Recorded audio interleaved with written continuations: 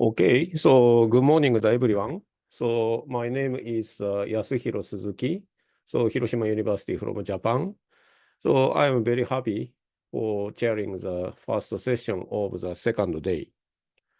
The first session has two invited talk. Total the invited talk consists of the total the 30 minutes. 25 minutes presentation and the 5 minutes Q&A sessions. In the presentation, please mute the microphone. And after in the Q&A session, so please use a function, raise a hand, or please write the question in chat window. I will read your questions for the Q&A time. Okay. So then I want to invite the first speaker of this first session. So Emi Narita from the Kyoto University, Japan. So title is Convolutional Neural Network Models for the Predicting Evolution of Nonlinear Gyrokinetic Simulations. So Narita-san, please go ahead. Thank you, Suzuki-sensei. And thank you for the nice opportunity to talk about our study at this workshop. Well, I'm Emi Narita from Kyoto University, Japan. And the title of my talk is Convolutional Neural Network Model for Predicting Evolution of Nonlinear Gyrokinetic Simulations. Well, this work was supported by the supercomputer Fugaku project. Well, one of the machine learning models, convolutional neural network model, has been used to recognize images in various studies. First, as an example, in astrophysics, the convolutional neural network models has been used to estimate horizontal velocity field on the solar surface. So here they use the images of the vertical velocity field, which can be measured. The second example is in geography. The satellite images, like in these figures, are used here. And they use the convolutional neural network models to predict the human footprint index, which quantifies the pressure of the humanity on the Earth. And in the nuclear fusion study, as you know, the convolutional neural network model has been used to predict disruptions. And in this study, we have introduced convolutional neural network models into transport study. Well, the title of this session is gyrokinetic simulations, so most of the participants know the importance of turbulent transport. But let me start with the introduction of turbulent transport. The fusion plasma performance depends on the turbulent transport, since it dominates the transport especially in tokamak plasmas. The bottom left figures show the radial profiles of the heat flux and the particle flux. And in these figures, the fluxes are divided into the transport and turbulent flux and the neoclassical flux. And you can see that turbulent fluxes are much larger than the neoclassical ones.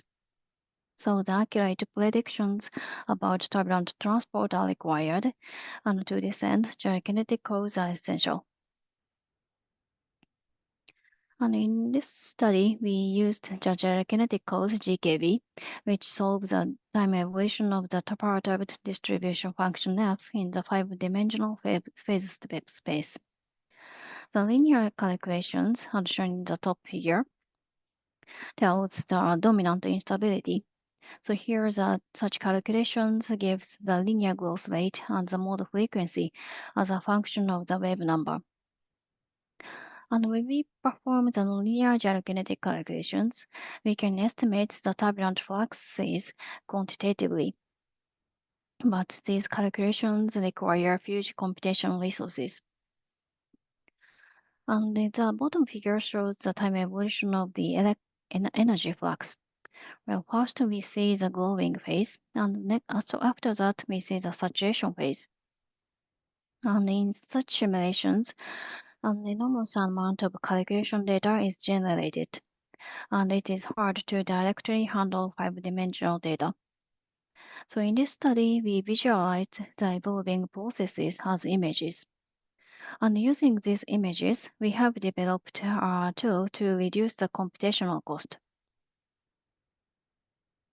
Well, as I said before, we perform nonlinear gyrokinetic calculations with the gyrokinetic code GKV. And we use the plasma parameters taken from the GT60 plasma. And here we selected one discharge, and we've selected one radial point, rho equals 0.76. And here the dominant instability is the ITG and the TM. And we have performed the nonlinear gyrokinetic calculations on the supercomputer, which is located in Kyushu University. Well, I got the right to use got the right to this supercomputer in the supercomputer Fugaku project. Well, the top figure shows the time evolution of the ion heat flux. Well, this calculation has been performed for this JT60 plasma, and it took about 2.5 days. And for this simulation, we focus on the plots of the square of the part of the distribution function f in the wave number space, as shown in the bottom figure. And here, the horizontal axis is the radial wave number, kx, and the vertical axis is the Poisson wave number, ky. And here I'm showing the initial condition. Now, let me show the time evolution of the pattern. Well, first, the high-intensity areas are found in the high wave number region. After that, the fluctuation gets more intense around 0.5. And after that, the fluctuation spreads over from 0 to 0.5, and the transition to the saturation phase begins. So next, let me show the 4 time slices. So you can see that the high intensity area changes depending on the time. And each time slice has the percentage to the saturation. Well, for example, for the time 1.4, the percentage to the saturation is 8.8. So here the saturation time is 18, well, around here. So in this study, we use these images to develop the convolutional neural network model to reduce the computational cost.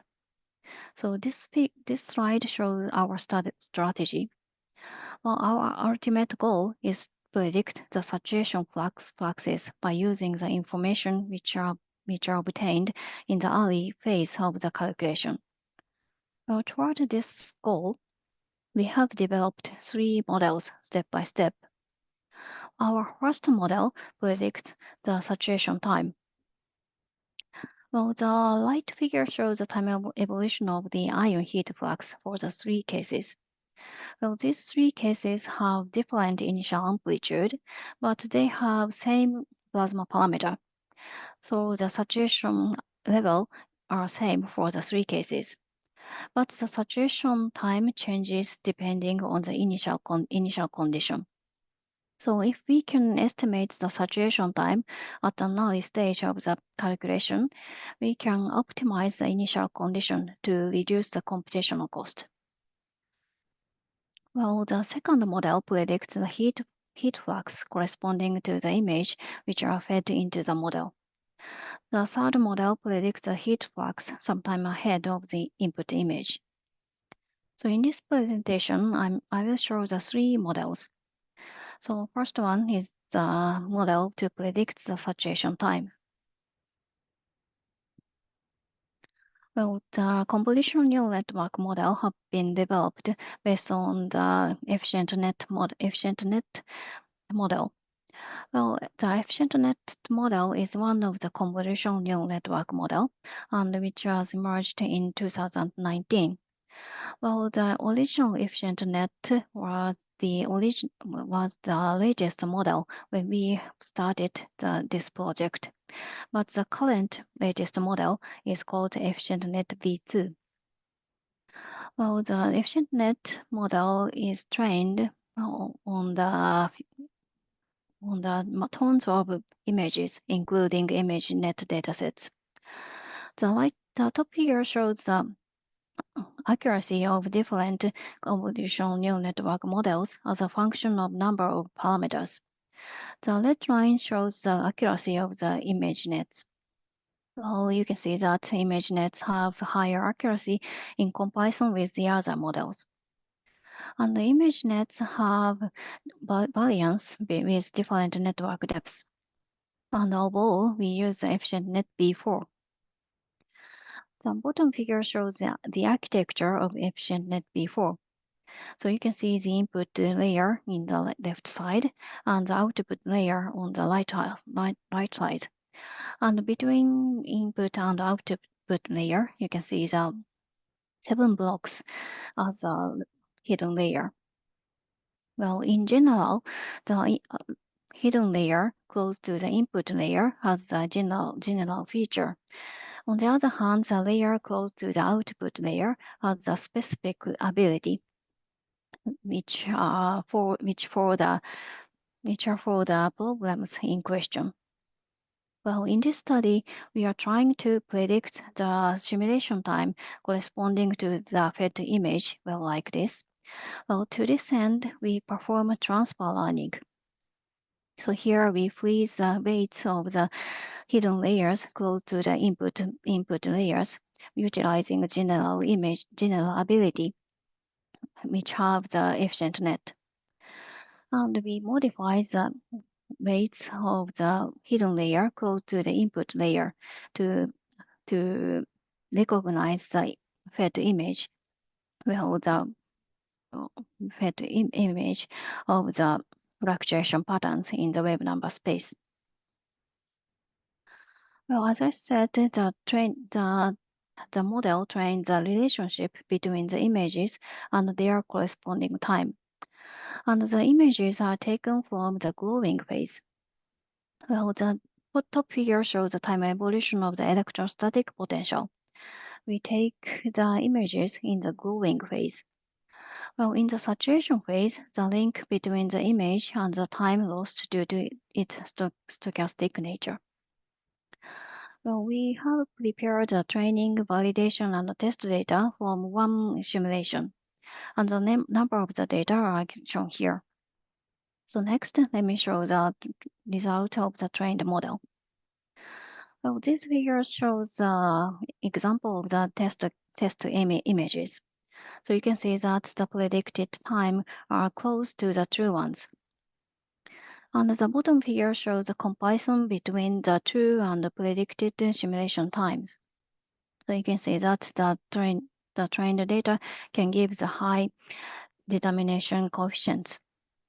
And so we can say that this model can be used to forecast the saturation time, since this model predicts the normalized simulation time, and the simulation time is normalized by the saturation time. Well, for this case, it is normalized by 16.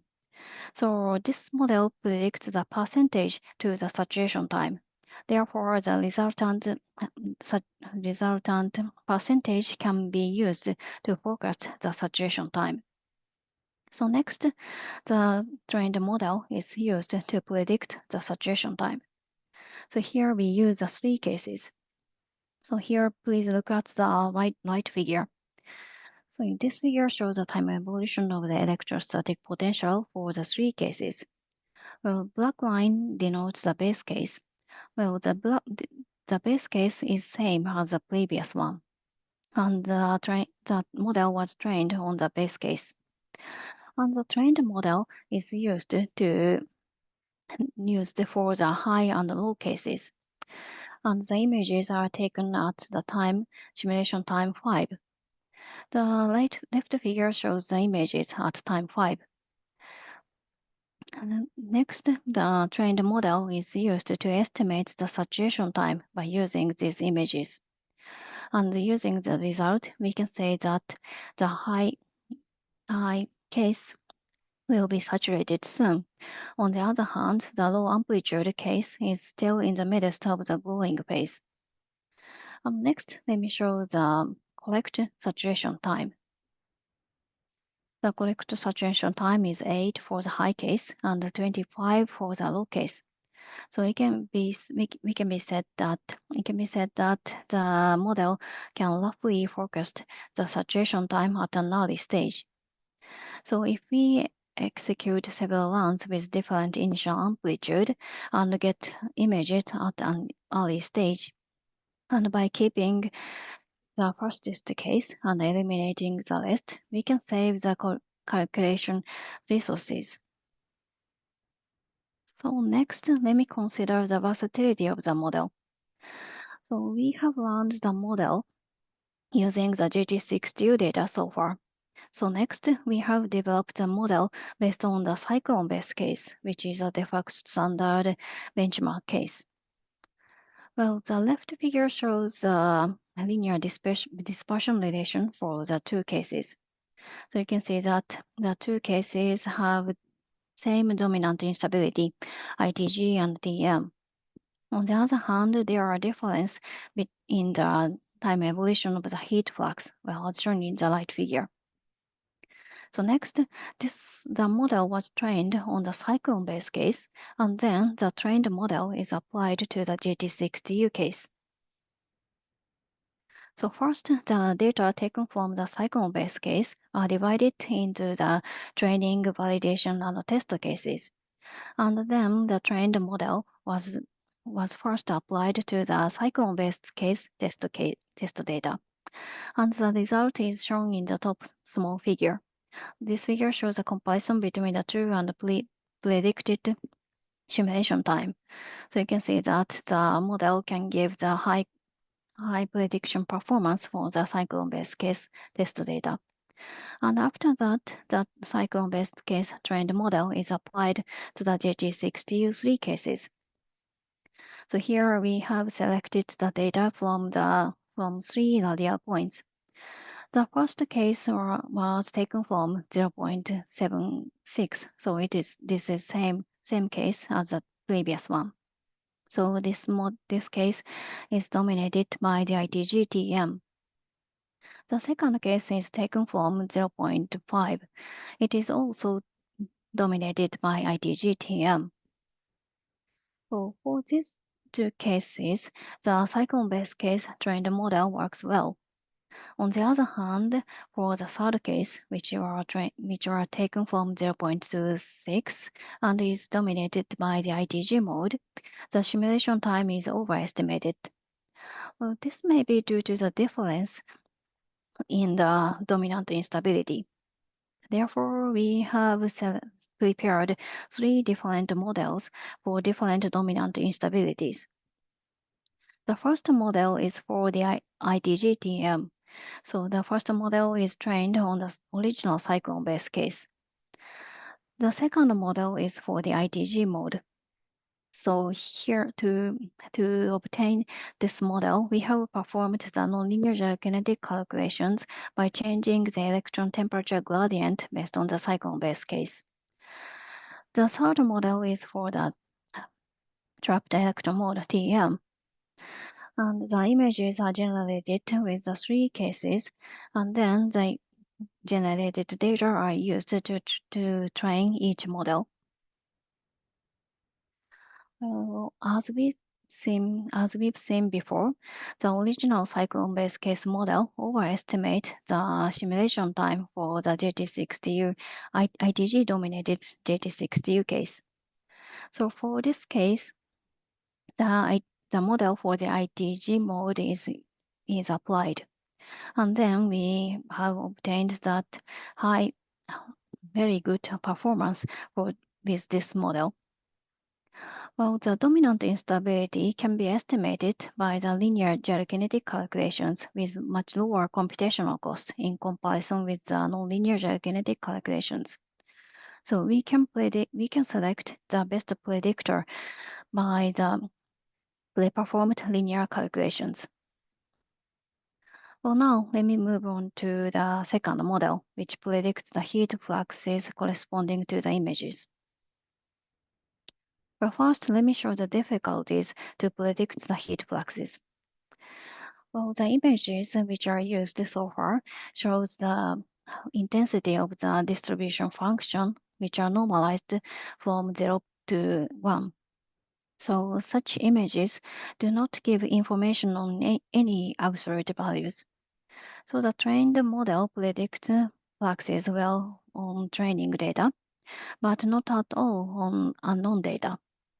And also, the ions and electrons have different heat fluxes. The bottom figure shows the electron and ion heat fluxes for the cyclone-based case. For this case, the ion heat flux is higher than the electron ones. So to tackle these difficulties, we have introduced multimodality to the model. So here we input the images as well as the values. And also we introduced the pseudo images, which include several kinds of species. So next, let me show the details of the inputs. First, as for the values, we use the electrostatic potential. And as for the images, we use the electron and ion distribution function and the electrostatic potential in the wave number space. And first, we convert these images into grayscale. And then these three images are stacked in depth-wise. I mean, these three images used for each color code, color channel, RGB. And the example of the pseudo image is shown in the bottom left figure. Well, as well as the using this image, is using images with the electrostatic potential. The model predicts the simulation time and the electron and ion heat fluxes. Well, first, such model was trained on the cyclone-based case. Well, as we've done for the first model, we have divided the model into the training, validation, and test cases, and then the model was tested for the cyclone-based case test data. The top figures show the comparison between the true and predicted values for the simulation time and electron and ion heat fluxes. So you can see that the model can give the high accuracy for these three values, and we can say that the model can predict both electron and ion heat fluxes. The bottom figures show the example of the pseudo images and the predicted and true values. So the model can give the good regulation performance for all glowing phases. So next, the trained model being applied to the JT6TU case. As shown in the right figure, these two cases are dominated by the ITGTM, but the ratio of the electron and ion heat fluxes are different. But even for such case, the trained model can predict the electron and ion heat fluxes with high accuracy. So next, let me move on to the third model, which predicts the heat flux sometime ahead of the image. So to this end, we have introduced a recurrent neural network model. So here we input the images and the values, and then we use the recurrent neural network model as shown here. As a recurrent neural network model, we use the gated recurrent units. And then we predict the sometime ahead of the heat flux. So the bottom part shows the preliminary result of the recurrent neural network model. So here the first model was constructed for the cyclone-based case. So in this case, the window size is 10. Well, the time step is 0.01. Therefore, the input duration is 0.1. And here the delta of t is 1. So it is very short time. And the training and validation has been performed from 0 to 40. And then the model was tested after time 40. And in this figure, the solid line denotes the collected heat flux, and the dotted line denotes the predicted heat fluxes. So you can see that heat fluxes a little further ahead are predictable even in the saturation phase, well, in this phase. So now let me summarize my presentation. Well, we have developed the convolutional neural network models for efficient runs of nonlinear gyrokinetic simulations. Well, first we have constructed a model to predict the saturation time. To this end, we have performed transfer learning. And as the second model, we have modified the model to predict the heat fluxes corresponding to the fed image. To this end, we have introduced multimodality and pseudo images. And then we have modified the model to predict the heat flux sometime ahead of the fed image. And as a future work, we will modify the model to forecast the saturation fluxes based on the data generated in the initial phase. Well, that's all. Thank you very much. So thank you very much, Narita-san. So very impressive talk. So then now open for discussion. So if you have the question, please raise a hand by the function or write your question in chat window.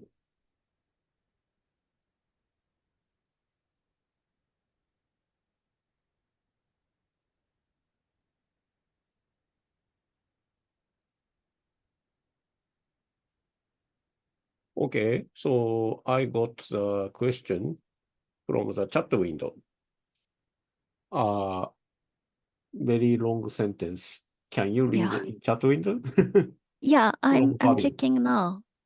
So regarding the fine-tuning, okay, fine-tuning procedure. Sure. Oh, sorry, I can try to shorten the question a bit. Oh, thank you. It was about the fine-tuning of EfficientNet that you had, because you said you only fine-tune the last layers, right? Yes. So usually when we do such a procedure, we rely on the assumption that the initial, like the lower level features that have been learned during pre-training, which is an ImageNet in this case, that they sort of transfer well to the target domain. That's why we sort of leave them untouched. I'm wondering how well, this assumption is met in your case, and whether you have conducted any experiments to verify this. I'm sorry, I can't understand the meaning of your question. Well, actually, we use oh, sorry, go ahead. Yeah, so EfficientNet, as far as I understood, you use the pre-trained one on ImageNet, right? Yes, pre-trained, yeah. Yeah, so that is natural images, from the internet, but you're training on sort of a very different domain to natural images. Yes, yeah. Yeah, so if you just take the model and you freeze most of it, you sort of make the assumption that the layers that you freeze, they already extract, good features for your downstream case. And I'm wondering if that is really the case, because your downstream data is very different from the natural images it has been pre-trained on, right? Yeah, exactly. But actually, we just change the weights only last block. We freeze the weights for the first six block. Even for such transfer learning, this model works well, even for the distribution function. But key point is fine tuning. We add some fully connected layer between the last block block 7 on the output layer. We need to tune the weights to connect the last block. Well, I think this is a key point of this modeling. But Okay, I so mean that. Oh, okay, go ahead. Okay, so you're saying that you introduce new weights as well, right? Because you have your one regression output. Yes, we add new layers around here. Yeah, but we don't change this layer. Yes. So I fully understand that. So I have a more machine learning background. So I'm just wondering, we can have this discussion offline. But I'm just wondering how much of the complexity of a pre-trained ImageNet model you actually need for a regression on a scalar output, and whether how much of a transfer is actually really happening in the system. Okay, I see. Actually, we changed the number of the blocks which are freezed. Our first model frees the first 6 blocks. On the other hand, for our second model, we freeze only the 5 blocks. Therefore, we need to change the number of the freezed block. Well, this is one of the points of the transfer learning. Well, we wrote the details of our transfer learning in these papers. So could you please check the details in these papers? I'll check. Thank you. Oh, thank you very much. Okay, so then the time is coming. So thank you very much, Narita-san, again. So then let's move to the next talk. So I want to invite the second speaker, the Axel Koenis. So are you ready, the Axel?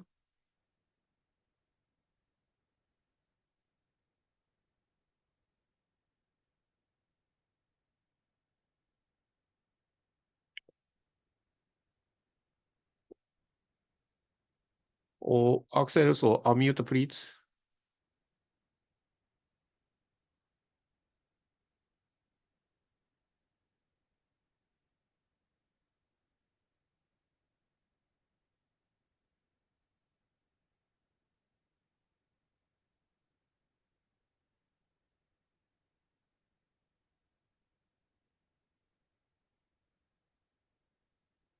Okay, can you hear me now? Yes. Okay. Okay, so then the second speaker is Axel Koenis from the IPP Grad-Shafranov. The title is the Beyond MHD, Global Electromagnetismo Gyrokinetic Simulations in Stellarators.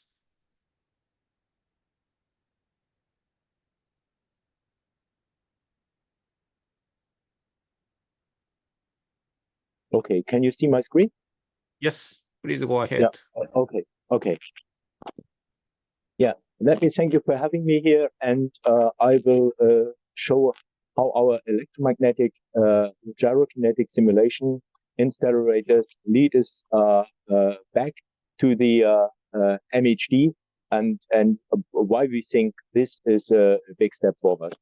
So I will give you 2 examples of our activities which highlight what we can do with our working horse, the Utopico.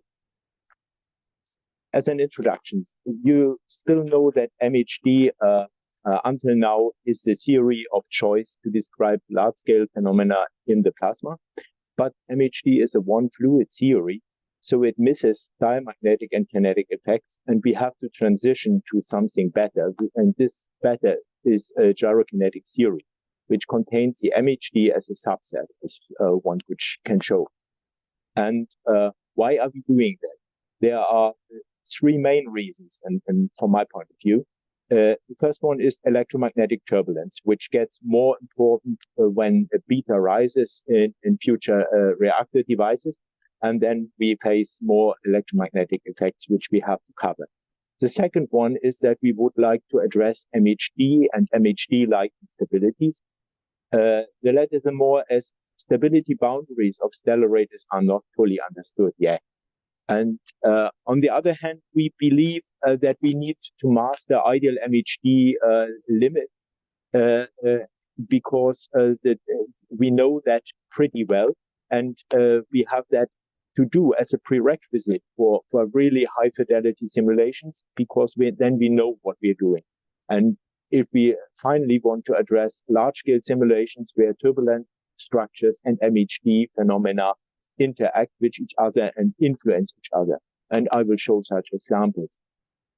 And last but not least, there are the alphanic modes, which can be excited by energetic particles. This is quite well known. And they act on larger scale. And this is a clearly kinetic phenomena which interacts with MHD-like phenomena. This is so precisely suitable for that type of investigation.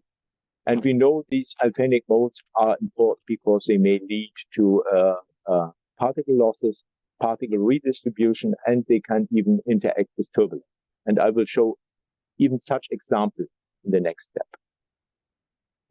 Our working horse, which I portray on, I will like portray on this slide. This is a UTOPI code, and it's a gyrokinetic PIC code suitable for stellarators as it is 3D. For time reasons, I will skip all the equations and formulae. I will just say what we are doing. So it's a nonlinear code. It's electromagnetic. It covers a full global simulation domain. That means it is a full flux surfaces, full radius, and it can be even done the full torus, which is not done all the time because of the effort necessary, but it's possible. And this allows us to treat non-local effects. We can cover profiles and even the neoclassical electric field, although this is a considerable effort. We have multiple kinetic species, electrons, ions, fast ions, also impurities. There are collision operators, which pitch angle or slowing down models. We have even models of different complexity, so we can go down complexity and sacrifice a little bit of accuracy by engaging the fluid model for the MHD part, or for what we think is an LET part, or a hybrid MHD model to cover fast particle activities with the CK model. And finally, the field equations are discretized with finite elements with B-splines of quadratic or cubic order. My first example will cover the interaction between ITG turbulence and alphane eigenmodes, which goes back to experimental excitations which have been observed in W7X in electron cyclotron heated plasmas. There was seen that alphanic modes were persisting throughout entire discharges, and they have been observed all the time in several of the operational phases we had. And the energetic particle drive could be ruled out even by simulations, because with the sources we have available for the time being, there was not enough drive provided for that. So there was a need to look for another source of the instability, for another source of the drive, which was first done experimentally. So this is not an experimental talk, so I will only briefly cover the details. So I will focus your attention on the middle figure or on the right side, which shows broadband alphanic activity recorded with the Smirnov coils. And this is a typical feature which has been observed in experiments. And here are also given numbers, and these are from the mode numbers determined, and equals 2, so large scale modes, small mode numbers, and alphanic type of frequency, which also scale with the alphane velocity. So this is a typical phenomenon. And then the question is, what is behind this type of excitation? And what the experimentalists did is they made a correlation, or established a correlation between the density fluctuations. This is the integral over the density and along the line of sight, and correlated that with a Smirnov signal. These are the black triangles, and you see on the upper figure on the right side, this figure here, you can see that. So it's quite nice correlation. So that means that the density fluctuation, the turbulent density fluctuation by ITG turbulence, which is dominating W7X, is correlated with the Smirnov signal. And so the conclusion was made that the alphanic broadband fluctuations in W7X are driven by ITG turbulence. But this was not supported by neither by theory nor by any sort type of simulation. And you see the high mirror correlation on the lower figure, and this can be done for all for very range of configurations of the magnetic field we have, and it's a similar figure. And this drove us to try a simulation, and we choose the following simulation setup. And you see, so we choose some pressure matching the experimental program, consistent 3D VMAX equilibrium for KGM. This is a standard, more or less standard case of W7X. We covered 2/3 of the two-thirds of the plasma radius, and Fourier modes up to K-perp rho I 0.67, and invested 1 million CPU hours on Marconi computer in Italy. And but we had to apply modifying assumptions. So we used realistic electrons. This is clear, but we set V equals the temperature, which is not the case with W7X usually for the things, but this is, I think, a minor thing. But we upscaled the temperature by a factor, roughly 6, and downscaled the density to maintain the beta. Why we did that is because to shift down the K-perp rho I to a domain so that we could keep a suitable resolution and make the whole simulation feasible. And so this keeping the beta fixed allowed us to rescale the frequency back to the experimental simulations. And so this all makes out a quite decent setup, which gave us really amazing results, which I show you on this plot. You see the most prominent modes only are visualized with A parallel. They are a little bit less noisy than phi, but phi shows similar behavior, but it's much clearer to be seen in the A parallel signal. So in red, you see the ITG, the driving ITG turbulence. And then you see that the driving ITG turbulence really sets loose the large-scale global modes, with low mode numbers, with 1, m equals 1, m equals 5, 6, 11, and 22. And they are coming in time after time. And you can see it. I can make it a little bit larger. So gamma 1 is the growth rate of the initial perturbation. And then you see that the modes which we drive later, also the zonal flow, goes with the other growth rate, with gamma 2. And finally, we have even a third growth rate, which is gamma 3. So, and this is for the 2220. And the amazing thing is that we have a growth rate cascade, which have the nice ratio of 1 to 2 to 3. So that means we have double and triple growth rates in. While the double growth rate is a somehow known phenomenon, which has been observed earlier in simulations by Todo-san, and came up in theory by Chu and others. This is it's called, this phenomenon is called force-driven zonal flow generation, which is known by single alphanic modes. But you see here the phenomenon is something different, and we are in contact with theorists, and this is completely unknown phenomenon. There is no explanation yet, but there is this nice finding, and this even more as it agrees with the experiment, which I show on this figure. So we scale back to the experiment and then put the modes we have seen excited into the continuous spectrum, which we can calculate with the appropriate tool, with the Conti code. And then you see that we have really the excitation there where we expected them them to be from the Alfvénic figures. So they are mainly located in the gaps where the continuum damping is thought to be minimal, except for the orange lines, but they are close to quite low density continuum excitation. And this is also a quite nice show that really Alfvénic modes are driven unstable.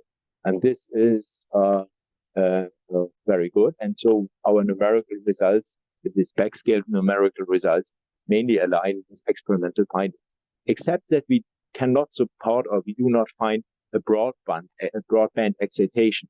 We ask ourselves why that might be the case, and there might be two answers to it. First, we simulated only 1/5 of the torus. That means we could go nonlinear, but we were then maintaining couplings only of n modes, which are multiples of 5, as you see here. And that we have just one mode family. So we thinned the number of modes which could respond to the excitation of the IDG. And we also thinned the number of IDG modes which can go unstable. And so the figure would be much more complicated in a full torus simulation. And we believe that broadband excitation could go back to this phenomenon. And finally, for this example, I would like to show you how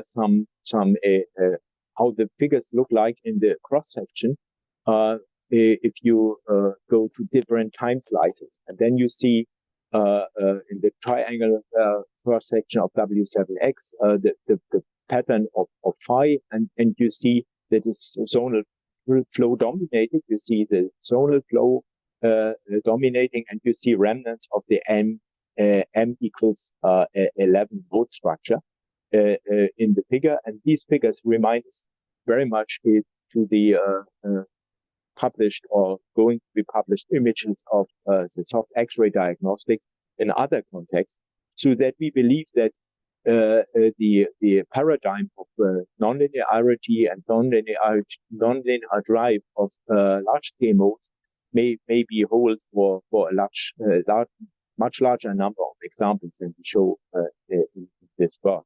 And I summarized our findings here, and we can take away that we have with extended nonlinear simulations remarkably good agreement with experimental observed frequency, and we hope to have that this really opens up a new path, a new qualitative insight into complex excitation mechanisms.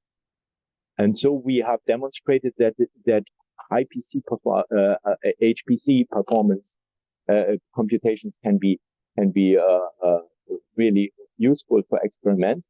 But the next example goes more back to theory and is more suitable for future experiments, as it really it goes back to the connection between MHD and gyrokinetics. And for that purpose, we employ again our nonlinear code. We use kinetic electrons and ions, of course, with the physical mass ratio, and we will focus on large scale mode and try to dig out the MHD out of the gyrokinetic, and hope that we can see what we can add to the well-known picture we had before. As we have or intend to do potentially symmetry breaking instabilities, we need a full torus simulation. That means we need to cover all stellarator field periods, which we had never done before, but we do now. And we only have to do full radius, as MHD, global MHD is typical to do that. So we have full torus, full radius description, which is quite huge. And then we have this is a really novel combination of objects. And the codes we are using is Utopia for the gyrokinetics.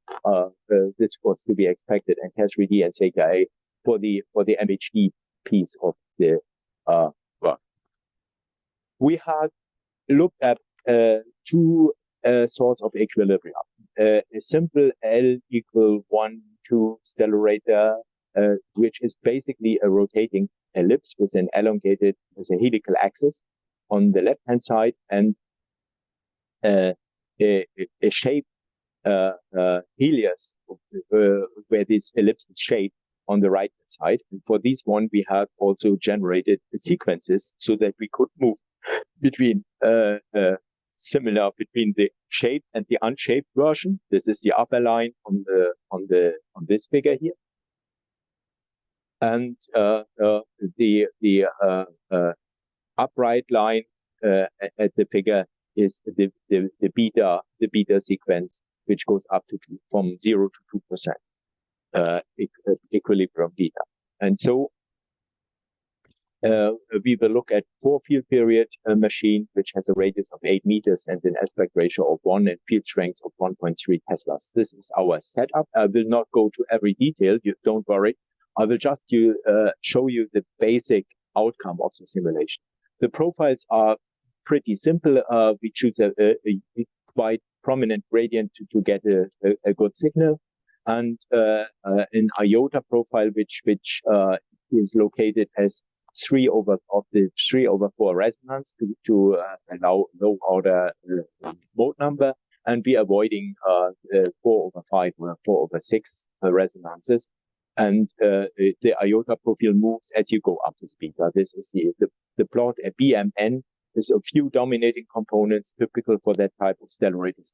Also, this is already a similarity with W7X, where the B field spectrum is not very, very broad. Our numerical setup. The resonance condition I mentioned several times, it's n iota plus n is approximately 0. This sets up the dominant harmonics to 4 minus 3 in our notation, and its multiples, so they have all the same helicity. And so we have, as I said several times, full toroidal angle, full radius.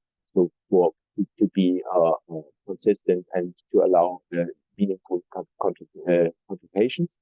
And the boundary conditions are, we have fixed boundary modes. We set phi equals to 0, and also so there is no activity at the boundary. And there's a regularity condition for all codes we're using in the magnetic axis, which is implemented in different ways, but it's the same. And we have identical Fourier tables for the MHD displacement and for gyrokinetic perturbed quantities. So the n is smaller than 25, and the bandwidth poloidally is centered around this resonant location, and it's 19. It's a width. We set up gyrokinetics with 150 or 300 billion markers, Maxwellian distribution. The equilibrium mesh, I don't read it out, but you see it's quite huge. And we use a finite delta B parallel calculation that turns out not to be extremely relevant for the example we have chosen. So it's not decisive, but we have it. And we explicitly initialize low K modes, otherwise we come into interaction with KBMs. We did that, and this is going to be published, but I won't cover all the details here. What we have been looked at is the normalized heat flux, or the perturbed ion heat flux for seeing the growth rate and the saturation levels. And what we also need is I remind you to the electron diamagnetic drift frequency, which is the half of the pressure frequency. This is because the profiles for the temperature and the density are the same, and this will be important, visible on the next slide. You see, with rising beta, the colors get lighter, and then so this rising beta, the growth rate rises, and also this simulation, the saturation level, and finally you get a sort of saturation, and find it on the figure on the right hand side gives that a little bit more to the detail. The crosses are the gyrokinetic simulation, and you see that the gyrokinetic growth rates, this is the upper figure, interpolate between the MHD results for the high beta, these are the tiny red dot points, and the reduced MHD results for the low beta, which is quite funny and quite surprising. We did not know that, but this is really funny, but quite visible. And the lower figure shows the finite frequency, which is not there in MHD, because MHD modes are either, as you know, either unstable or oscillating. And this is a clearly kinetic effect, and the frequencies we found agree pretty well with the drift frequency I just showed you on the slide before. So this is a quite nice thing. And then we also made comparison of the spatial structures between MHD, which is a solid line, and the gyrokinetic, which is a dashed line. And you see the agreement is remarkably good. So it's done at some point in time in the linear phase, and then you see pretty well what the linear modes look like. There are some modes which are present due to the more complete set in the gyrokinetic simulation, which contains also the 0-0, which is of course not present in the MHD, which is linear and focuses on one particular mode family. But the agreement is pretty good. In phi dominates the resonant component in blue, which is 4 minus 3, and then the toroidicity and the helical sidebands are also highlighted. They are smaller, while in A parallel the sidebands dominate the resonating component. This is because there's an additional parallel derivative in between. So the next figure is maybe most interesting because it shows why the simulation ends quite abruptly, quite early in the nonlinear phase, which also was interesting for us. You see, what you see here is the field line plot of the perturbed magnetic field. So it's a combination of the equilibrium and the perturbation, and you see as the perturbation grows, the 4 M-4 islands show up, and they get manifestly bigger in the middle of the plasma. And finally, the last 2 figures show that the outer part of the plasma gets ergodized more, and there are only remnants with the red dots remaining. That is from the M=9 island, and there are M=4 islands. It seems to shield the inner part of the plasma, while the outer part completely ergodizes, and there the confinement is of course lost, and the simulation also breaks down. And this is quite nicely shows what happens if you have a large scale instability in the plasma, which is allowed to grow further and further. And we have done that for the L=1,2 case. And for the more complicated case, the figure looks pretty similar. This is the Helios for 2% beta, and then you see for when B is 0.2% of the perturbed B is 0.2% of the main B, this is thin island appearing, and with 0.8%, then you get ergodization of the outer part of the plasma. And this is the ergodization, the incomplete ergodization seems to be a quite common feature, which also was found by recent nonlinear MHD calculations in stellarators with nonlinear resistive MHD by Ramazani and Recio, which were recently published. So we see that the gyrokinetic simulation is on the same footing as these calculations, which have a simpler physical picture. And this is I deem quite as a success for us. And here I summarize which the facts we have found in our simulations. And you see here in the gyrokinetic simulations that some things I did not mention for time reasons, that we have to cover magnetic flutter to reach saturation. This was important. The delta B was not so much of importance. Then we have the struggle between low MHD types are subdominant to KBMs, which may win the race, and that we see the low order islands by low type MHD modes and a loss of good confinement we have seen. So with this, we have really confidence that the code is right and that we have a quite good standing to look out for more complicated things, and the interaction between turbulence and large-scale electromagnetic perturbation, which are important for reactor devices and the time to come. And with that, I would like to end my talk. Thank you. So thank you very much, Axel. So now open for discussions. So if you have a question, please raise a hand by the function or the write question in chat. Okay, first the Eddie.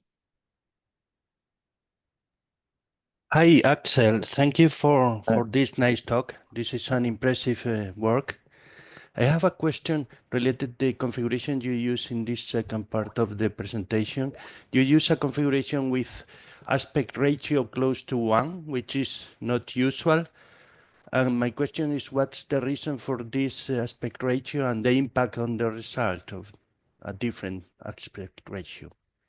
I think what was the rationale why we have chosen this is the experience in ideal MHD. We would like to have a robustly unstable case where we really were able to extract MHD instability without much perturbation by other means, which was first of convenience to be calculated. The plan is, of course, to proceed to something more realistic like W7X. It's just accessibility, and that we were sure that MHD was really doing a job of making a robust instability. Okay, I understand. Thank you. Okay, so question from chat. So from the Colin. So around the slide 16, so you mentioned that the delta B parallel. So delta B parallel is included in the global UTAP simulation that capture MHD. So is delta B parallel computed self-consistently with the gyrokinetic approximation from the force balance? Or is delta B parallel computed via the MHD approximation? No, it's calculated out of the pressure, which is consistent with our ordering of the gyrokinetics. So it's normal. So you can do it out of the pressure. So it's sort of a force balance calculation. Of course, a more consistent picture would be desirable.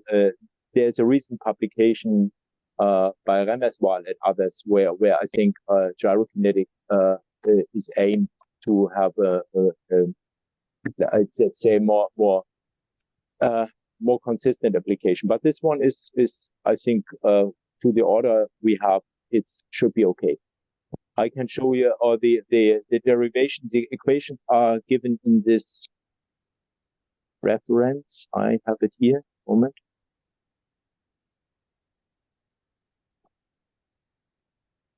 It's Kleiber from 2022.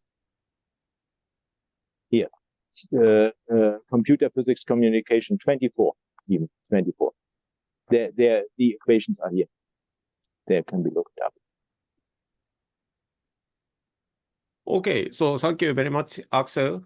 Again, so then let's start.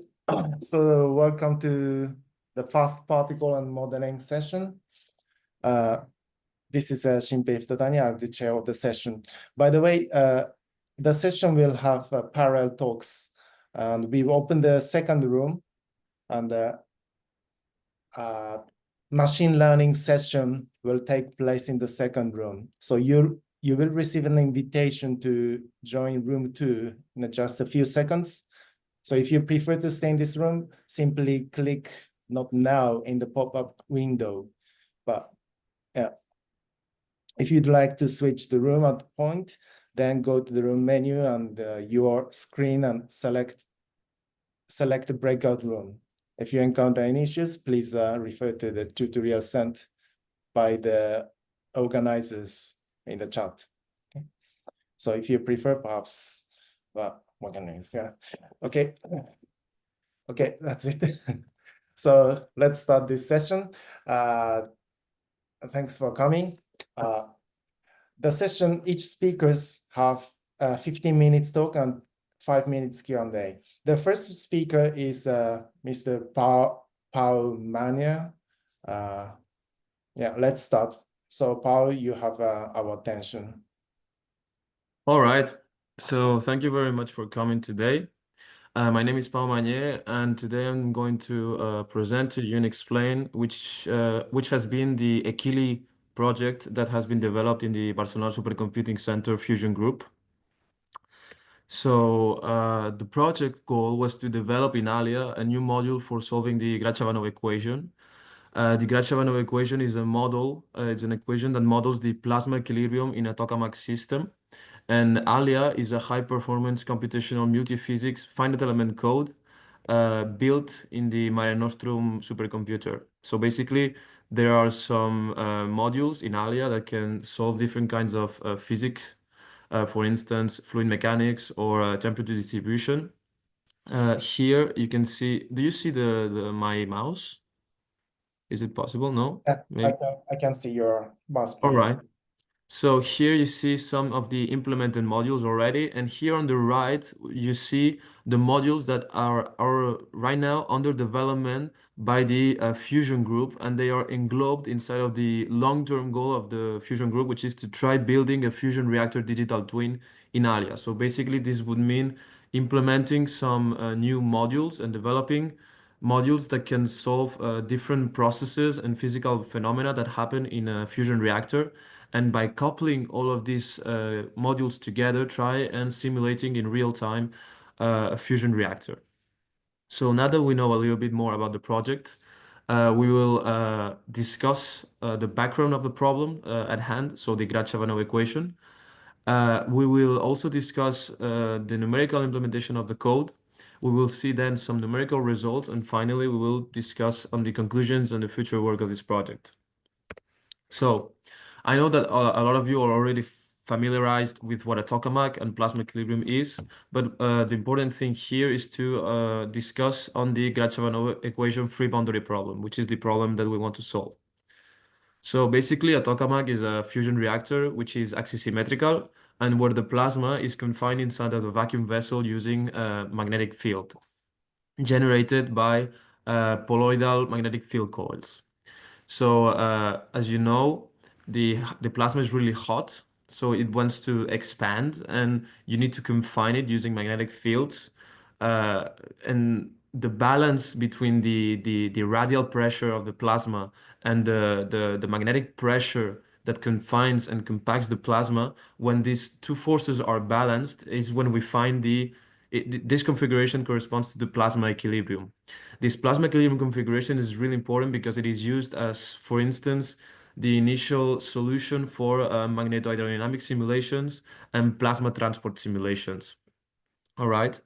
Now, how can you obtain the plasma equilibrium? In an axisymmetrical system, so for instance, in a tokamak, you obtain the plasma equilibrium by solving the Grad-Shafranov equation. The Grad-Shafranov equation is a partial differential equation in 2 dimensions because the system is axisymmetric. We only need to focus on the cross section, so that's why it's a 2D problem. It's a nonlinear and elliptic PDE, where the main variable is this C here, that it's the poloidal magnetic flux. Here on the right hand side of the equation, you can see this function here, which is the J phi, and it represents, it models the plasma current inside of the tokamak. Now this function here needs to be added. So the model for the plasma current needs to be added to the equation. And this means basically that for a different plasma current model, so for different G phi, you obtain different Grad-Shafranov equations which yield different kinds of equilibrium solutions. This is really interesting because it means that we can manufacture Grad-Shafranov equations with analytical solutions that we will use to validate the code, as we will see later. Now, the problem at hand. The Grad-Shafranov free boundary problem is the problem that we want to solve. So basically here what you can see is an approximate solution of the Grad-Shafranov equation. It's basically a contour plot of the poloidal magnetic flux, so the deep sea. It's a contour plot. You can see here some continuous contours which corresponds to the region of the plasma. So here, where there are continuous contours, you have the plasma, and outside we are assuming that there is no plasma, so there is vacuum.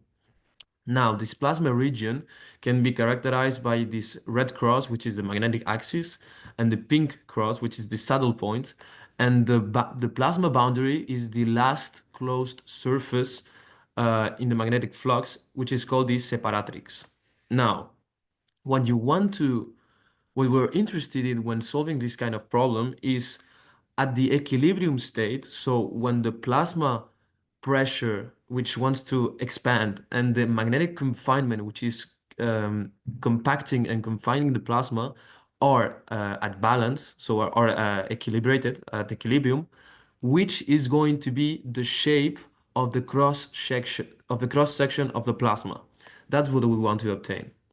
Now, the magnetic confinement comes actually from two kinds of ingredients. So there is the magnetic confinement which is fixed, which comes from the external magnets, so the poloidal coils. And on the other hand, there is a variable magnetic confinement which comes from the plasma itself. That is, because the plasma is ionized, there is a current that circulates inside of it, and therefore it induces a magnetic field that actually confines the plasma itself. So it's a self-induced magnetic confinement. And this self-induced magnetic confinement is directly dependent on the cross-section shape. This means that the problem is completely coupled. So the plasma geometry is coupled to the magnetic confinement, and this means basically that we need to solve the problem with the plasma boundary being free to evolve and deform. So basically what this means that we start with an initial guess for the plasma shape, which we a priori don't know, which is going to be at the equilibrium, and iteratively we advanced towards the equilibrium configuration. So that is why it's called the free boundary problem, because one of the boundaries of the problem, of the regions, is free to evolve and deform, and it needs to be treated that way. This is actually where the complexity of the problem resides, and it made us choose CutFEM as the numerical scheme for solving this problem. CutFEM is a very interesting numerical method, because it handles really well evolving interfaces and deformable geometries. So now we're going to discuss a little bit about that. And we're also going to see which problem cases can be solved by EQUILI, and how EQUILI solves these problems, so the workflow behind it. So here what you can basically see is the difference between the classical finite element method and the cut finite element method.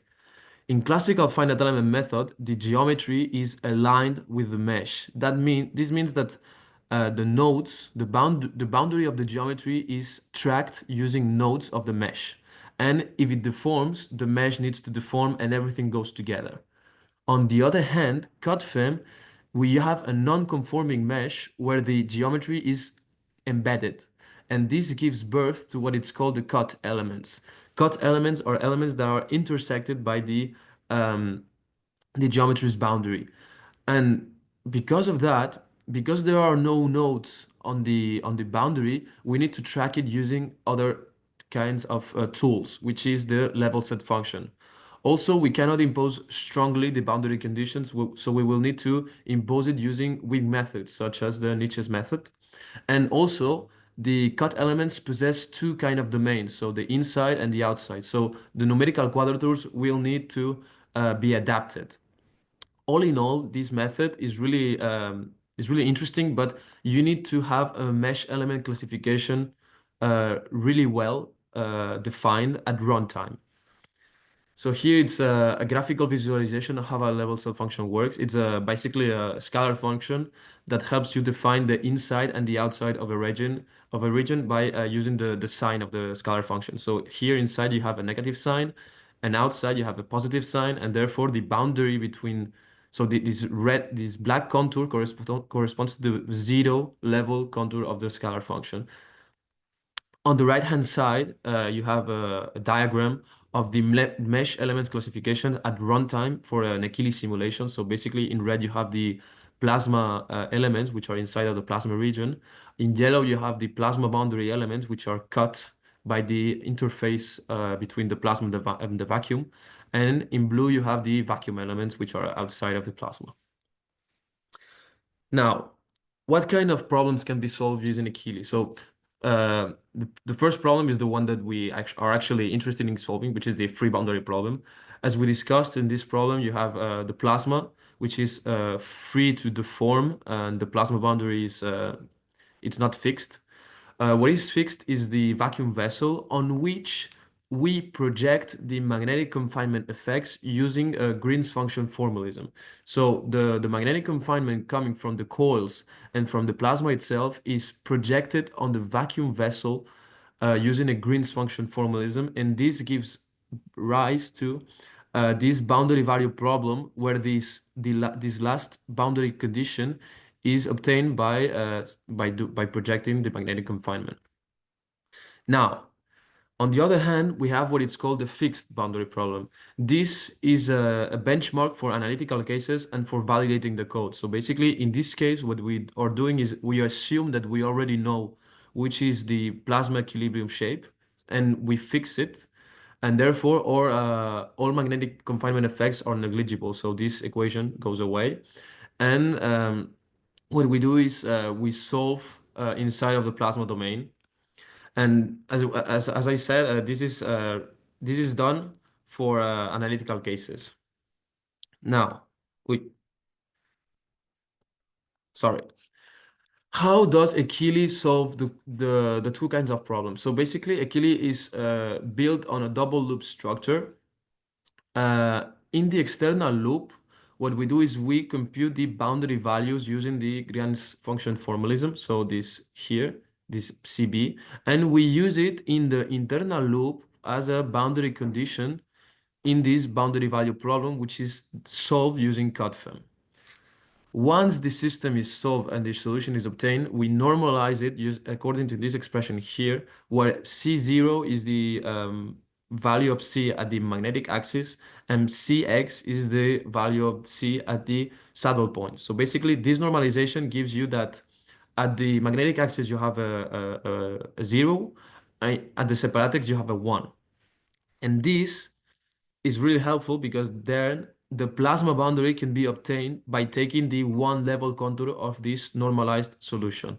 So basically, you solve the problem, you normalize, and then you see where is the one level contour of this normalized solution, and you take it as the new separatrix. Because the normalization, the one level contour actually corresponds to the separatrix of the plasma region.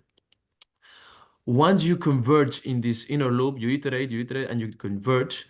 You use the converge new plasma shape as in order to compute again the boundary values. And if they are not converged, you use these new boundary values as boundary conditions for the inner loop boundary value problem.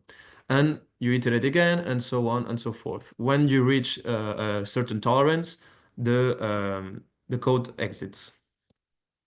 Now we will see some numerical results. So in the first instance, we validated the code using analytical cases. So as we said, we used a manufactured case, a model of the G which corresponds to a linear function of R. And this gives this Grad-Shafranov equation, which yields this analytical solution that you can see here on the left. So this is the exact solution, and here are the numerical results for the fixed boundary problem we obtained using EQUILI. As you can see, it's really alike. And here on the right, what you have is the absolute error between the exact solution and the numerical solution in logarithmic scale. So For solutions around 10⁻², we are obtaining errors of 10⁻⁶, which is a total balance of error of 10⁻⁴, which is really good. And this means that the code is able to reproduce accurately the physics of the problem. We did a second case of analytical solution. In this case, it's a nonlinear plasma current. It's a nonlinear expression, but it's really complicated and really long, so I didn't put it. But basically, the exact solution is this one here on the left. And here in the middle, you once again have the numerical results, which are really similar to the exact solution. And here on the right, you have the absolute error between the exact solution and the numerical solution. Once again, for solutions around 10⁻⁴, you have 10⁻⁴ error. So once again, the code is able to accurately reproduce the physics of the problem. Now that the code is validated, we are going to jump to the free boundary problem, which is the problem that we want to solve. So here we used this model. So it's I called it profiles plasma current model because it depends on two profiles, the P, which is the plasma pressure model, and G, which is the toroidal function profile. Any case, it's a model that simulates really accurately how the plasma current behaves in an actual tokamak. Now, on these four diagrams here, these four results, what you can see is the first iterations of EQUILI. So basically, what's important to see here is what's interesting here is to see how the red contour and the black dash contour evolve. So this is the initial configuration for an initial solution, and the red is the plasma boundary. So what you can see here by iterating is that when I take the red contour and solve the Grad-Shafranov equation, the solution, the normalized solution that I obtain, has this one level contour. So what I do is I take this one level contour as the new separatrix for the next iteration. And here, once again, it's what happens. You see that here the black dash contour is the same as the red contour here. So what I'm doing is I'm updating the plasma boundary. And iteratively, I do this. Here again, I solve the problem using this plasma boundary in red, and I obtain the solution here on the background, which has, by normalizing, which has this one level contour here. And I take it here in the next iteration as the new plasma equilibrium boundary. So basically what you can see here is that how iteratively EQUILI advances from an initial guess of the plasma shape cross-section, it advances towards the equilibrium cross-section here in iteration 3, right? And you iterate and you until you reach a certain tolerance. So now in conclusions, we successfully developed a Grad-Shafranov solver as a new module of ALYA, and we showed that CutFEM is a numerical scheme that can correctly deal with the free boundary problem, in this case for a fusion device, in a tokamak. And we also successfully coupled it with an electromagnetic module, the electromagnetic module, which is MAXWEL, that will be presented in 2 talks ahead, as you will see. Some future work, the code is not parallel, so it's serial, so I need to parallelize it. I also want to implement high-order geometry approximations from the boundary. So basically, right now, when you use CutFEM, the boundary that is described using the level set function, you need to approximate it in order to compute the numerical quadratures. And right now, the code has only a linear approximation of the boundary, and I would really like to do a high-order approximation. Also, I would like to improve the plasma domain identification subroutine. And once all of this is done, we would like to simulate, so solve the free boundary problem using a more realistic tokamak vacuum vessel geometry. So basically, in this problem, we assume that the vacuum vessel boundary is the computational domain boundary, so this rectangle here, and we projected the magnetic confinement on these points here. But what we would like to do is have parametrized another kind of geometry for the vacuum vessel and project the magnetic confinement on those points and then solve the problem in a more realistic way. In any case, thank you very much for your attention, and I'll be happy to answer any of your questions. Thank you very much. Okay, thank you very much for your talk. We have some questions in the chat. I read the question from Alexander. How fast is the solver for nonlinear free boundary problems of around 15,000 triangles?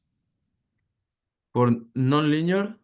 Nonlinear free boundary problems. Okay, for how many triangles? For 15,000 triangles.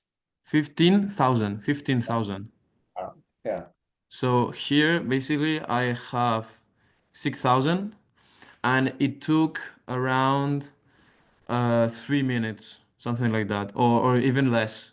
No, even less. I think it took 2 minutes. So it's really fast. How many MPI or how many? No. The right now the coding is serial, so it's not Okay, it's not yet parallelized. It's the next step. Okay. So in serial, it took around 2 minutes or 1.5 minutes with And, a lot resolution. But yeah. Another question from Ricardo. How many outer iterations do you need for convergence? In this case, for instance, it used I think it's a tolerance of 10⁻⁴ or 10⁻⁵, and it took around 23 iterations. So there was a maximum in the inner loop for 10 iterations, and then in the outer loop also it took only 3 iterations. So in total, 23 iterations. Okay, it's very quick. Did you do a benchmark from Yasuhiro question? Say that again, please. Did you do any benchmark of the code with other? Right now, we're trying to obtain other codes to compare with, but the problem is that normally other kinds of codes they work differently. So they try to optimize the currents in the coils, or they do other stuff, or they normalize it in another way. So it's really difficult to obtain to compare this kind of problem with codes that work together, that work similarly, without modifying the other codes to do the same kind of process. So right now we're in the middle of doing that, of benchmarking with other codes. Yeah, the free boundary problem. Very good. Thanks a lot. Thank you. Thanks a lot. Thank you very much. Next speaker. Next speaker is Ms. Marianna Szambelan. Sorry if I pronounce wrong. Well, Marianna, would you start your presentation? You have our attention. Yep, sounds good. Thanks.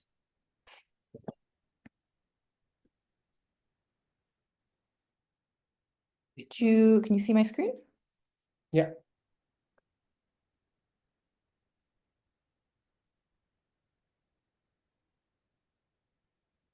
Okay.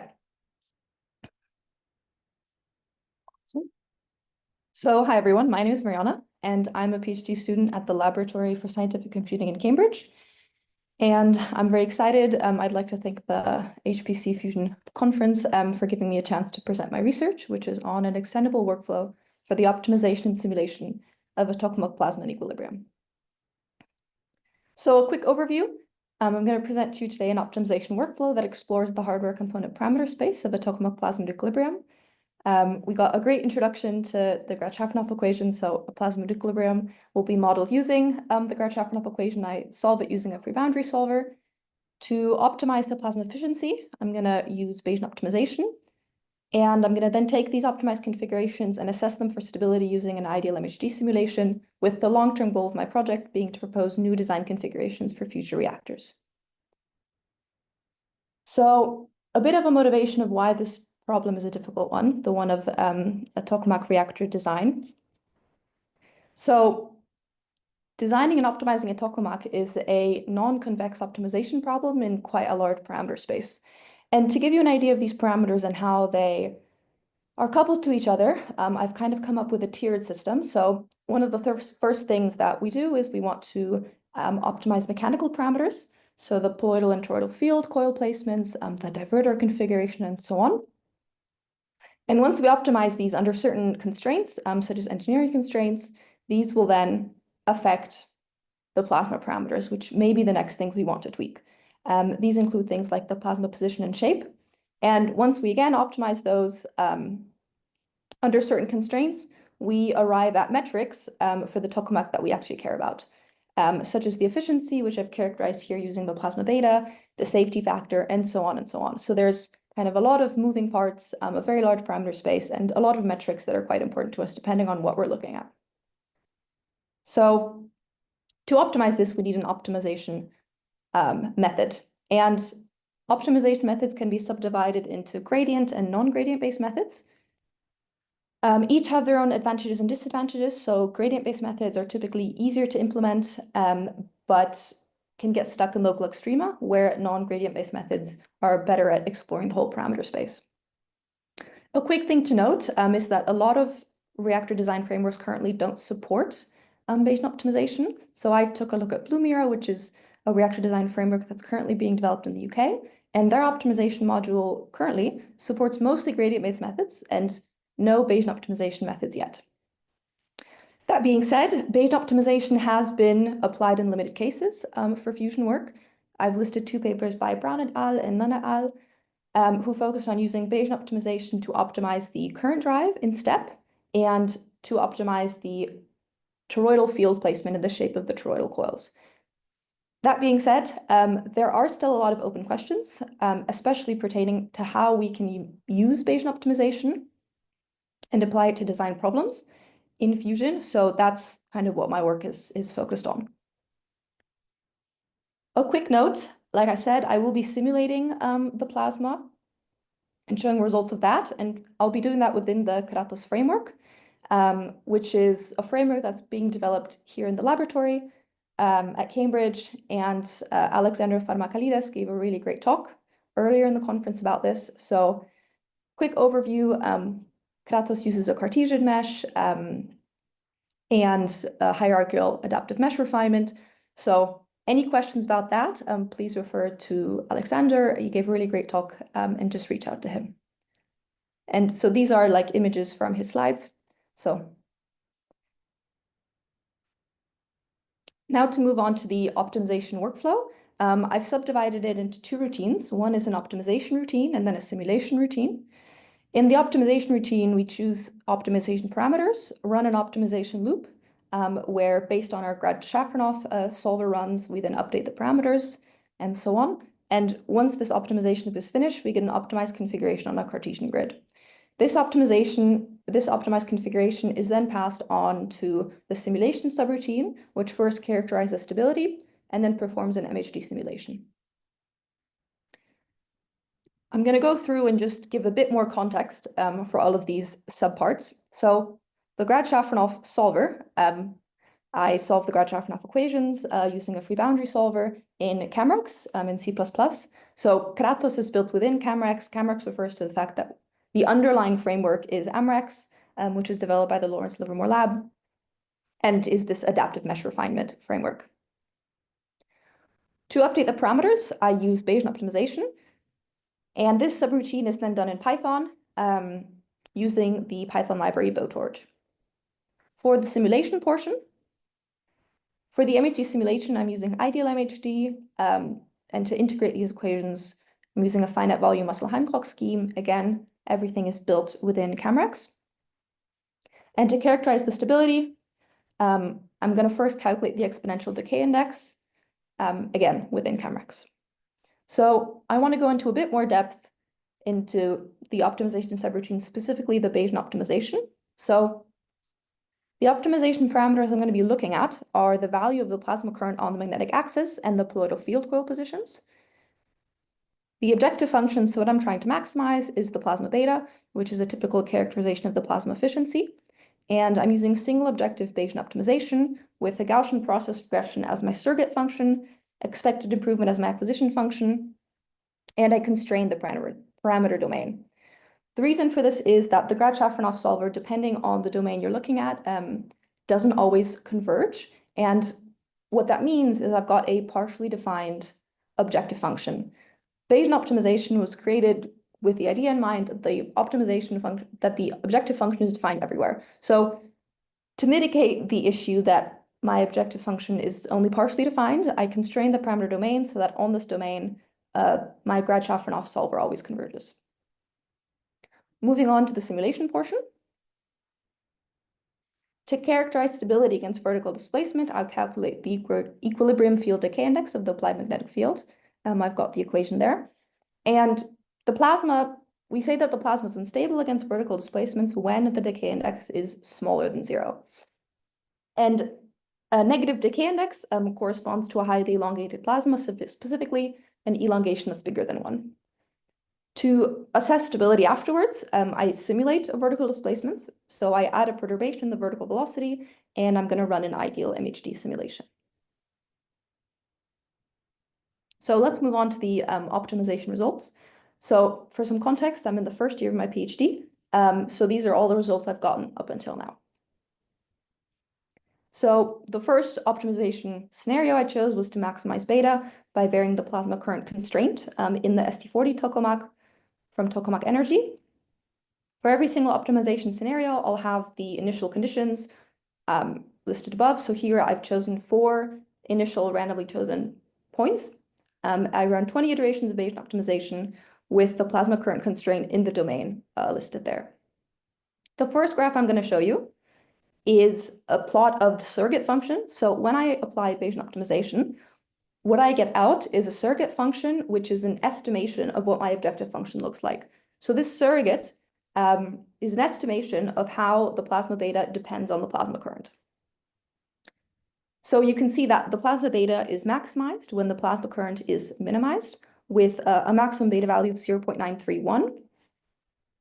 And this maximum beta is achieved when my plasma current takes a value of 5.5 times 10 to the 5th. Now, something to note is that this beta value is an estimation provided by the surrogate function. So to actually verify that inputting a constraint with a value of 5.5 times 10 to the 5th gives me, what it gives me, I have to now plug this into my Grad-Shafranov solver. And I've plotted here contour plots of psi of this optimized configuration.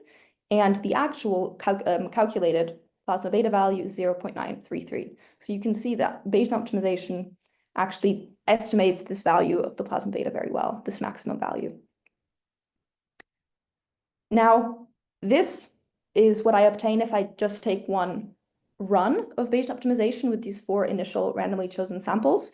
To check the convergence of my optimization algorithm, I want to choose different initial randomly chosen points and then let the algorithm run again and see if it converges and defines the same maximum. So I performed a convergence study and I repeated this scenario 5 times. And I've taken the evolution of the extremal points, so the maximum plasma beta and the plasma current constraint that corresponds to this maximal value, I've plotted them over all the iterations. So this is my convergence plot. In blue, I have the evolution of the maximum value of the plasma beta. And in green, I've got the evolution of the constraint that corresponds to this maximum value. And you can see in general, after about 4 or 5 iterations, both values converge very fast. I then repeated the same scenario, but for the masked tokamak. And you can see I've got the same relation. Plasma beta is maximized when the plasma current is minimized. Something that you may note are that there are these small patches of uncertainty. So the blue line is the surrogate function, and the shaded blue area are the regions of uncertainty around the surrogate function. The reason for this is that the Bayesian optimization algorithm realized relatively early on that the maximum value of the plasma beta is not found in the later region. And so it explored that region a bit, but then it very quickly moved on to where it knew the maximum was and left that area unexplored. So the maximum value found here is 1.46. And when I run the Grad-Shafranov solver, this is the optimized configuration I get. And there's very good agreement between the predicted and the calculated, so the actual value of beta run from the simulation. I again repeat a convergence study. And here, one thing you'll realize is that the plasma current constraint relating to the maximum value of beta converges really quickly, but the value of the plasma beta, the maximum value, converges relatively slowly. And this is because, if you remember, there's a really steep gradient around the maximum value, which leads to the slow convergence. Next, I wanted to look at the colloidal field coil positions. So I varied the single magnet position. So these are all of the colloidal field coil magnets in MAST before the upgrade. So I've taken and chosen two magnets, M1 and M2, which correspond to these two magnets in MAST. And I'm varying the distance between them as a parameter and the radial position as a parameter. So first, I maximize beta by varying the radius of these in MAST. I've got the initial conditions there, 30 iterations of Bayesian optimization with R in this range. And we've now got a different relationship. We see that the plasma beta is maximized when the radial coordinate between these magnets is maximized as well. So here, the maximum achievable plasma beta takes on a value of 0.046. And the corresponding contour lines and profile of psi is given, and we can see there's, again, good agreement between the predicted value and the actual simulation value. And just to note again, so here the plasma beta is maximized when the magnets are as far away from the center of the plasma as possible. I now repeat the same thing, but I'm instead varying the distance between these two magnets. And here I've got an inverse relationship, so I can see that the plasma beta is maximized when the distance between the magnets is minimized, with a maximum achievable value of 0.0497. When I input these conditions into my Grad-Shafranov solver, this is the profile I get out. Again, good agreement between the predicted value of the plasma beta and the calculated value. And the plasma beta is maximized now when the magnets are as close together as possible, so the distance between them is minimal. The final part was I extended this to a multi-parameter optimization. So I decided to vary both, for these two magnets, both the distance between them and the radial position, which effectively means these magnets are allowed to vary in a 2D space, so inside a box. And when I now maximize beta by varying both of these in MAST, I no longer get, so I get a two-dimensional surrogate function. So I've plotted here a heat map of the surrogate function. And you can see the maximum plasma beta is now found when the radius is maximized and the distance between the magnets is minimized. So what that corresponds to on a contour plot of psi is the following. Again, just want to note good agreement between the predicted value of the plasma beta and the actual calculated value of the plasma beta. And the magnets here are as far away from the center as possible. So the radial position is maximized and the distance between them is minimized. Really quickly moving on to simulation results. I took a configuration, simulated a vertical displacement of the plasma evolve. Here specifically, I've chosen the optimized configuration that's a result of minimizing beta over R. It has a positive decay index. And I'm plotting here the density over time, and you can see that the plasma does move downwards. It does move less than plasmas with a negative decay index, but it does still move. So to conclude, I was able to couple the optimization with a full simulation. The highest efficiency was achieved for both ST40 and MAST when I minimized the plasma current constraint. And one thing to note is that nearly all extrema were found to be on the domain boundary. So some possible solutions to mitigate that is to have a larger parameter space, add additional constraints. A caveat for the larger parameter space is I have to take the partial non-convergence of the Grad-Shafranov solver into account. Future work is to look at higher dimensional optimization, multi-objective Bayesian optimization, extend MHD simulations.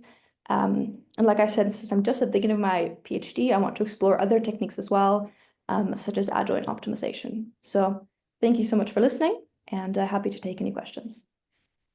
Thank you very much for your talk. It's very nice. Do you have any question from the audience?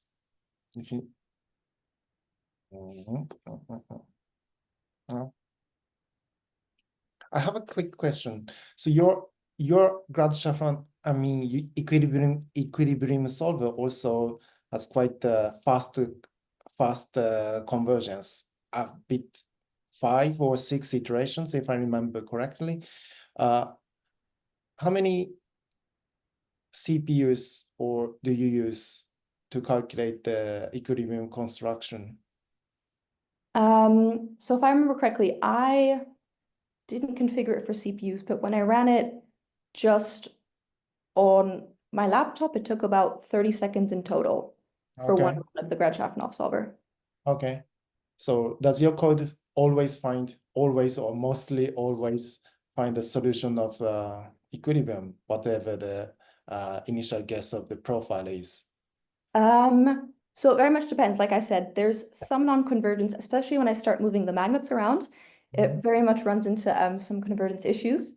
So there were some cases, and this is something that Alexander started implementing things like, I think, Tikhonov regularization. He's a good person to ask about this, because there were some things where, for example, the Grad-Shafranov solver would alternate between two solutions and things like that. So there were issues, but yeah. You also shouldn't move the magnets too close to the center, because then things get very weird. Okay. A question from the chat. This is the last question. Which equilibrium solver are you? Which equilibrium solver are you using? Could another be used? The question from Kamran. Yeah. So like I mentioned, the solver I'm using is the Grad-Shafranov solver built within Kratos. It is, so the nice thing about an optimization routine is it can be coupled kind of to anything. The reason I chose this one is because it's built inside the lab. It's quite fast.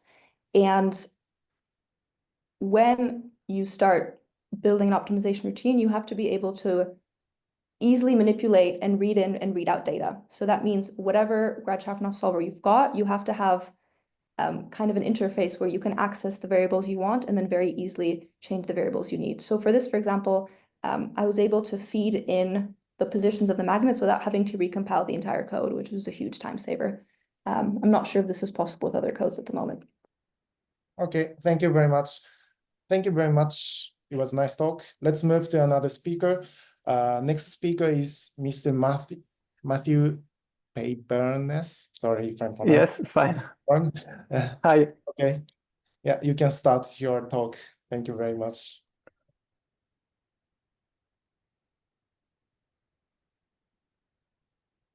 Can you see my screen? I can. Yeah.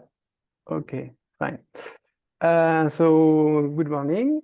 So first of all, I would like to thank you, to thank the organizers for allowing me to present our work and for this great organization. So my name is Mathieu Peybernes. I'm currently working at EPFL in Switzerland. And I'm pleased to present today our latest work on the GPU porting of ASCOT5 donc for Monte Carlo simulation for fusion plasma. So it's a collaboration with my colleagues from EPFL, Aalto University in Finland, and NVIDIA. Okay, so just a bit of context in which these developments are being carried out. So in view of the challenges that represent the construction of the fusion tokamak reactor ITER, and then its successor DEMO, Eurofusion has implemented a program of theory, simulation, verification, and validation in order to advance the understanding of the different components of a fusion reactor. And under this Eurofusion program, there is eTask, which coordinates 14 projects, TSVV, focused on theory, simulation, validation, and verification, and as well as 5 advanced computing hubs. And these advanced computing hubs provide software engineering skills in, for instance, scientific computing, data management, code integration, etc. And inside those 5 advanced computing hubs, 3 are specifically designed to provide support in HPC. And EPFL in Switzerland is one of these three HPC SEH. There are also two other HPC SEH, one in the Max Planck Institute in Garching, and another one in Barcelona at CIEMAT BSc. Okay, so here are some codes for which we are contributing to optimization and GPU porting. So you have a list on the right, and for some codes, GPU porting is done using a library or encapsulation like Cocos or PETSI, while for other we are using CUDA, for instance. But as you can see on the list in green, for most of the codes, pragma are generally employed. And these choices to know if we port with this strategy or another one depend on the code development context and the discussion with code owners. For instance, the age of the code, the code language, the code developer profiles, and so on. And in this presentation, I will focus only on ASCOT5 code, but the strategy, we took the same strategy for other codes in this project. So the plan of this presentation. So first, I introduce the code ASCOT5. Then I present the existing parization on CPU. Then we present the strategy to port the code to GPU, or the strategies. And then we finish with benchmark profiling and the conclusion. So ASCOT5 is a code designed to follow particle orbits in fusion devices with toroidal magnetic confinement. And to achieve this, it uses the Monte Carlo method to simulate the distribution of particles by tracking their trajectories. And the evolution of the distribution function for a given particle is governed by the Fokker-Planck equation, which is in ASCOT5 approximated by the Langevin equation. So in practical terms, the particle distribution is representing using a large set of markers, each undergoing collisions with the plasma. So more in details on the CPU algorithm and the parization on CPU when we started the project. So the existing parization is like this. So actually, in the parization on CPU, we take advantage of the fact that the temporal evolution of each particle are independent of each other. And notice also that particles have a different lifetime. It means that the number of particles processed during the simulation decreases during the simulation. And we have on CPU 3 levels of parallelism. The first one is MPI, which distributes the particles among MPI tasks. Then we have OpenMP using a queue-based approach. And at the lowest level, the code is highly vectorized. So on the right, you can see the sketch of the algorithm on CPU. So here you have a while loop, which corresponds actually to the time loop. And for each time step, you have different events. So moving particles, treat the collisions, identify the end condition, the diagnostic, etc. And at the top of this while loop, time loop, there is a number of OpenMP worker threads are created. And each operates on a single set of arrays of dimension NCMD, where NCMD is typically 8 or 16 to enable the vectorization.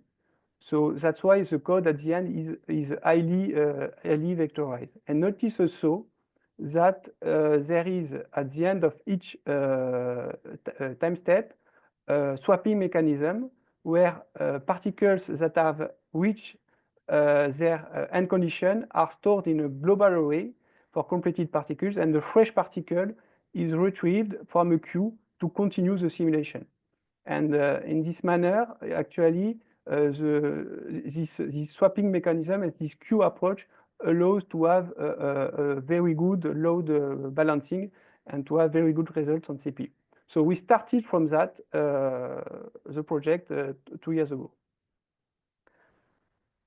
So now a brief overview of the GPU porting strategy we have adopted. So the goal is to maintain a single version of the code to prioritize the portability across different platforms, different architectures, and to have the readability.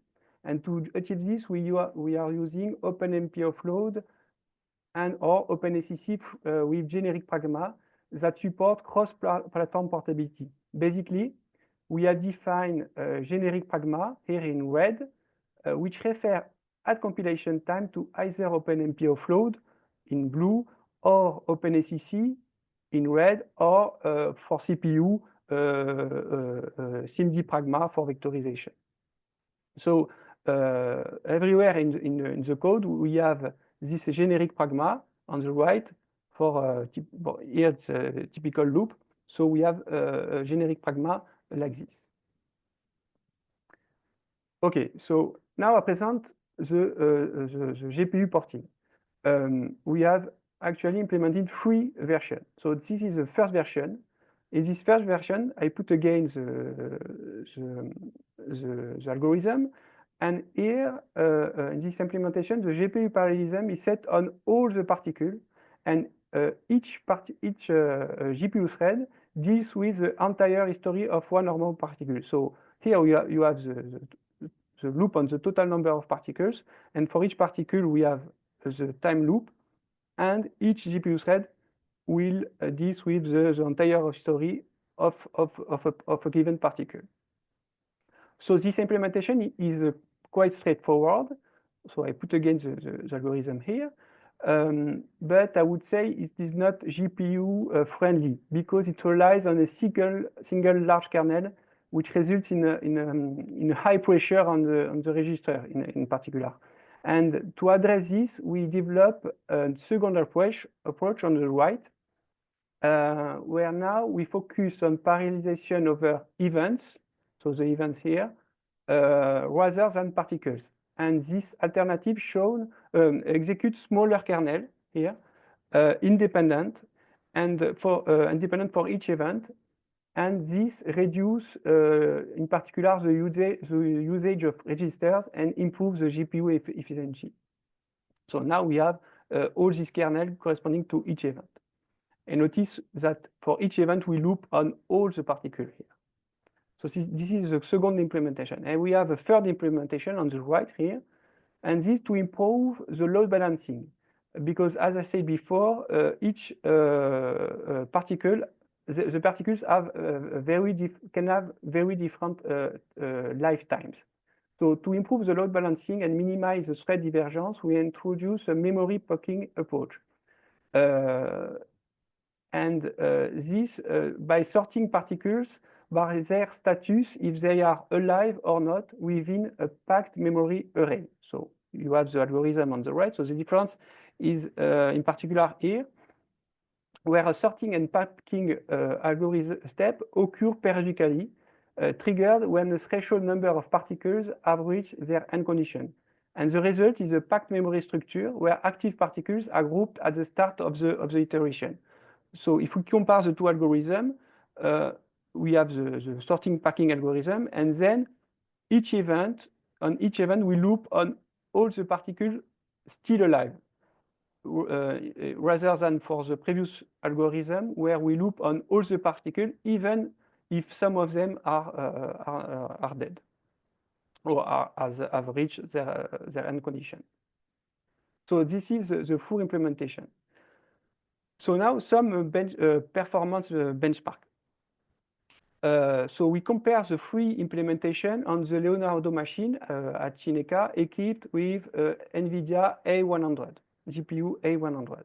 And we compared the 3 implementations, so blue, red, yellow. You have in the y-axis the time to solution, and we compare the 2 implementations for 2 test cases. One test case where the test is a load balance. It means that the particles have similar lifetimes. And for the other one, the test load unbalance, in this case, the particles have very different timelines. What we can see is that in every case, whatever the case, we can see that the history-based version is the slowest one. And if we compare the two other versions with or without packing, when the case is load balance, we have similar results, but with the event-based packing, we can see that the packing has a significant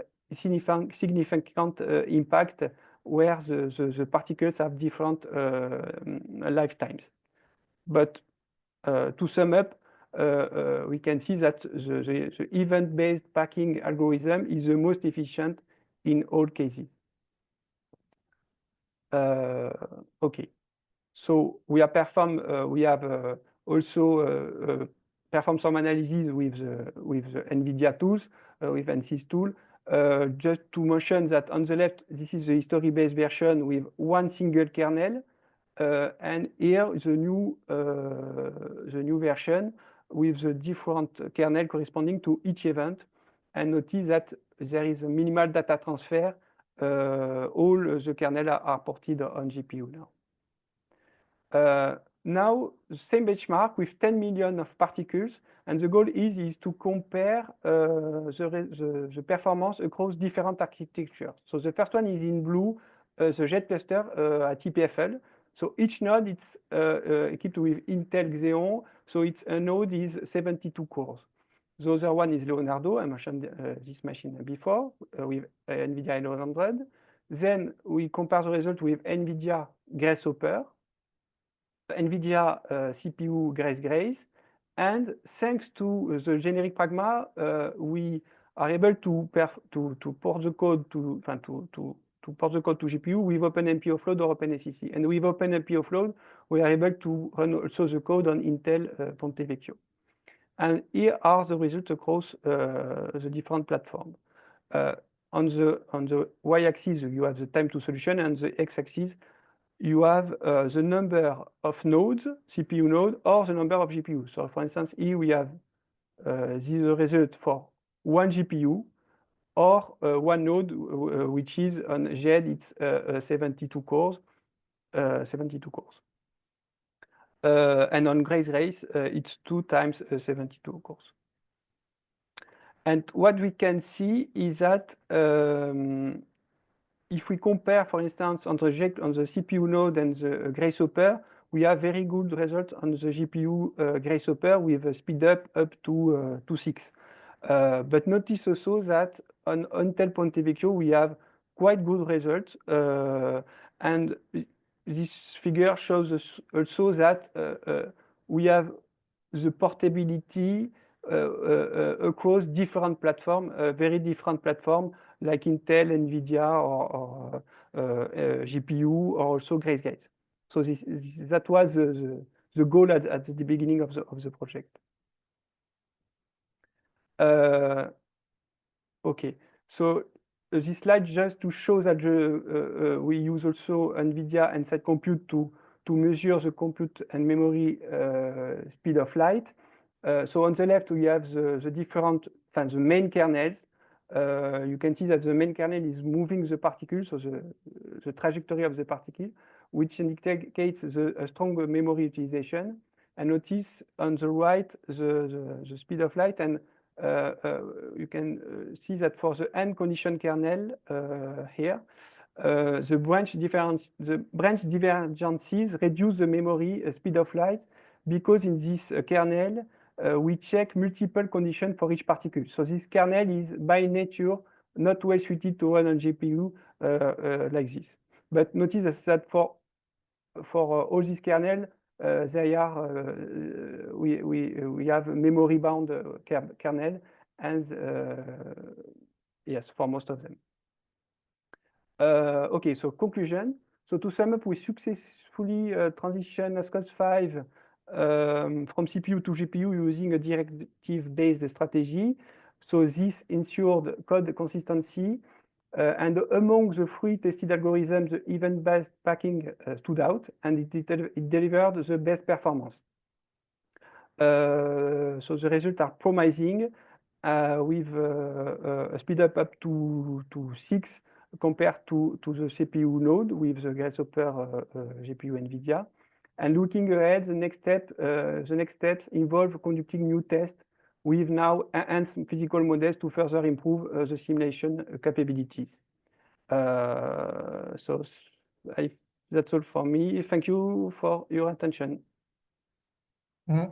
Thank you very much for your talk. It's very, very nice. It looks very big work. Congratulations. Thank you. So from the audience, do you have any question or comments? If you want to say something, raise a hand or write a comment in the chat.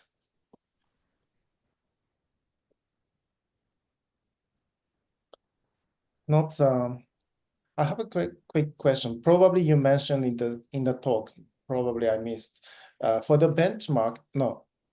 First, I want to ask, did you check the speed up between CPU version and GPU version? I think 6 times speed up or something. Would you repeat what you mentioned? Probably I missed. Okay. Yes, a speed up of up to 6 if I compare the CPU version on one node compared to Grasshopper. Okay.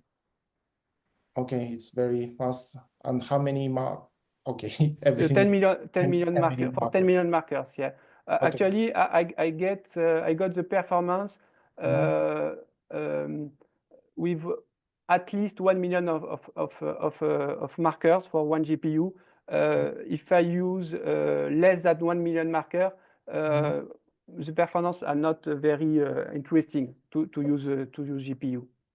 For the production run to tackle the physics problem, how many markers do you use? Alors, I don't mention that, but now the GPU version, so there is a single version. This version is integrated in the main branch of the code. So physicists are now using the code. So it's very recent, and the goal is to use like 10 million markers per node. So so I don't know if how many nodes they will use, but it's more than 10 million markers. Okay, good. Okay, interesting. Last question from the chat. From Xavi, the code. Would you give more information about the data management? The data is yes, actually, at the beginning of the simulation, we put all the data on the GPU, and yes, all the data on the GPU, and no transfer between all the kernel, as we can see on the profiling just there. There are some synchronization between the kernel to calculate the time step, something like that, but no data transfer. All is done at the beginning and at the end of the simulation. Okay, very, very nice. I think the question is answered. Okay, thank you very much for your talk. It's nice. Thank you. Let's move to the last talk of the session. Will be delivered by Mr. Hernán Domingo.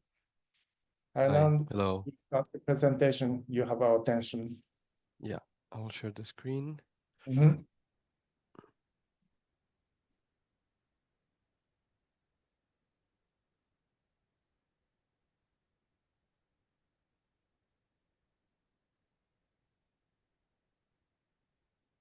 Okay, do you see the first slide correctly? Yeah. Okay. So thank you very much, Impey, for the introduction.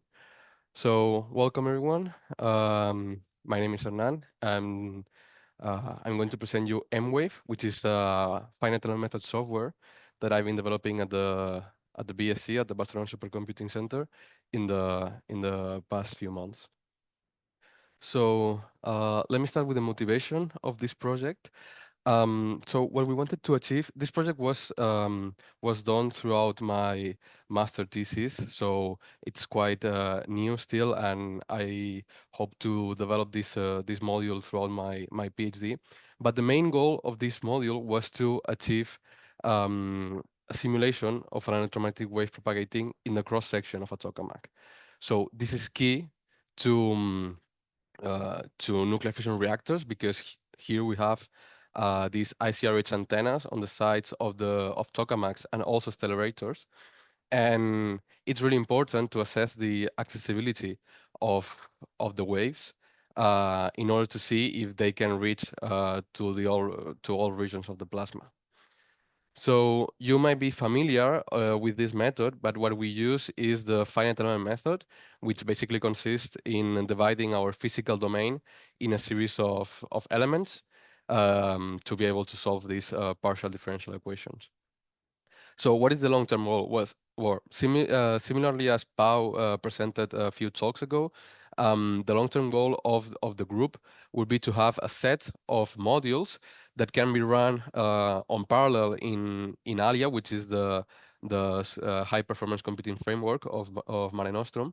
So to be able to run in ALYA in order to compute these multi-physics problems that we have in nuclear fusion reactors, such as magnetohydrodynamics, wave propagation, neutronics, etc. So as you can imagine, this is quite a complex scenario to solve these all physics coupled problems. So this is the outline of the presentation. I will briefly explain you a little bit about the BSc, and then a description of the code, and then results and conclusions. So the BSc is a high-performance multidisciplinary research center in which we have a couple of, or a few of departments. The case department, that is the one that I've been working in, has developed ALYA, which is a high-performance computational multiphysics code that is able to solve engineering coupled problems, which is exactly what we need. So ALYA uses the finite element method, and what is most important is that it obviously is a parallelized code that can run on CPUs and multi-core GPUs. But what is crucial and critical is that it has a really good, excellent scalability and performance. So the Fusion group has contributed to ALYA in several ways. For example, as Pau mentioned a few moments ago, the group has developed these two modules, Neutro and Magnet, which basically Neutro solve the neutronics of the nuclear fusion reactions, neutron generation, neutron propagation, etc. Magnet simulates the superconductive behavior of coils, and then there are these two modules that are currently under development, EQUILI and MWave, which is this one that I'm presenting now. So let me start with what MWave does. Basically, MWave solves the Helmholtz equation in 2 dimensions. Just as a quick reminder, the Helmholtz equation represents a time-independent wave in 2D. And in this scenario, we have 2 different polarizations, okay? The TM and the TE. What it also does, it calculates numerically the permittivity tensor for a cold plasma using the Sticks formulation. So basically, with a series of physical parameters such as the plasma density, the wave frequency, the plasma frequency, we can compute this permittivity tensor that will be used in the partial differential equation. So this is a little bit the workflow of the code. Now that we explained what the code does, the first step will be to mesh our physical domain. As you know, finite element method is geometry agnostic, so we can mesh any kind of geometries. But what is most important is that we can mesh the cross section of a tokamak, for example, or stellarator. So this mesh was extracted from the Kili geometry, from the equilibrium geometry, and in this case, Pau used this ether parameter, so it represents an ether mesh. So then what we need to do is to assemble the weak form equation, which results in a sparse matrix. Then we solve it either with a conjugate gradient method or a biconjugated gradient method. And finally, we can do some post-processing steps, such as this simple calculation here to retrieve the in-plane fields. So let's move to the results. But first, quickly, let me introduce what we are going to plot, or what we are going to show throughout the presentations. So it's really common when we use waves to use this phasor formulation, in which we have the real part of the field and the complex or imaginary part of the field. And also what we use is we split, or we decompose our total field by means of an incident field and a scatter field. Okay, so just have in mind that what we are going to show, it's the real part of the wave and the total field amplitude. Okay, so for example, here, I don't know if you can see the animation, but here we have a plane wave going from the right to the left, from infinity to the other side of infinity, and in vacuum. Okay, and consequently the total field will be 1 in the whole domain. But thanks to recent developments in this code, we are also able to simulate a finite source radiating these electromagnetic waves. So for example, here we have 2 straps, which could represent somehow an antenna. And in this case, we have a dipole antenna. And you can see how the front waves are generated, circular front waves. And consequently, the total field pattern will be this one here. So we use for the plasma simulation, we use a cold plasma model. The cold plasma basically assumes that the phase velocity of the wave is much bigger than the thermal velocity of ions.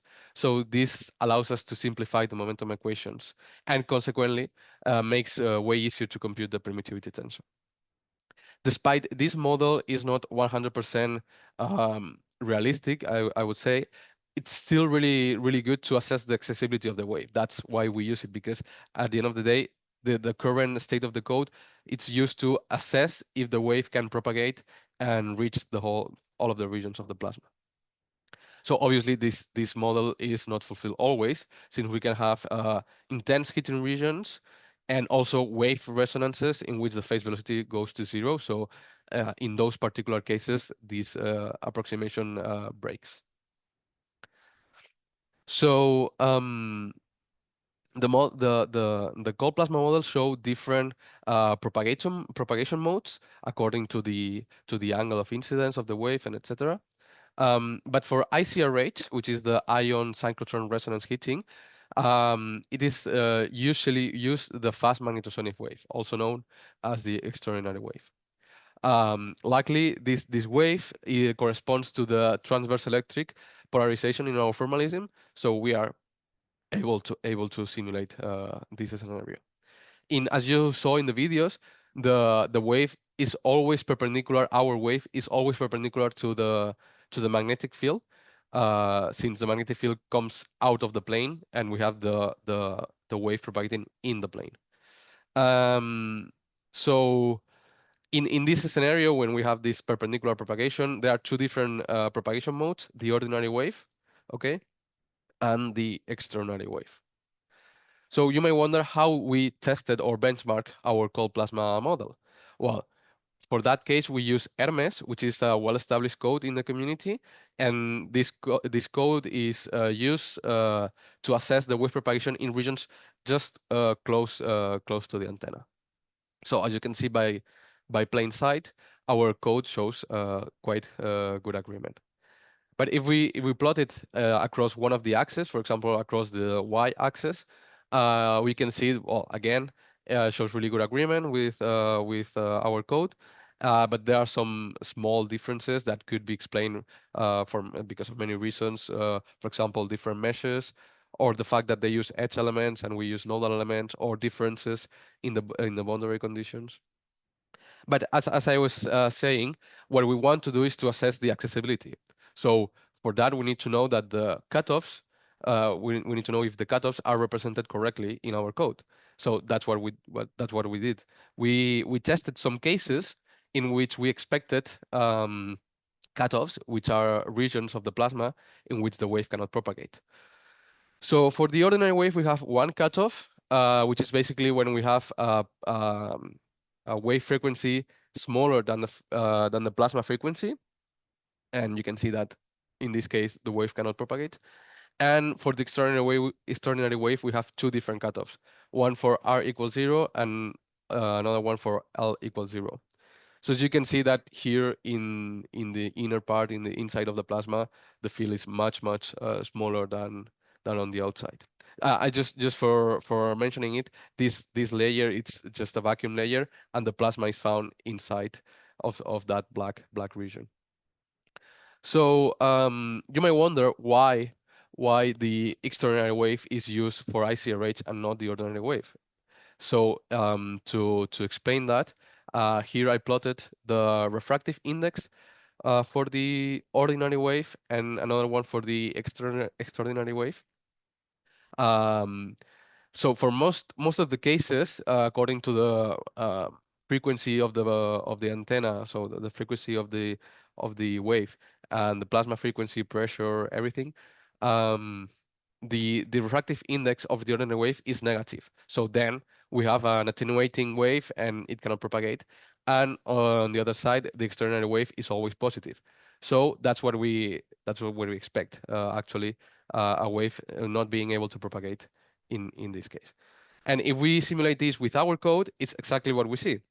So for example, here you have the ordinary wave radiating from two straps, so kind of like an antenna, and you can see this shadowing effect because the radiation cannot propagate inside, and we see like this cool shadowing in the rightmost side. And on the other hand, in the extraordinary wave, we do see a propagation, so we can expect that the wave can reach the whole plasma. So now that everything is benchmarked and tested, we move towards a real case scenario. So for example, here we tested a second tritium harmonica scenario for ITER with these physical parameters, and well, the results look great. We cannot say much apart from that the wave indeed propagates and has a good accessibility. So it's a valid scenario for ICRH heating in ITER. Here you can see a really cool animation of a wave propagating. The wave is generated also in two straps, so in a finite source. But this case is not for ITER; it's for a jet mesh. So again, we can this tell us that we can use any kind of device, any kind of tokamak or stellarator to do these simulations, but you can see that it's really mesmerizing this, how the maximums and minimums move around. So just to conclude, I would like to mention that so we have been able to develop this 2D Helmholtz equation solver, and that it runs under a set of arbitrary domains. So really simple geometries, but also more complex one with ITER and jet cross section with antenna, without antenna. So it's really you can tune it as you want. And also it runs with dielectric and cold plasma media. And we have tested these results with the literature and with Hermes, showing really good agreement. Finally, I would like to mention the next steps or what has to be improved. So for example, this code doesn't use hot plasma model for now. It's still a pending task. Also, as you may imagine, we would like to move towards a 3D domain just to better simulate the whole tokamak. And finally, what is most important, I think, is to finish this ALYA migration, because for now on, the code runs on serial in my personal laptop. So we will need to move this this module to the high performance computing framework. So thank you very much for your attention, and don't hesitate to ask or reach out to us if you have any question. Thank you very much for your talk. It was really nice and comprehensive. It seems there's a question from the chat from Alf. I read it. Nice presentation. And while I like looking at nice simulation results like yours, I'm wondering if you have benchmarked the code also against the cold plasma theory, means against the dispersion relation, and not just against another code, and not also just to see if there is a cutoff. I mean, well, the thing is, basically the permittivity tensor of the cold plasma that we are using is computed with, so starting from the dispersion relation, like we start from the theory, and then we derive the permittivity tensor from the theory, and we implement that model to the numerical computation of the permittivity tensor. So basically, the computation cannot be benchmarked with theory because it's already computed from theory. What we do actually is computed against the other code, Hermes, as I mentioned, and because it uses a similar framework as we do, so finite element method, and so yeah, that's how we benchmark until now. But yeah, just to wrap it up, like the permittivity tensor, so the model that we use is directly derived from the theory. Okay, it seems your answer satisfied his question. I have a question. Yeah. You use the finite element method to execute ALYA code, right? Yeah. Nodal-based finite element or edge-based finite element? Which one you use? In our code for now, we use nodal elements, but we already acknowledge that we have to move towards edge elements because so at the end of the day, this code uses it's only in 2 dimensions. So when we move to the 3 dimensions, we need to solve a 3D wave equation, not just a Helmholtz equation. And for that, the edge element presents some advantages that nodal elements does not. So for example, I think the edge elements conserve the curl of the field, which is really important for electromagnetic fields. And since ALYA already presents these shape functions, both for nodal and edge elements, it will be not that hard of a task, I think, to move from nodal to edge. But for example, Hermes, which is a more established code and more developed than us, already uses edge elements. Yeah. Okay. How many elements do you generate for ITER simulation or other code? Well, actually, yeah, it depends a lot on what do you want to solve, because depending on the problem, you need more or less refinement. At the end, like the refinement depends most importantly on the wavelength of the wave. If the wavelength is really small, you will need small elements. If the wavelength is bigger, you will need bigger elements, or you can use bigger elements. So for example, the first simulations with with a plane wave or with the antenna radiation, you see that the wavelength is quite big, and we use, I don't know, I think the range was like thousands, 10,000 maybe, 10,000 elements. Although you can use less, I guess. But for example, for ITER, for these real cases, you see like the wavelength is much smaller. We have these quick variations. So I think it can range from 80,000 to 100,000 elements, more or less. Yeah. Okay. Thank you very much. Thank you very much. Shinpei. Okay. I propose to close the session. Thank you very much to all speakers for your nice preparation and presentation and the excellent works. You can hear me properly? Yes. Because I'm with the AirPods and I don't really know if the quality is going to be that good, but it's good, and I can see your screen in full okay. screen mode now.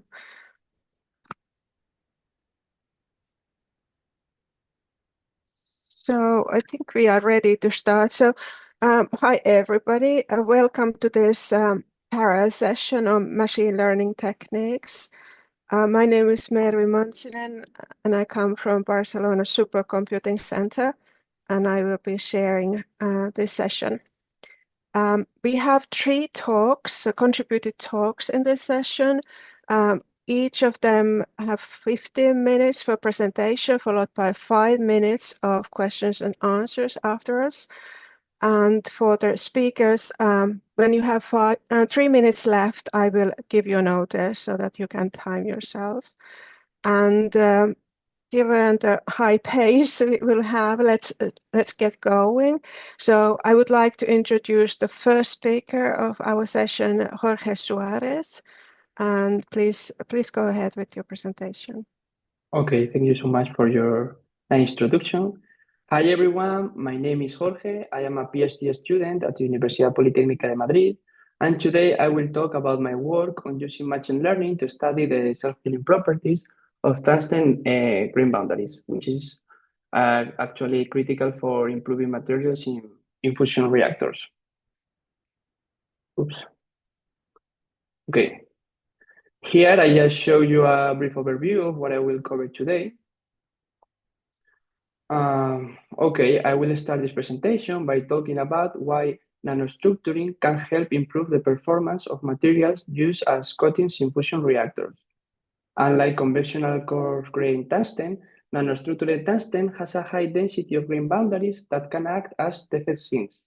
These defense sinks can help to improve the self-healing capabilities and resistance to radiation of the material and therefore delay the degradation over time. Understanding how these grain boundaries contribute to the self-healing process is crucial to help us to design more resilient materials for fusion reactors. As you can see here in the slide, there are many different approaches, such as foams, hollow nanoparticles, nanoneedles, where all of them are designed to maximize the grain boundary density. In this slide, I will explain more in detail how the self-healing mechanisms work based on the Peybernes model. Essentially, this effect happens because grain boundaries, as I already said, can act as sinks for defects, promoting the recombinations of interstitial and vacancies as they migrate to the same region, making it easier for them to find each other. However, this process only happens at high temperatures, since at lower ones, vacancies don't migrate due to their high activation energy, leaving interstitial to accumulate at the grain boundaries while vacancies remain inside of the grain, doing actually the opposite effect.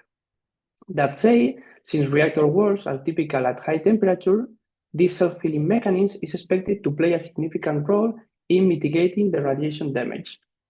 However, helium atoms from the fusion reaction can disrupt this process by hindering defect recombination at grain boundaries. How much they hinder the self-healing behavior is still not fully understood by the community, and this is something that we are actually also investigating, but it falls out of the scope of this presentation. Another key aspect that actually is the focus of this work is the precise quantification of this phenomena with high accuracy and reliability. So to study the defect dynamics and self-healing properties of at grain boundaries, we face significant challenges with traditional simulation methods.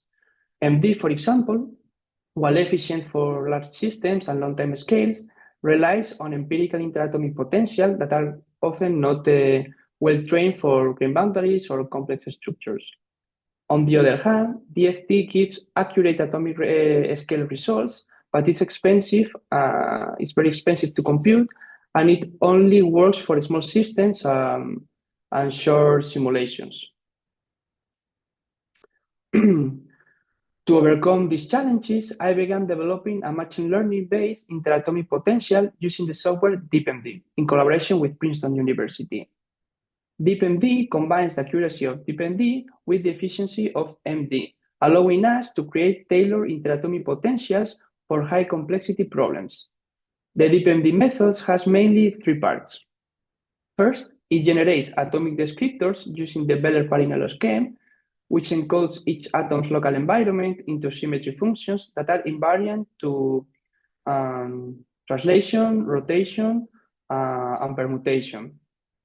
Secondly, these descriptors are fed into a neural network that predicts atomic contributions to the total energy. And finally, the total energy system is calculated just by summing all the atomic energies. Another major advantage of using DeepMD is its excellent scalability with system size. As shown in the figure, DeepMD's computational cost increases linearly with the number of atoms, unlike DFT methods where the cost typically increase much more rapidly with cubic scaling. Building high-quality datasets is critical for training accurate DeepMD models. Here, I show the different way we can generate these datasets, but however, for this presentation, I will just focus on the after learning approach, as it offers a more efficient way to refine the datasets by analyzing areas where the model is less confident. Okay, so in the next slide, I will explain you more in detail how it works. Oops, I don't know if it's going. Okay, so we start by building an initial dataset using DFT calculations to get forces and energies. With this data, we train a first version of the neural network model. Once we have this initial model, we use it to run ND simulations, focusing on configurations that are relevant to the case we are studying. During these simulations, we identify areas where the model is less confident. And to do this, we just compare the prediction of multiple neural networks trained with different random seeds. And when there is a big difference between these predictions, it means that the model is less accurate for those configurations. So for these cases, we calculate the forces and energy again using DFT, and we add this new data to the training dataset. Then we retrain the neural network with this expanded dataset, and we repeat the process until all the uncertainties are minimized. Okay. In order to analyze and classify the defects with high precision, I'm helping to develop the software FABAD. Basically, FABAD compares the local environment of atoms to reference descriptor vectors, making possible to identify defects like interstitial and vacancies accurately while reducing the human error. It's very useful because it significantly improves the traditional methods like Wigner size analysis, for example, which usually struggle at high temperatures or in complex systems. On the right side of the slide, I just show you some examples of descriptor vectors, like, for example, the one for the bulk atom, an interstitial, and an atom next to a vacancy. Okay, now that I already explained the methods and tools I will be using, I'm going to talk about the potential I developed using DeepMD, specifically trained to study defect behavior in green boundaries. To create this potential, I started with initial configuration of bulk tungsten and the tungsten grain boundary 110-112. That is one of the most commonly observed experimentally, and it's actually the one I will focus for this study. I apply distortions to these configurations, and I use DFT calculations to extract the forces and energies, which allow me to create an initial training dataset that provides a preliminary approximation of the potential energy surface. After that, I improve the potential using the after learning approach. For that, I introduce the defects using the creation relaxation algorithm. As a part of this process, I run MD simulations at 3 different temperatures to cover all the regimes defined by Bejerling. During these simulations, I identify configurations with high errors, and I recalculate the forces and energies using DFT to then add them to the training dataset. This process was repeated until the force error dropped below 0.25 electron volts per angstrom. That basically is what I show here in the figure below. Sorry, I forgot to say that finally the potential converged, I said, including more than 100,000 configuration. And here I show you the errors, which are in line with other advanced machine learning models. Once I developed the dependent potential, the next step was to validate it by comparing it with models like IAM and TERSOF, as well as TFT and experimental data. Here I have included some tables and figures to show the results, but as I'm running out of time, I will move on to the next slides. So in order to apply the potential to study the defect behavior at different doses and temperatures, I create a 54,000 atom supercell. One thing that I considered when I created the cell was to avoid interactions between the grain boundaries and try to have ball-like conditions inside of the grain. In this slide, I'm showing movies of the simulations at 300 Kelvin over 100 picoseconds. Along with the dependent potential, I also include the TERSOF and IAM potentials to see how they work and compare between them. I also introduced that for induce the damage, I introduced 1,000 interstitial and 1,000 vacancies using again the creation relaxation algorithm.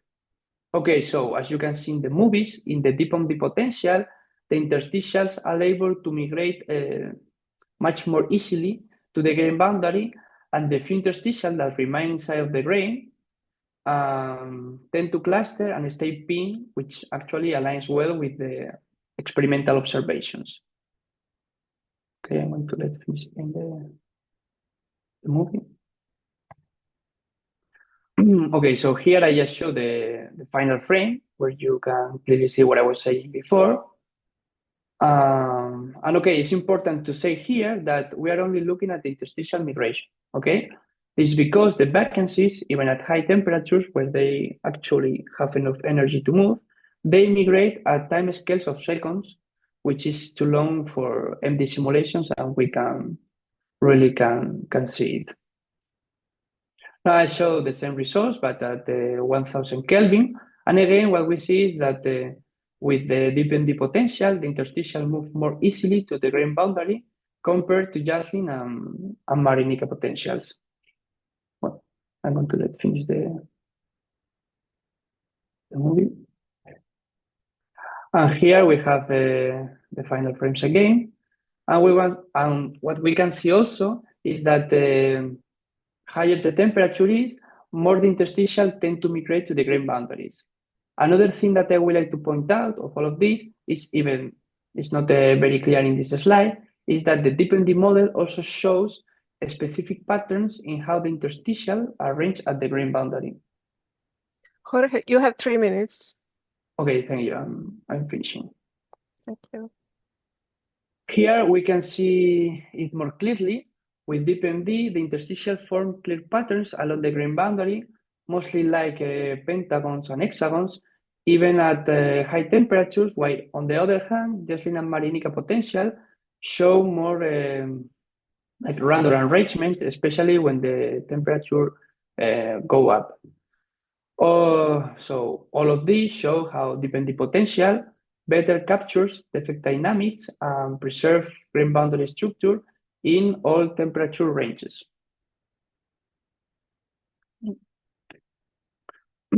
Okay, so we are now in the final slide where I will show a case of study that brings together everything that I talked before. This is still a work in progress, so I will just focus on the methodology. The goal, as I have said before in many occasions, is to study the defect behavior at different temperatures and doses.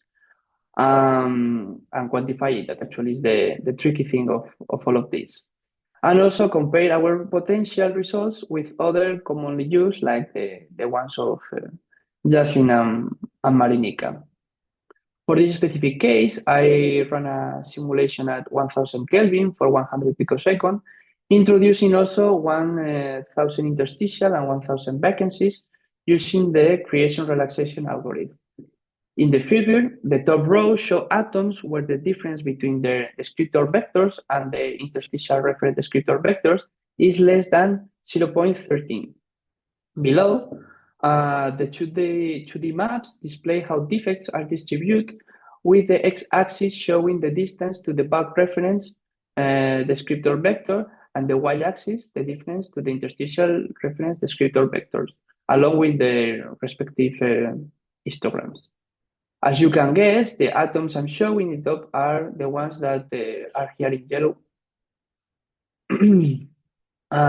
So this setup allows us to track how defects evolve and distribute over time, and show how FABAC provides detailed insights into defect dynamics and demonstrates its potential. Okay, so to wrap up, I leave the summary of all my work, and I just hope that soon I will be able to present true results and quantify the effect of grain boundaries as a function of doses, temperature, and so on, and also include the helium atoms to all of this. So thank you so much for your attention, and I'm happy to answer your questions. Thank you so much, Jorge. So now talk is open for questions. You can use the chat or raise your hand as you wish. While we wait for the first question from the audience, let me ask you, you mentioned at times comparison with experiments. So what experimental data do you have access to, and do we have enough experimental data to validate this type of models? Excuse me, can you repeat it, please? Yes. Okay.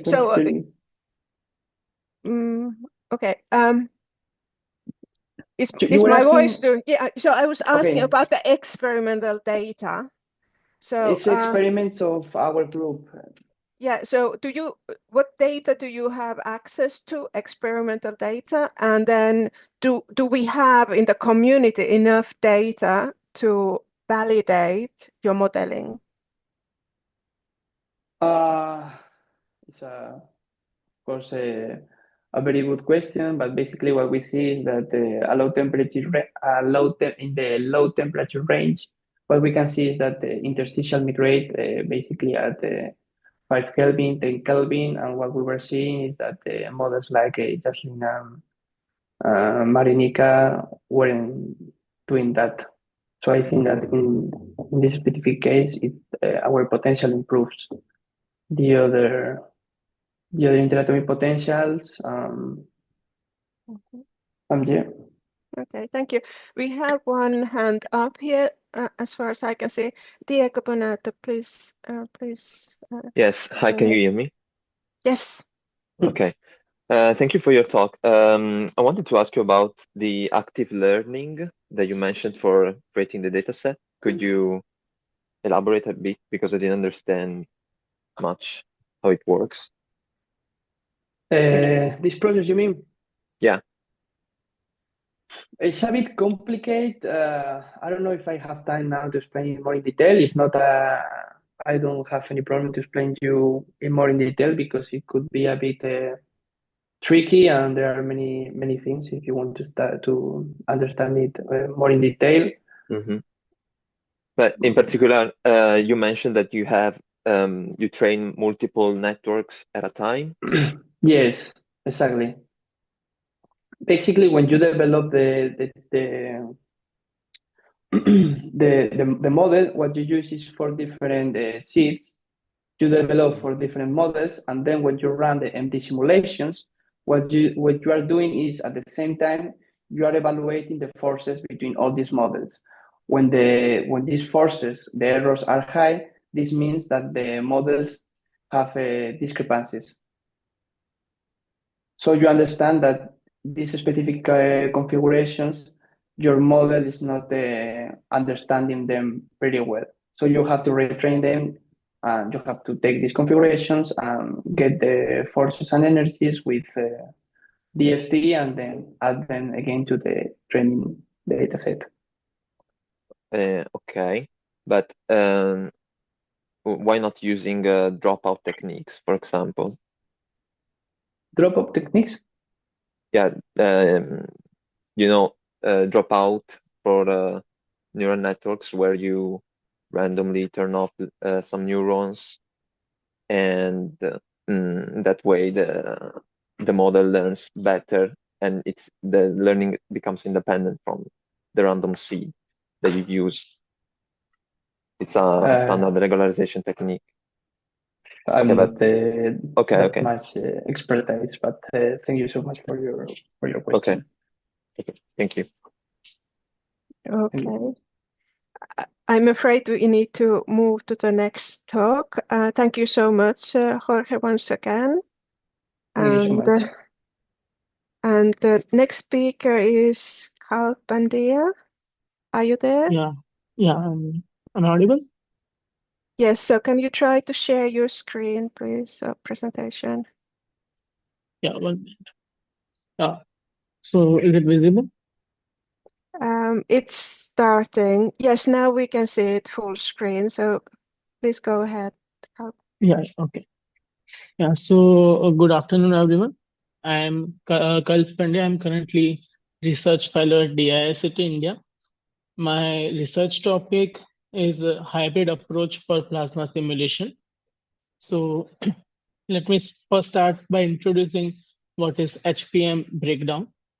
So it's the process when intense electromagnetic field is passed through a medium and ionization is start. So because of this ionization, there is a formulation of plasma, and there are some conditions for this HPM breakdown, which is the production of new charged particles should be greater than the losses. These are some images of real-time simulation, like after different times. These pictures are taken and different initial conditions. So there are various applications of this HPM breakdown. So some of them are in research perspective, that plasma generation for fusion reactors or etc. Then power thrusters, sometimes HPM breakdown is helpful for using them, and there are various in defense and security, etc. other domains where it can be used. So this is the structure of existing numerical models. So there are 3 different solvers. The first is EM solver, so which works on Maxwell's equations and local momentum transfer equations. So integrating this numerical model has many difficulties. Like there are 3 different phenomena of physics working. Like there is one plasma solver, another is fluid solver. So plasma solver is based on the plasma continuity equations, and this all different physics concepts run on different time scales. So this problem is multi-scale, multi-physics problem. Like the EM solver works on the smallest time scale. The time scale of plasma solver is comparatively higher, and there is the last, this fluid solver works on much higher time scale. So we are currently focused on these 2 solvers only. We are not running a simulation for large time, so fluid solver doesn't come into the picture. So this is the runtime breakup of these solvers. Like EM solvers takes around 99% because its time scale is much lower with compared to plasma solver. So there will be much more iterations of EM solver, and that's why it will dominate the runtime. So this is the computational domain on which we are running this numerical model. So the domain is 0.5 lambda cross lambda, where lambda is the wavelength of microwave. So we are currently passing electric field from both the sides. So at the end of the simulation, we'll be getting this streamer-like structure because from both sides we are passing the electric field. So yeah. So this is the example of, like, this is a simulation for electric field 2.6 megavolt per meter, we are running this. So you can see the growth on the left side. It's the growth of plasma density over time. And on the right side is ERMS reflected from the plasma. So it's electric field reflection it's capturing. Yeah, the domain is again the same. So we are on which we scale on scale 1 lambda plus 1 lambda, we are running this process. So for the whole simulation, it takes around 5 days, like if you want to see the whole progress of the streamer. But when we try to increase the computational domain and we want to see the bigger picture, like larger plasma, so around 10 lambda cos 10 lambda, if we increase the domain, then it takes too much time, like around 500 days. So this data is for serial code. So it's very computationally heavy process. There are some approaches which have been tried, like parallelizing the code. But the speed up in that is dependent on hardware. Like, so it's limited speed up. Another technique which was tried is mesh refinement. There also the limited speed up was up to 8x only. Another new approach which we have implemented is replacing the one of the solver, which is EM solver, with deep learning model. So as I mentioned that EM solver used to take around 99% of the process. So the potential speedup is 100x after replacing it with ML deep learning model. So let me explain the new pipeline, how we are implementing this DL-based EM solver. So this was the old pipeline where you are seeing that several EM solver iterations are running till one plasma solver iteration. So this all iterations, these are 256 iterations according to our computational domain, are getting replaced by only one DL-based EM solver. So it will take only one iteration for all these 256 iterations. So it will give a huge speed up once this pipeline is implemented. So this is previous iteration electric field density goes to our model input, and it gives new electric field image like ERMS, new ERMS, and then we call the plasma solver, which is in C, like differential equation based. So let me explain like how we did the training and model creation. So our model is based on grayscale image. So this is the conversion and then normalization to our model. This is the data generation process. We took 5 electric fields from 2.6 to 3 megavolt per meter. These are the characteristics of wave which we are passing and the like 762 pressure at which we are running this simulation. So we generated around 4,000 samples per electric field. Now we were more focused on how this plasma is growing from circular to ellipsoidal to a streamer. So to ignoring the phase where this is the initial phase, there is no more change in the structure of plasma density. So we applied a threshold density to observe the change only. So this is a threshold, like once the maximum density of the plasma is greater than 121 per meter cube, then we took the data. So initial stage data we ignored for training the model. So the final data size was around 16,000. So this is the data split for our model, around 70% training and 15% each testing and validation data. This is the sample data on which we are training our model. You can. So this is our model architecture. We have merged two concepts. One is unit-based architecture, and other is VIT model. So unit encoder-decoder structure is based on convolution, and we have kept a small filter size. So during this whole unit model, it is able to capture local features like a pixel's relation to its neighborhood pixels very nicely. And where VIT model breaks the whole image into different patches, and then there are multi-head attention blocks which we are running. So it will give kind of a global feature extraction. So by merging this, we are able to get both local and global features very nicely. Also, we have introduced skip connection in the unit-based model for encoder and decoder communication.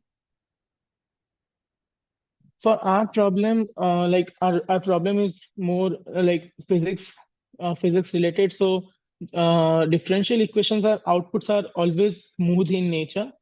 So to get the smoothness in the deep learning prediction, we introduced this smooth loss function. So it's only running on predicted image, and it's finding that how much smooth the output is with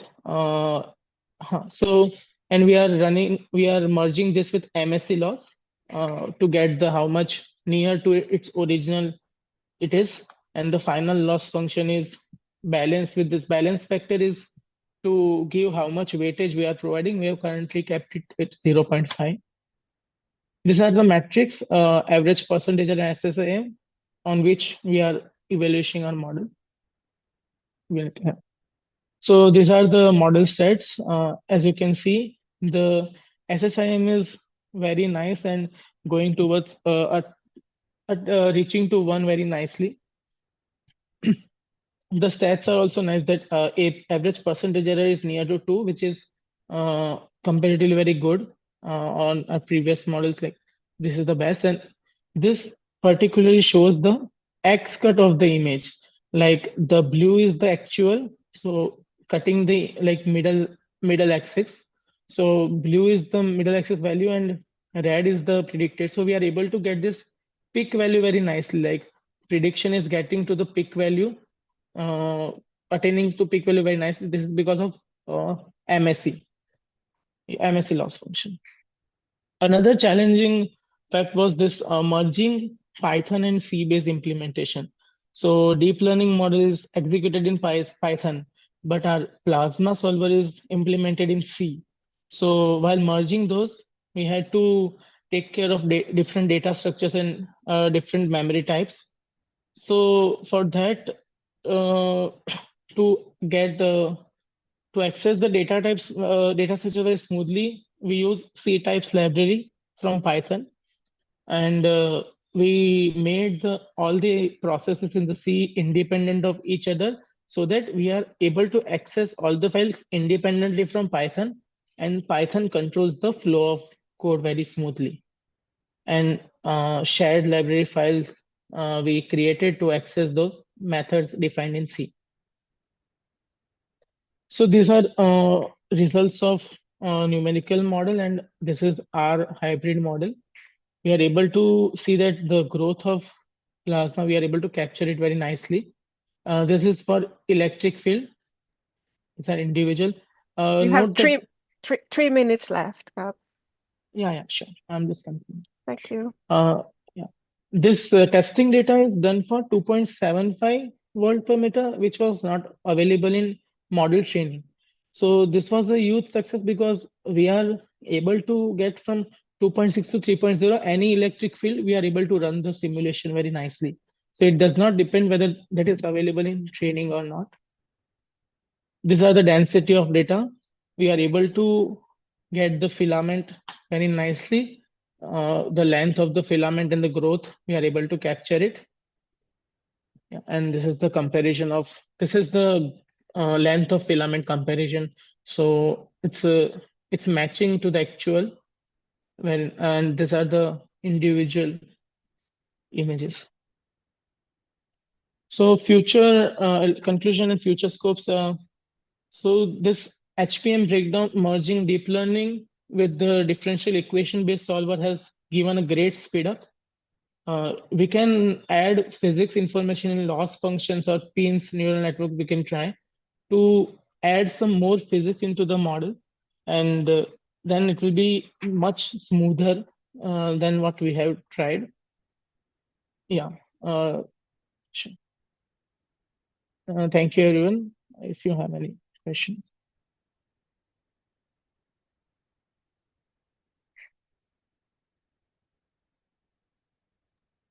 Thank you very much. Now this talk is open for questions. Please write your question in the chat or use the raise your hand option. So perhaps while we wait for the questions from the audience, what are your next steps? Can you elaborate a little bit on those? We are trying to implement this pins as I mentioned. So we are trying to add physics in this loss function, like which I mentioned, that smooth loss we implemented. So just from getting that image, we are trying to add some physics into loss function and experimenting with the model, like whether that gives good results or not. And another which we will try in future, that we have used unit and VIT model. So there is recurrent neural network also for time series data. So whether that will be helpful or not, we are experimenting with it. Okay. And at the beginning of your presentation, you mentioned that this is sort of your work is embedded to a bigger workflow. So are there attempts to use the same type of techniques in those other parts of your modeling workflow? I didn't get your question completely. Let me open that slide. Yes. So I was just saying. This is the pipeline of No. Well, basically, wasn't your modeling part of a bigger system of problems that you wanted to consider? Do I remember this correctly? Which slide are you mentioning? I think it was quite early on. Here, this one. The next one, basically. Next one from here. Next one. So I understand. Sorry. This one. So I understood that there are more elements to this. So So currently we are working on this red box. You can see the EM solver and plasma solver. The fluid solver is in still a higher time scale. So like I showed the 5 days, we have this data is collected from 5 days simulation. And if we want to include this fluid solver, then the data collection process will be too much lengthier.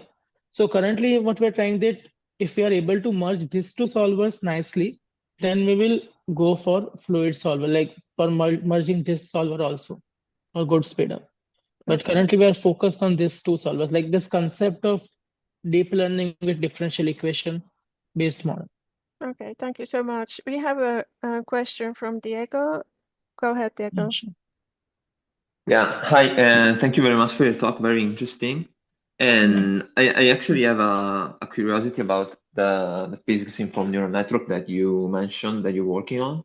I don't know if you already started to work on that, but if yes, I'd like to ask you what are the main problems that you've encountered with it? We haven't started, but there is some outline on how we are going to proceed. Like we have started using different loss functions. So one of my co-author, he is also working on this, and he is trying to implement physics into loss function. Only loss function we are thinking we update the not in the architecture, model architecture. Only loss function if we are able to design in a way that it like this is the solver which we are implementing in model. So loss function near to the Maxwell's equation, like which able to get the growth of the Maxwell equations nicely. So that's Okay. So are you using like automatic differentiation, or you're just posing like conditions on continuity? Do you have any? So what we observed that not involving any physics or smoothness into loss function, we get very discontinuous model prediction. So because of that discontinuity, the simulation got break after some iterations because this is still differential equation based solver. So it was not able to comprehend the discontinuities in the model prediction. So continuity is our main goal. But the discontinuities were in the space domain or in the time domain? In the space, like in the time space domain only. The electric field value, which we are predicting with model, that should be smooth in with respect to space. Okay. Thank you. Sure. Thank you. Thank you so much once again, Kalp. We move now to the next speaker and the last speaker of this parallel session. And the speaker is Christos Vagkidis. Are you there? Yes, I can see you. Yeah, I'm here. Can you hear me? And see Yes. also my screen? Yes, I can hear you very well, and then I can see your screen as well. So whenever you are ready, go ahead. Perfect. Thank you very much for the introduction. So yeah, for the next 15 minutes or so, I will speak how we can use the power of deep learning to characterize some density perturbation in the edge of the tokamak plasma. Here we can see on the right side how a snapshot from a simulation. Basically, on the edge, we can see these structures. These are what we're trying to characterize. And I'm gonna start by explaining a little bit the motivation, why we are interested in this work. Then I will go on to explain the finite difference time domain code that I'm using. This is used to create a dataset for the neural network. It basically simulates a wave that's propagating and interacting with the D-shaped plasma, and we can see here that's also deflected from it. Once we have the dataset, we can move on to the neural network, and I will explain a little bit the architecture of the network. Then I will move on to the results, which consist of the performance of the network and some actual predictions on unseen simulation data. And finally, I will sum up the talk and give some possible outlook for future work that we are planning to do. So as we know, when we have sufficient heating power, the plasma enters the AIDS mode. And during the AIDS mode, we have a characterization of very steep pressure gradient, as we can see here on the right side, especially in the pedestal, how the pressure is going, is dumped very fast.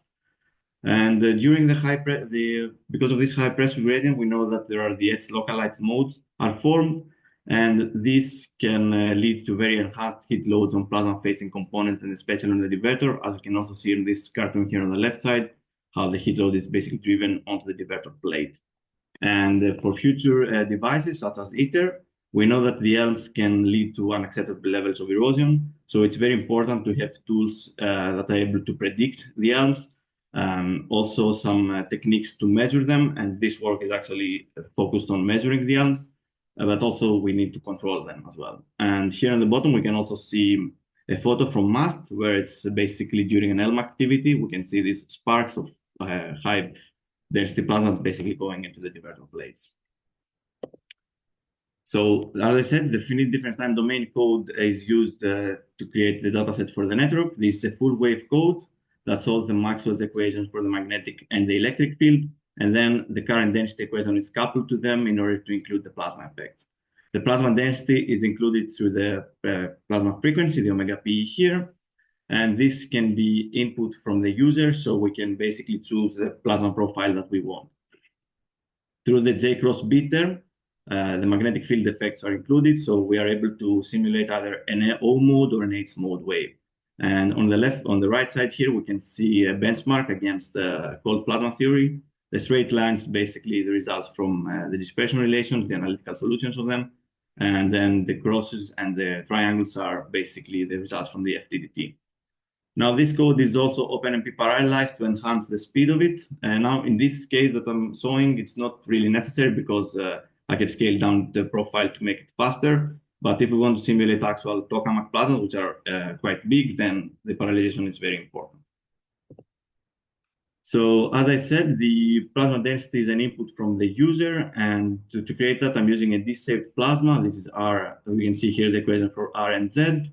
R0 is the major radius of the device. Alpha is the minor radius. And this profile is controlled through 3 parameters: the elongation kappa, the indentation beta, which is basically this is giving this bean-shaped plasma, as we can see here on the red curve, and the triangularity. On the left side, I saw some different examples what the profile can look like according to these parameters. And on the right side, I'm showing the exact profile that I'm using. Apart from the D-shaped plasma, we're also interested in stimulating an H mode plasma. So we also want this steep pressure gradient. And in order to achieve that, I'm creating this pedestal shaping, as I name it here. I'm using basically a modified hyperbolic tangent function. There are many parameters that control this shape. The most important are the RP. This is basically defines the radial location of the pedestal. In this case, it's around 0.95 with the normalized radius. Then we have the H and W, where account for the height of the pedestal and the width. And finally, this alpha here is the profile gradient beyond the pedestal top. So basically from here, the gradient through the going inwards through the center of the plasma. Now, since we have the equilibrium plasma, we also want to add a perturbation. Here on the left side of this photo, we see the equilibrium plasma that is given from the equations that I saw in the previous slide. And on top of that, I'm using this equation for the H density perturbation. This is a Gaussian in the radial coordinate and periodic in the poloidal coordinate.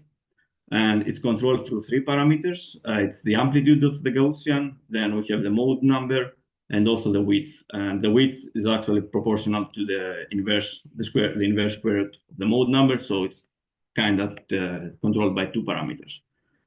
We can see how this profile looks here on the top right corner. It's basically this small structure that we see on the side. And we can also see a radial profile along the midplane. The blue one is the equilibrium profile that's here on the left. And then on top of that, I plot with the red one. It's the same, but we also have a peak here at the pedestal. And this is what we want to characterize. Now, in order to create a data set, I'm using, as I said in the beginning, the finite difference time domain code. I'm injecting an O mode wave from the top. Then this one is propagating. It's interacting with the plasma and this structures here, and it's heavily deflected due to the high density of these structures, but also because of the very steep angle that we have. What I'm doing now is I'm measuring the beam power along the midplane here on this red dotted line, and the results plotted here in blue. This is basically a scattered beam profile. And on top of that, I'm doing a fitting, and basically this fit is what's going actually into the network.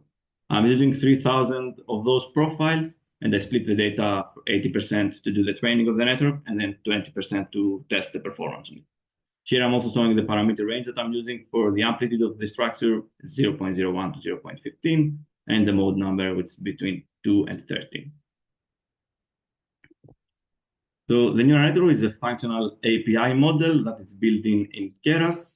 As I said before, the input layer is a fit that I'm doing. This is consists of a Gaussian mixture of 3 different Gaussians. So I have 9 parameters as an input layer. Here we can also see on the right side the input layer. Now what the network is trying to do essentially is trying to map this input layer to the output layer, which consists of 2 parameters. As I said before, these are the amplitude of the structure and the mode number. Now here I also saw the state of the network at the moment. I have 4 hidden layers that are illustrated here, 184 neurons. Of course, not all of them are illustrated here. It's just for an example here. Then as an activation function, I'm using the rectified linear unit, which is very common in these problems. I'm using the Adam optimizer, and the network what it's trying to do essentially is in every iteration of the data is trying to reduce the loss function, and the loss function that I'm using is a common for regression model, as this is one, mean absolute error. So let's see the performance of the network. Here I saw 2 plots. One is for the amplitude, the other one is for the mode number. When the network is trained, the data are split in there again 80-20, 80 to train, and then the 20 to validate during training. And we can see here the loss and the validation loss. They're both almost equal, which is very good for both parameters that we want to predict, because this means that there is no bias in the model. Now, in terms of the metrics that I'm using after the model is trained, I'm using again the mean absolute error, but also the mean absolute percentage error. And we can see that for the training data, both the amplitude and the mode number are less than 2% errors, which is quite good. And on the test data, that are basically data that you have not seen by the network during training, we have less than 2% again for the amplitude. And for the mode number, we are around 5%. Now, there are a lot of things that can be changed in the network, which means like parameter tuning. And I'm pretty sure that we can achieve better performance if we tune some of the parameters. Now, some actual predictions on the test data. That, as I said before, these are data that you have not seen from the network before. I have two plots, one for the amplitude, one for the mode number. And here, each of these bullet points represent an individual simulation. On the y-axis, we have the ground truth, basically what was the value that was used in the simulation. And on the x-axis is the predicted value from the network. Now, ideally, we would want all of those points to try to lie in this straight line, the diagonal here, y equal x. And we can see that most of those bullet points are actually lying there in this diagonal. There are only a few outliers. And on the bottom side of the plots, we can see also some predicted profiles. On the top side is the true profiles that were in the simulations. And on the bottom side is what the network is predicting. Now, I'm not sure if you can read the titles of these plots, but the parameters are very close to the actual ones. It's definitely inside the 2% error. So to sum up, I have used the finite difference time domain code to simulate a wave that is propagating into a D-state plasma with some added perturbation at the edge of the profile. I have used 3,000 simulations, basically by measuring the wave, the power of the wave. I create a data set that then is fed into the network. And the network is able to successfully predict the edge perturbation, which basically consists of the amplitude and the mode number of this. Now there are several things that we can do in the future. One that I'm definitely interested in is to scale up the plasma profile. As I said in the beginning, in these examples, the profile is much smaller than an actual one. So I have to increase it by at least a factor of 10. That's why I said that parallelization is very important if we want to simulate actual tokamak sizes. Then I would also like to use a bit more realistic perturbation profile. This is just a custom Gaussian that I used. And ideally, I would like to take some experimental data from devices that can actually measure the amps, for example, MAST or TCV. Then we can spend some time tuning the network to enhance the performance. That could mean to change the architecture or use a different loss function or activation function. There are many things that one can do, or even build a completely new network, a different one. We're also interested in extending the FTDT code to a 3D domain. All of the results that I saw were from a 2D, because now we only have a toroidal slice. So it will be interesting to see if the toroidal direction is affecting how the beam is scattered from the perturbation. And of course, finally, we'd like to train the network on the 3D simulation to see if there is any difference between 2D and 3D results. With that, I would like to close the talk. Thank you very much for your attention. And if you have any questions, I'll be happy to answer. Thank you so much, Christos. So the talk is now open for questions. Please use the chat or raise your hand. First, myself, the previous slide, page 10, you showed and mentioned there are some outliers there. So can you comment what might be going on? What is explaining those outliers? Do you have an idea? Well, for some of them, yes. For example, especially for these high mode numbers that we can see here, 3 that are overshooted. This is probably because of the fact if you increase the mode number, then you have a lot of those small structures and they kind of look all the same. It's becoming basically a very homogeneous profile there. That's why I think the network is having a hard time differentiate them. Now for the amplitudes, it's not so clear because we can see they're scattered pretty much everywhere. So I think that's just some numerical problem from the network probably. I'm not 100% sure about the amplitude. And then you have some ideas how you could try to improve the performance of this network. You presented some ideas on the. Do you expect that you get less of these outliers, or fewer outliers, or? I believe, yeah, that's possible if we do some fine tuning. I believe, yeah, it's possible to reduce the errors. I mean, they're already quite low. The performance is quite good. But I think there is room for improvement for sure. Okay.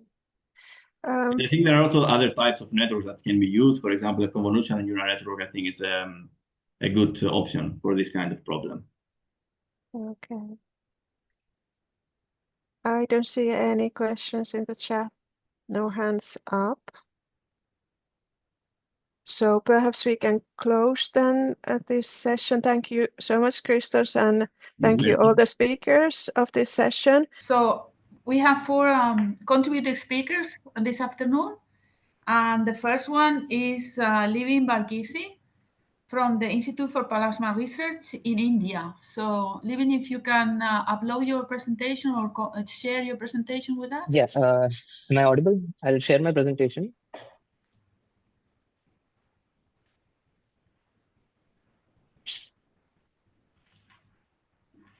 Yeah, I hope my slides are visible. Yes. Okay. Yeah. So you have 20 minutes, including questions. So leave a few minutes for questions, okay? Okay, thank you. Thank you. So good afternoon all. I'm Livin Barkisi, and I'm going to present a parametric study of Wall effects on plasma transport across magnetic filter field in a negative ion source using 2D 3V peak MCC simulations. So we did this in collaboration with scientists from Institute of Plasma Research in Gandhinagar. First of all, I would like to thank the organizers for giving me this opportunity to present in this workshop. So I'll start by giving the outline of the talk. Here I'll be presenting first the heating of fusion plasma through neutral beam injection, which gives us the motivation for this kind of work. So for neutral beam injection, we require a negative ion source, and a negative ion source is a low temperature plasma based device. So we'll talk about the system dimensions, its length scales and time scales and all. Then the LTP simulations using particle in cell and the computational challenges which are associated with particle in cell. And we'll look into the parametric study of Wall effects on plasma transport across the magnetic filter field in a negative ion source and results in discussions.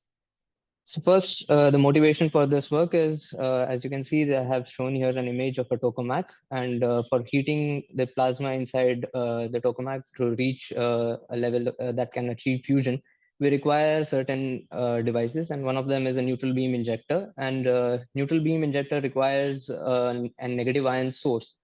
So here I have shown another image of the device, which is the negative ion source, which is a low temperature plasma based device. Here there are 3 different regions, which is key to the negative ion source. One is the driver region where the plasma heating takes place. Then we have the expansion region. Then we have a magnetic filter, which is used to cool down the electrons, and then the extraction region from where the ions are extracted. Now the magnetic filter here applied is in the direction perpendicular to the plasma flow. This leads to several kind of instabilities inside the system due to the E cross B drifts. These instabilities are what we will be studying, which actually gives the efficiency to the system. Now the timescales for the low temperature plasma, we are looking here at different length scales and time scales.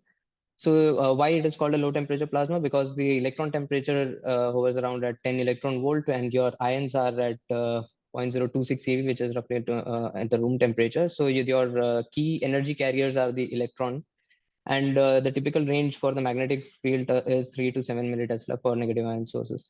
This actually gives us the idea about the plasma frequency, which dictates the smallest time steps and the grid sizes that we can take in the simulation. So for this kind of problem, we are looking at Debye length in micrometer ranges, and the plasma frequency comes out to be in gigahertz. Let's look at now how peak MCC, the basic flowchart for a peak MCC, and its data structures which are associated with it. So here I have shown an image of the flowchart. So there are two key data structures which is for peak MCC. One is the grid-based data structure, and the other is the particle data structure. So everyone must be aware, on the grid data structure, which is an Eulerian grid, we actually require, on the Eulerian grid, we save the electric field potential and the charge densities, which are fixed in space. Then you have the particle data structure, which carries the phase space information. I have shown the flowchart here to give you the flavor of the challenges which are associated with peak MCC. So here, the block B, which is the charge deposition, it reads the particle data structure and writes onto the grid data structure. Then you have a Poisson solver, which solves this Laplace equation to get the potential on the potential on the grid. Then you have the electric field, which solves the potential to get the electric field, and then you have mover. So key here is to actually look into what each solver is doing. Charge deposition reads from particle data structures and write into the grid data structure. Mover reads from the grid data structure and writes to the particle data structure. So this is an embarrassingly parallel problem, and it can be easily parallelized on an HPCs. But charge deposition contains certain dependencies, which is not so trivial to parallelize. Then we have the Monte Carlo collision, which updates the trajectories of the particles and introduces new particles in the system through collisional processes. Right. So this slide shows the chemistries that we can add to our system. There are 16 different hydrogen chemistries that we have included in the MCC simulations. Details of this can be found in the following work. Now let's look at the development of the hybrid code, which we have developed using the hybrid OpenMP plus MPI architecture, which can take full advantages of a distributed memory system. So here I have shown a simple diagram which illustrates illustrates the distributed memory system. Here we have the single node, which is shown in the blue color. So these two sockets carry the actual CPUs, which contains the actual cores, and they can simultaneously access the memory, which is shared among these two sockets. But the same copy of these blue nodes are available on the network, and they communicate through the network. But the RAM is not directly accessible, which gives it the name that is a distributed memory system. So how do we communicate among the nodes? It is done through the MPI parallelization. So we have developed a low temperature plasma simulation peak MCC model, which has the hybrid parallelization, which has both MPI and OpenMP.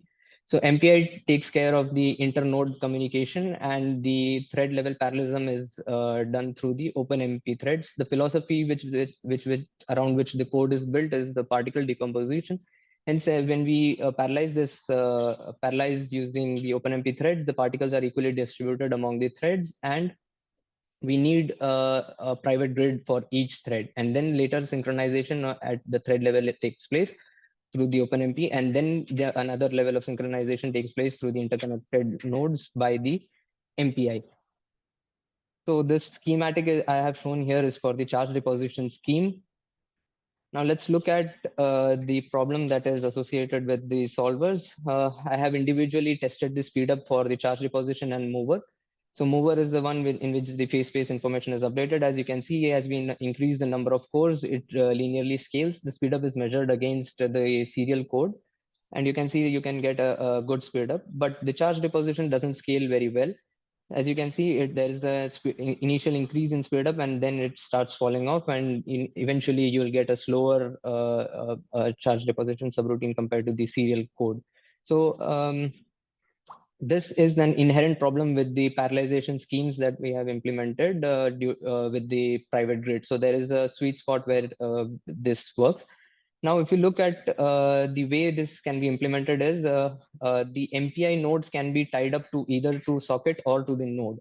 So we have tested multiple configurations to find out what is the best configuration to run to get maximum speed up. So first is we tie one MPI node to the node and use all the cores that are available to us, that are 40 cores available on the node. and 40 cores for the mover. And you can see even after using 9 nodes and 360 cores, we are getting very limited speed up. Then we tried with the 2 MPI per node, that is tying 1 MPI node to each socket, and we get a better speed up compared to the previous one.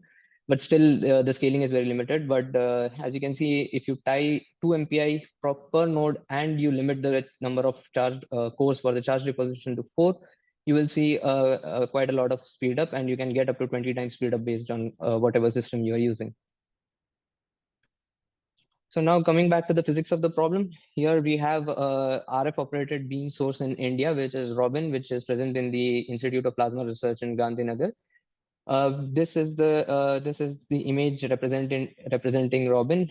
This image is a negative ion source, and it has a source region, it has an expansion chamber, and it has a magnetic filter region. This magnetic filter region is responsible for slowing down the electrons, so that slowing down the electrons, which generate E cross B drift here, and various instabilities are produced, which we will be studying. Now, these instabilities are dependent on various wall effects also, which will be the motivation of the study. So before going into that, we did some convergence studies to actually balance the computational load with the accuracy. And in this case, we are comparing we are fixing the grid dimensions to 800 or 154, and we are varying the number of particle per cell. As you know, as we increase the particle per cell, it leads to more computations. But you can see that even after using as low as 21 ppc, the results are matching quite well. Increasing the number of grid points also doesn't lead to better change in any kind of quantities, and hence we chose 800 cross 154 and 21 ppc for our further studies. This is the simulation domain. This is the device scale simulation, and for device scale simulation, so we are taking the actual real length, that is 0.52 meters cross 0.1 meter, which is a small cross section of the device. The key here is to note that it is an 800 cross 155 system with 21 ppc, which leads to 2.6 million particles, and periodic boundary conditions will, the boundary condition applied here is periodic as well as non-periodic. In non-periodic case, we will be testing the wall effects, and in the periodic case, we have done the previous study, and you can find it here. Okay, now let's move to typically, this kind of simulations takes 2 to 3 days and few weeks. So that is why the amount, you can see the amount of research that we need to do to actually parallelize the codes and get better speed up. Now, the results here, which I'm presenting, is of the ion density. We have tested 2 cases. We have done a parametric study with periodic and non-periodic boundary conditions. With the non-periodic boundary conditions, we have implemented a 0-volt potential on all 4 sides to find out the wall effects. Here I'm showcasing one with the magnetic field and one without the magnetic field. You can see that a plasma density is almost uniform for without the magnetic field. It starts generating in the source region, and slowly it moves towards the expansion region, and then expansion region, and then towards the extraction plane. Now here with the magnetic filter, we can see that there are strip structures being formed. This is due to the periodic boundary condition being applied here, and the plasma is infinite in this direction, and hence we can see beautiful strip structures being formed here. But when we implement the non-periodic boundary condition to implement the to find out the wall effects, we can see the asymmetries being formed here, and clearly there is a asymmetry, that is the plasma density higher in a certain region due to the different instabilities being formed. So we did a systematic analysis. We took the non-periodic boundary condition and we tested it, checked the 1D profiles with magnetic field and without the magnetic field. We can see certain kind of oscillations that are happening in the ion density. Then we have a sharp fall in the potential in this region where the magnetic filter is applied. This sharp fall in the potential will lead to electric fields, and then these sharp electric fields will lead to E cross B drifts.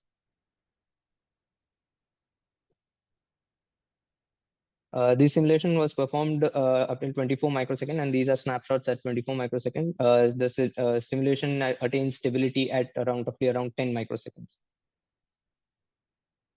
These are the electric fields which in the X direction and the Y direction that we have plotted here to showcase that without the wall, there is a sharp electric field being formed here, indicated in the red color. These electric field lead to the formation of double layers, and which these double layers modify the ion energy distribution functions from Maxwellian to non-Maxwellian. Double layer is formed even with the presence of wall, and these wall effects leads to different kind of dynamic double layers, which we will see later. These are the streamline plots which I have shown for the current density. As you can see, there is the flow of the current can be seen in this kind of plot. Then with magnetic filter, there is a splitting of ion density. As you can see, there is a difference in there are two different kind of species of ions are present, and these ions leads to different instabilities and and also leads to non-Maxwellian energy distributions. So for studying the energy distribution functions, we divided our simulation domain into 5 parts. One is the source expansion. We have the magnetic filter region 1, magnetic filter region 2, and magnetic filter region 3, which are different parts of the magnetic filter. Then we are looking at the energy distribution function for the electrons and we can see that we can see that the electron energy distribution shows follows a Maxwellian distribution, whereas the ion energy distribution function without the wall is showcasing a bi-Maxwellian behavior. Bi-Maxwellian behavior purely due to the double layer formation. Now, with the wall effects, this formation of the double layer gets affected and it becomes dynamic. It becomes Maxwellian distribution, but still we can see that in the magnetic filter region 2, we have a non-Maxwellian kind of, we have a non-Maxwellian distribution. Later, here, we wanted to find out what are the inherent frequencies inside the system, and wanted to find out the inherent frequencies as well as its dominance. So for that case, what we did is we fixed the y at a central line, and we plotted the time series for the potential, and we generated a plot by taking the fast Fourier transform in the temporal domain, and then we can see that how different frequencies are matching up with the theoretical frequencies which we have plotted here. For this, we have electron-ion collisions, we have the lower hybrid frequency which is shown in this curve, then we have the electron-neutral collisions, then and this is the magnetic filter that we have shown here. So you can see that in this spectrogram we are nicely matching up the lower hybrid frequencies we are detecting the presence of lower hybrid frequencies in the magnetic filter region with a lower hybrid frequency in the magnetic filter region is showing up in this 2D spectrogram. So I'll conclude my talk with this. In this paper, we are investigating the asymmetries formed in the Robin negative ion source. And for that, we have developed a 2D 3V peak MCC code, and it is completely parallelized. It can take advantages of all the cores present on a HPC system. It is scalable up to 1,000 cores. Using certain configuration, then the performance scaling of various subroutines which we had evaluated, and the hardware platform to identify the most efficient configurations. Then the convergence studies were conducted to optimize the balance between computational efficiency and the solution accuracy. The asymmetries in the magnetic filter region. So without the walls, narrow strip structures were being shown in the y, which were propagating in the y direction, and with walls we had asymmetries similar to the experimental results. Then the instabilities and the energy dynamics, the plasma density oscillation reveal the instabilities which are present. The dynamic double layer is present here, which have strong EX and EY. Walls contribute to ion Maxwellianization and create top-bottom asymmetries in the energy distribution function. Then the frequency analysis was done to find out the inherent frequencies and its power. With that, I would like to conclude my talk. Thank you. Thank you very much. So we start the questions. If you have any questions, please put them in the chat, or you can raise your hand. So I have a question. This code that you developed, is it available? Is it something that can be shared? No, the code is not currently available. Like, it's not open source yet, but we can surely collaborate over. Like, it's not available in the public. And you showed results for periodic boundary conditions and non-periodic boundary conditions. And I just wonder why, in which situation you would expect to have one type of simulation or the other. So where is it important within the frame of the machine, you know? Like you are talking about the importance of the boundary conditions, right? Yes, so, yes. Right. So we wanted to simulate the wall effects, like inside the experimental setup. Typically, we cannot actually do the entire simulate the entire device. Like it is going to take a lot of time. So what people generally assume is that the plasmas are like infinite in the y direction and assume a periodic boundary condition. But we are showing here that assuming this kind of boundary condition will lead to maybe results which are not readily present in the experiment. So we tried out with the non-periodic boundary condition by implementing a 0-volt potential on both sides, which clearly shows that there are asymmetries present in the system, and which is what we see in the experiments also. Okay, thank you. And we have a question in the chat that it says, what is the, this is from Seraf Khan, and what is the range of density you took here? Does the result depend on the density? So the real density that we are doing is, in this case, we are taking, I have shown here the gas density, the neutral gas density is 2 into 10 to the power 17. We are implementing this using a scaling. We use a scale factor of 10 to the power 4 because actually doing device scale simulations with that real densities will take a lot of time. I see. Very good. So if there are no more questions, thank you very much. And we will move on to the next presentation, which is by, thank you very much. It's by Alberto Fraile from the Catalan Institute of Nanoscience and Nanotechnology in Spain. Yes, hello. Do you hear me? Yes. Mm-hmm. Yes, and did you see the slides? Yes. So you have 20 minutes, including the questions. Mm-hmm. So, okay. Please. So, yeah, thank you, Maria Jose, and thank you to the organizers. It's always nice to be here. I always enjoy this conference. So today I'm going to talk about the high velocity impacts in plasma facing materials as seen using molecular dynamic simulations. So the inspiration or the motivation of this work is this paper and similar ones, where they present evidence of high velocity impacts generated by runaway electrons, as in this case in the Frascati tokamak.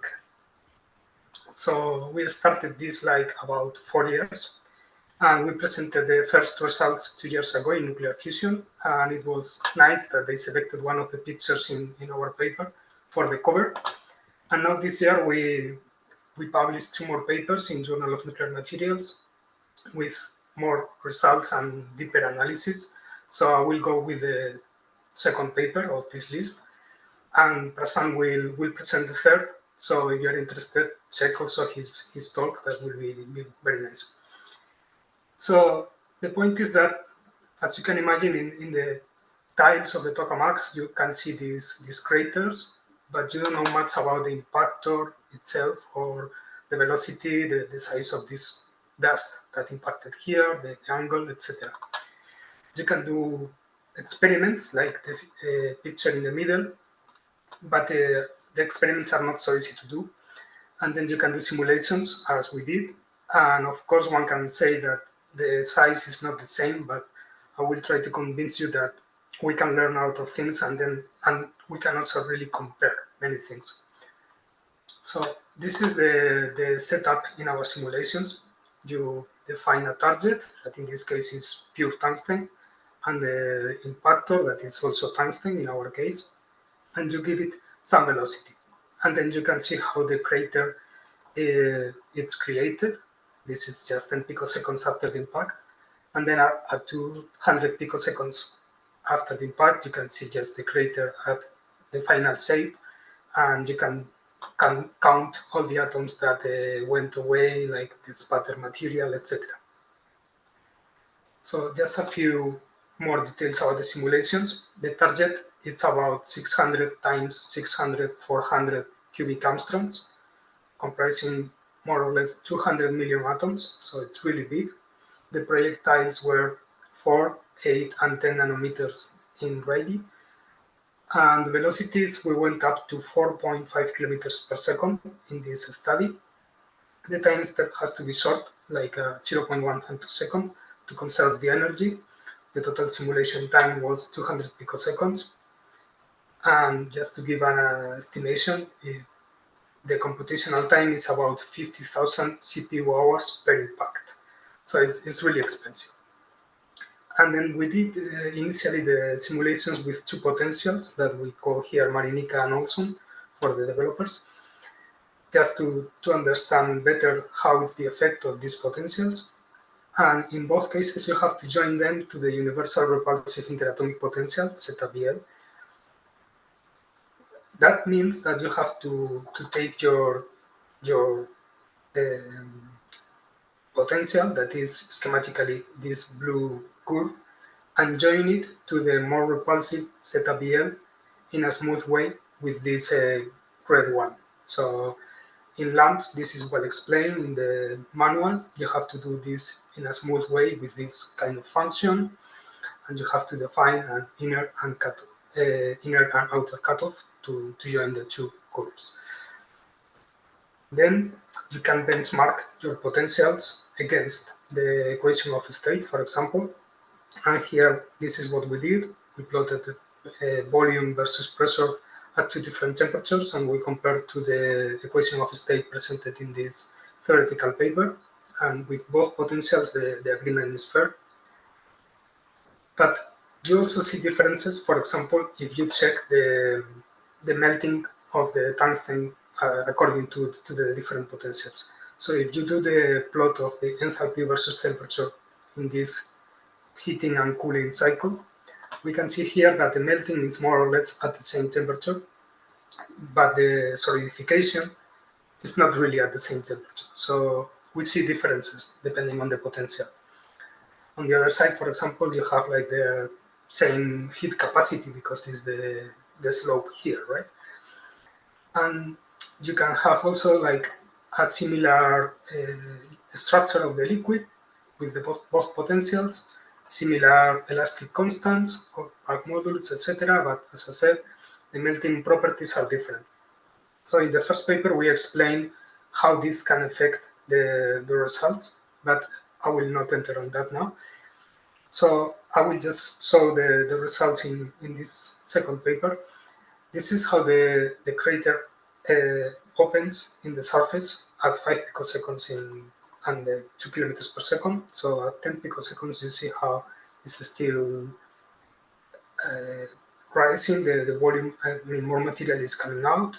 15 picoseconds, again, 20 picoseconds, and then the rest you can imagine. Basically, it's a short time what you need to create the crater. And then you can really extract a lot of information out of these simulations. But I will skip all the analysis dealing with the dislocations. I will focus in the geometrical aspects of the crater, like the depth, the diameter or radius, the volume of the crater, the rim, the height of the rim, the volume of the rim, etc. So to do this analysis, what we did was to use the pi scaling theory, that is also called pi group scaling laws. It's a very nice way to extend findings of small scale experiments or MD simulations, in this case, to larger scenarios. What you do is just to take physical impact parameters and convert them to dimensionless quantities.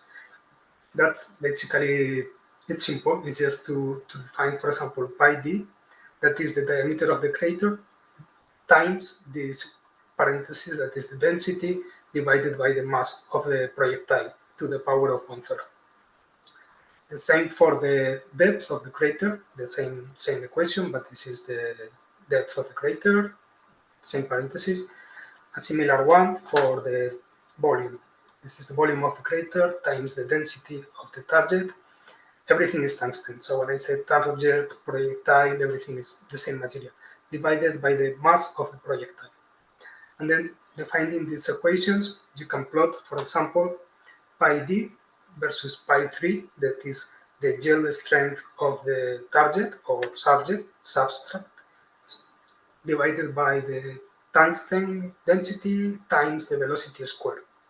So plotting this, you can see here that all our MD results, the red symbols, are very well aligned in a line. And there is a very good overlap with all the experimental results. You can see here the green diamonds, the hexagons, and the stars. Everything is overlapping perfectly. And this is for the emitter, but the same happened with the depth. So we have again a nice line of all the results.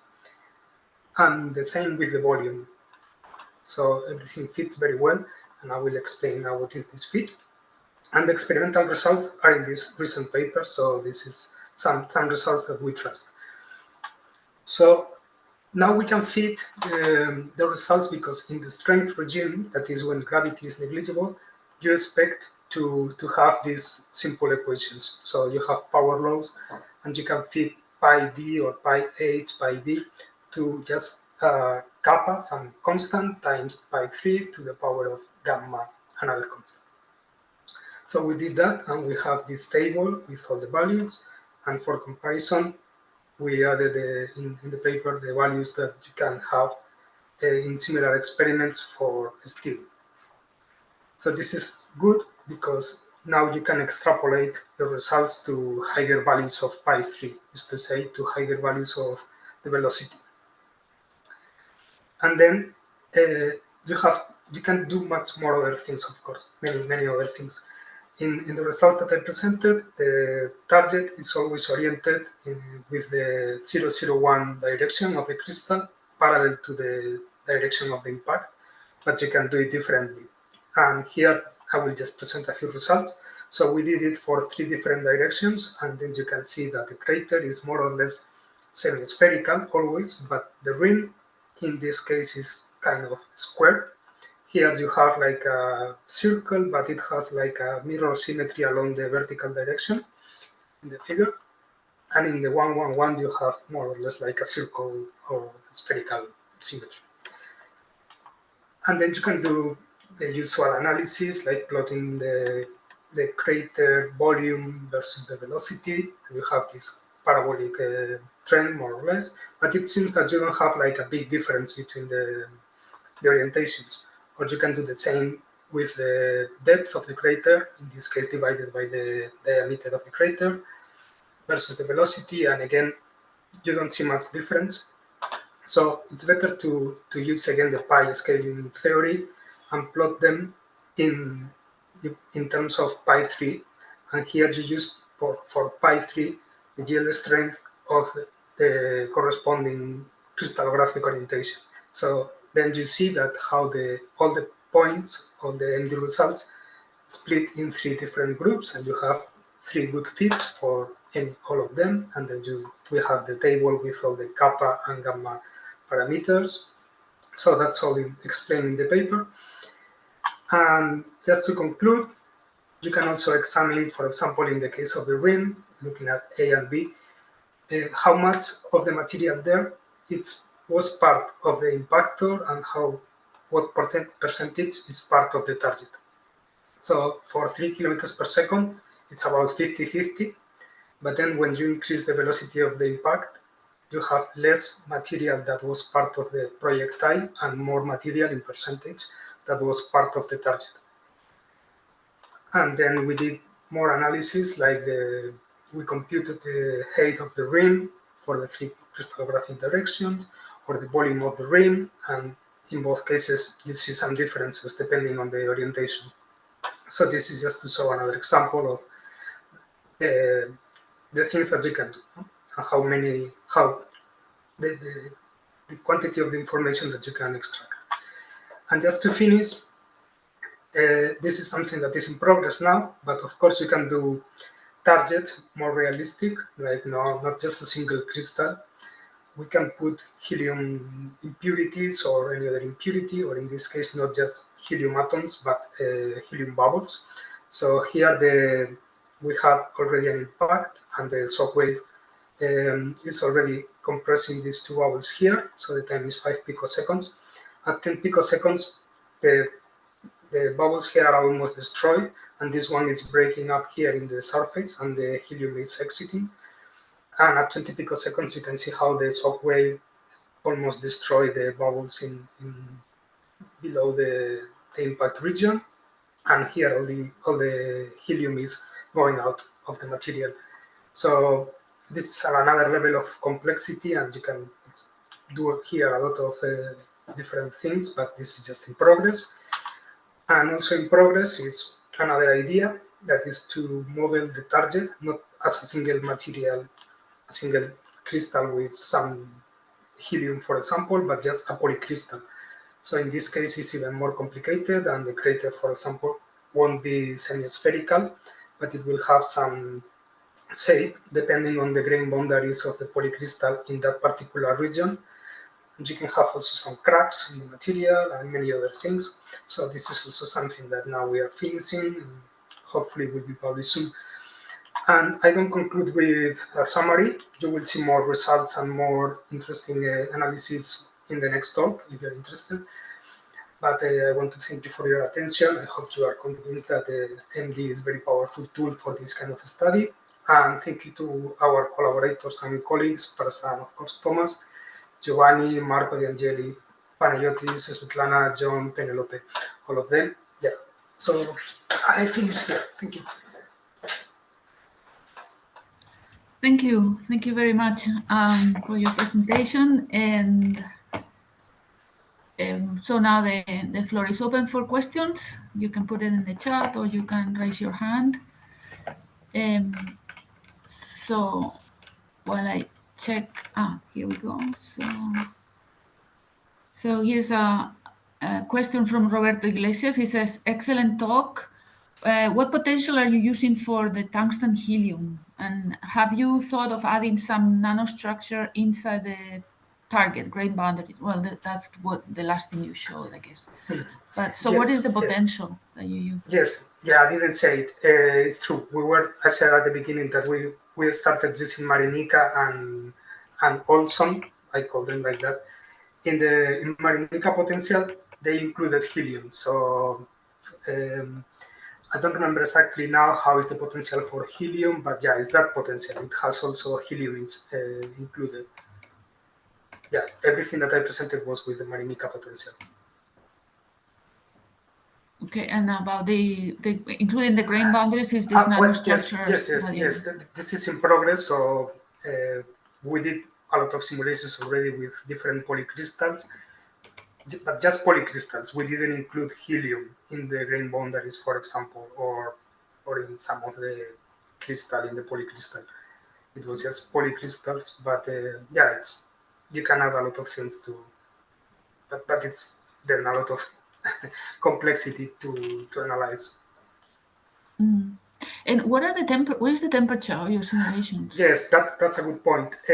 Everything is room temperature here. In the next talk, Prasan will explain the effect of the temperature of the target. So you can also play with the temperature of the dust that is impacting in the target, or the temperature of the target itself. In this case, it was just all room temperature. So yeah, in next talk, Prasan will go with that. And the structures that you see in the surface that depend on the crystal orientation, is that due to the different velocities of the shock wave along different directions? Well, that's a good question. I don't remember now what we concluded. It's not clear to me how is the pileup occurring according to these different orientations. It's very fast, so I'm not sure that the mechanical properties of the different orientations are playing a role. Maybe it's what you said, the shock wave, different velocity, yeah, it's acting differently and creating this pileup. Yeah, that's a good point. because you see that in cascade simulations. You see the shock wave and you see how it moves, of course, in different directions with different velocities, and you have shapes similar to that. So that's why it reminded me to do that. Yeah, that's very, very nice comment. Let me see if I see any more questions. I don't want to. I have more questions myself, but I want to leave the room also for questions. I don't see any hands or. So let me just ask you one last question. Sure. The height of these pileups, maybe not at room temperature, but if you do it at higher temperature, or maybe we'll see that later. I would guess that evolves in time. You have diffusion that you cannot capture with MD, probably. So can you can you think of a way of coupling this to a larger scale model? I don't think that it will change that much after 200 picoseconds. I'm pretty sure that Razan did all these calculations. We checked that, and 200 picoseconds is long time, even if it's, of course, a short time. But I don't think that it will change a lot, at least if the temperature is not that super high, that you have kind of liquid material. So, yeah, I think it's a good value of that parameter. I mean, I don't think that has a big error. Yeah, but the temperature is of course important and it plays a role, and we will see that in next talk. Yes. Yeah, no, the comparison with experiments is pretty impressive. I have to say, yes. Thank you. Very nice. Okay. Very nice. So here is. Let's go to the beginning. Okay, I'm Álvaro Martinez from the Engineering Department of the University of Oxford. And basically today, my plan is to present the current crystal plasticity code that it's being designed in a collaboration between Oxford University and UK Atomic Energy Authority in order to validate copper and copper zirconium alloys for the design of DEMO or other nuclear fusion reactors. So as you know, at this moment, one of the biggest bottlenecks in fusion energy is the creation of materials that are able to sustain the high level of radiation. We have to stand temperatures of 14 megaelectron volts. Well, sorry, radiation of 40 megaelectron volt neutrons. We also have helium, hydrogen retention, fast changes of temperatures that can generate fracture. And apart from that, it has to be able to resist also and not alter the magnetic fields. So in terms of heat dissipation, at this moment, the main candidates is tungsten and for resist the flux of heat, and copper to transmit all the heat into a coolant that can be used to get some energy from the heat losses. So there is where micromechanics is very important, because we need to analyze the micro properties of that materials. For example, here we have a cantilever of copper, and we can see how fatigue can alter and increase the damage. Or you can try to understand the fracture properties as the uniaxial tension, that is when you check when it starts to act plastically, the material, and what is the maximum deformation it can stand before crack. Or for example, 3-point bending test that is designed for fracture. And currently it's been used, for example, in Jülich Research Center to analyze the properties of fiber reinforcement tungsten. In all of them, the plasticity plays a very important role, and this plasticity is extremely useful when we want to analyze if the material will crack after several operations of the nuclear reactor. So I think it's important to give an overview to people from different backgrounds of what is finite element method. In finite element method, what we solve is a and equations of stress and strain or force displacement, and solving these equations and dividing a system in finite pieces where the solution is easy to solve, we can create virtual models of the experiment, validate material laws, estimate properties not accessible by experiments, or extrapolate to different scenarios. So the way the finite element solve the equation is through the Newton-Raphson scheme, which is very simple. The idea is that imagine you want to solve a system of f and x, the solution is x. So each step that you do to approach to the solution depend on the derivative of the previous x. And through analyzing that derivative, you can quickly converge to the minimum and minimize some kind of residual, and that will give us the solution. So in our case, the residuals depends on basically the residuals is minimize the internal forces of the structure minus the external forces. And what we use is one of the commercial packages, Abacus, but this same structure could be applicable to ANSYS or MARC or other commercial packages as MOOS, because, for example, this subroutine is also adapted to MOOS. And the idea is that given the deformation gradient, how the strain has changed with respect to displacement, you can easily obtain the stress and also the variation of the stress respect to the strain. And the way we do that is minimizing the force residual. So now let's go how this code, which is called UMAT, Oxford UMAT, it's able to model the material and model the plasticity properties and then return us the stress or the material tangent. So let's go here. Basically, when you have a system that suffers some deformation, you can have elastic deformation. That is a deformation that if you finish the force, it will return to the original position, and you have a plastic deformation. The way we simulate this is with the deformation gradient, and we have our elastic deformation gradient and plastic deformation gradient. More or less simplifying the maths, the time derivative of that plastic deformation gradient depends on the slip of the crystallography structure.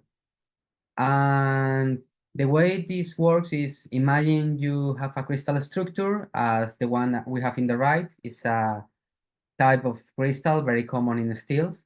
So if you apply some kind of tension, the product between the normal of the plane of slip and the slip direction will give you a factor. And if that factor surpasses some kind of limit, then you will have a slip, and that slip will create a deformation gradient and will create some plasticity. This is called Smith's law. And the relation between the stress that you apply into the structure and the slip is defined by Sinich law that was created by Fion from the Imperial College of London. And it has explanation in the thermodynamics of the process. So the way we work is, first of all, to resolve the residual, we have the stress that depend on the external loads, and we subtract a trial stress that it will be the assumption that the material is fully elastic. And then to that deformation, that elastic deformation, we subtract the plastic deformation component. And this plastic deformation component, it comes from the slip between different planes of the crystallographic structure. Doing that, the solver is able to minimize and get some stress increment that you have to impose into the system to solve the equations and to solve the problem. So in that way, you are able to get the stress and by consequence, the strain increment that the commercial software has to give you in order to solve the material equations. So going to the solver, first of all, you have an initial guess from the stress. Then you have different material states of different material properties. For example, the stress, the critical stress when the material becomes plastic, the dislocation density, the random dislocation density, also called SSDs. And the solver is able to get you an update version of that stress and then try to see if everything matches and if you are able to update the states of sleep rates and again check if you are able to make work all the internal equations of the material. So in case that the stress is below some tolerance and the increment of stress is below some tolerance, in that case, we think that the solver has not been able to solve the system of equations and the FEA system. So we decided to repeat the process, but instead of giving an initial guess for stress from the commercial software, we calculate by ourselves. The way to do it is by forward gradient method. That is a method that it's based on a Taylor expansion of the sleep loss, and it was designed by Wang from Harvard University, from the reference below. And with these combinations of our traditional solver combined with the forward gradient method, that is an initial solution that we will use, we have been able to surpass the speed of other solvers. Here you can see an example where we can see our solver using just the forward gradient method. Then you have an example of our solver using forward gradient method and implicit method or semi-implicit. This solution is more accurate, but of course takes more time. And then we can see other cases as the Bristol crystal plasticity code using also a semi-implicit approach, or a traditional UMAT, which will use a forward gradient method, but the result is, because it's less optimized, is below. You may ask me where this came these times, and I'm going to say the times came from a deformation of a polycrystal. So we have a cube made of the same material, but with different crystallographic orientations. So we apply a deformation, and what we have observed is that the stress-strain dependence, it's very similar. However, traditional UMAT solvers require much more simulation times than our solver. So also here you can see a law. In this case, we didn't use Sinich law, we used another law to express sleep, but the concept is pretty similar. So now let's go a bit more deep into the functionality of the code. Well, maybe a brief mention that to model polycrystals and all that, we have been used the advanced research computer of Oxford called ARC, where they help us a lot in doing all the convergence studies, because usually for crystal plasticity, you need a lot of computing time, particularly if you model polycrystals. So going to the UMAT code, the first thing you have is the solver. Then you have material to introduce different material input properties. You have these three files. The code is available on GitHub. I will share the link later.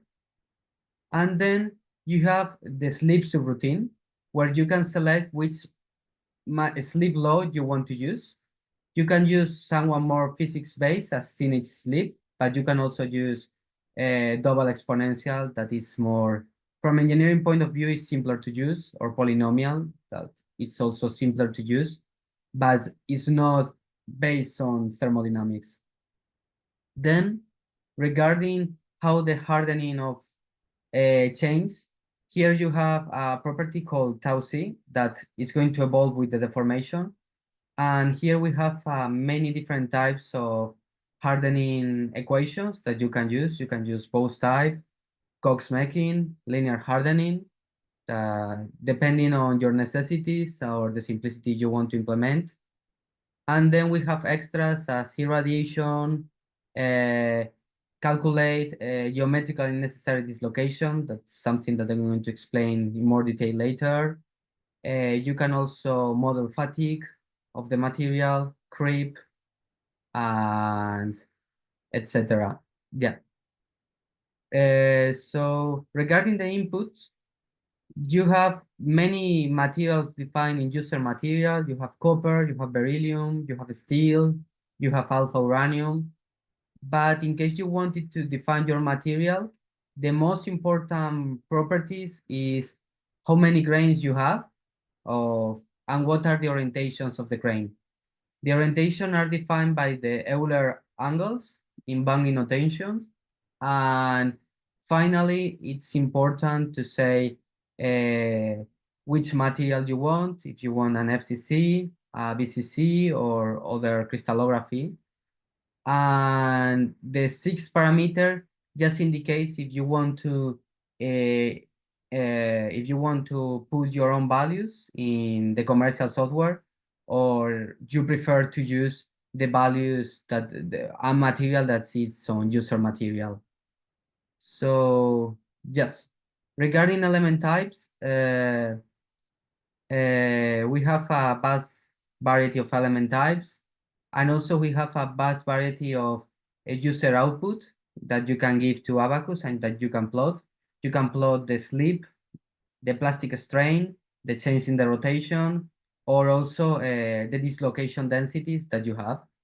That now I'm going to explain in more detail how to calculate the dislocation density with the formation. Regarding the calculation of dislocations, there are two types of dislocations. There are statistically stored dislocation, that are dislocation who has kind of random orientation. And the way to model them is usually through Cox making or some artificial hardening. But there are also some dislocation that depends on the strain gradient, which is called geometrically necessary dislocation. The concept is simpler. When you have a gradient in the deformation, you can have incompatibility in the network of the crystal, and that the way to overcome that network is a lack of connection, and that creates some dislocation. The way to calculate it is calculating through the plastic velocity gradient obtained from UMAT. We do the rotational of that gradient, and we do it through some geometry. And the value of that rotational is going to give you a B-net, and that is how many Burgers vector miss. Imagine that the Burgers vector is the space between two atoms in the crystallography. How many Burgers vector miss to be able to make work this lattice incompatibility. So then there is a close relation between the GNDs and that incompatibility, and in that way you are able to calculate the dislocation density in some material. So for example, for FCC, you have 12 edge and 6 screw dislocation. And the Knight tensor, on the other hand, has just 9 components. So you are in a rank deficit system, and you can have multiple solutions. So we need to find a way to minimize the number of dislocations and still be able to solve this system. We need to find the optimal solution. Sorry, you have 3 minutes left. Okay. 3 minutes. Okay, Yes. then I will go very fast. Yeah. Basically, we have tried different lattice incompatibilities. The one we find more successful in some experiments of 3-point bending tests or polycrystal is that the L2 minimization, that is minimize the functional of GNDs, is the most viable, as it can be seen here. Here we have the L2, and then we have other 2 ways to calculate GNDs for a polycrystal, and you can see how the error increase with the strain. However, what is very important to mention is that L2 you need to establish some kind of limit of which sleep system are activated or not, depending on the deformation. If not, you can have a physical solution. Just to finish, other functionalities of the code that is very interesting is that you can make it work with cohesive elements, with CutFEM recently. You can use the GNDs to create hardening, and that can be used for creep, for backstress, and also for fracture. We are currently working on that. And I think that can be the conclusion. Sorry for the fast end. Here, if you want to have more information about the code, here there is a link. And also the code is available on GitHub, as you can see here.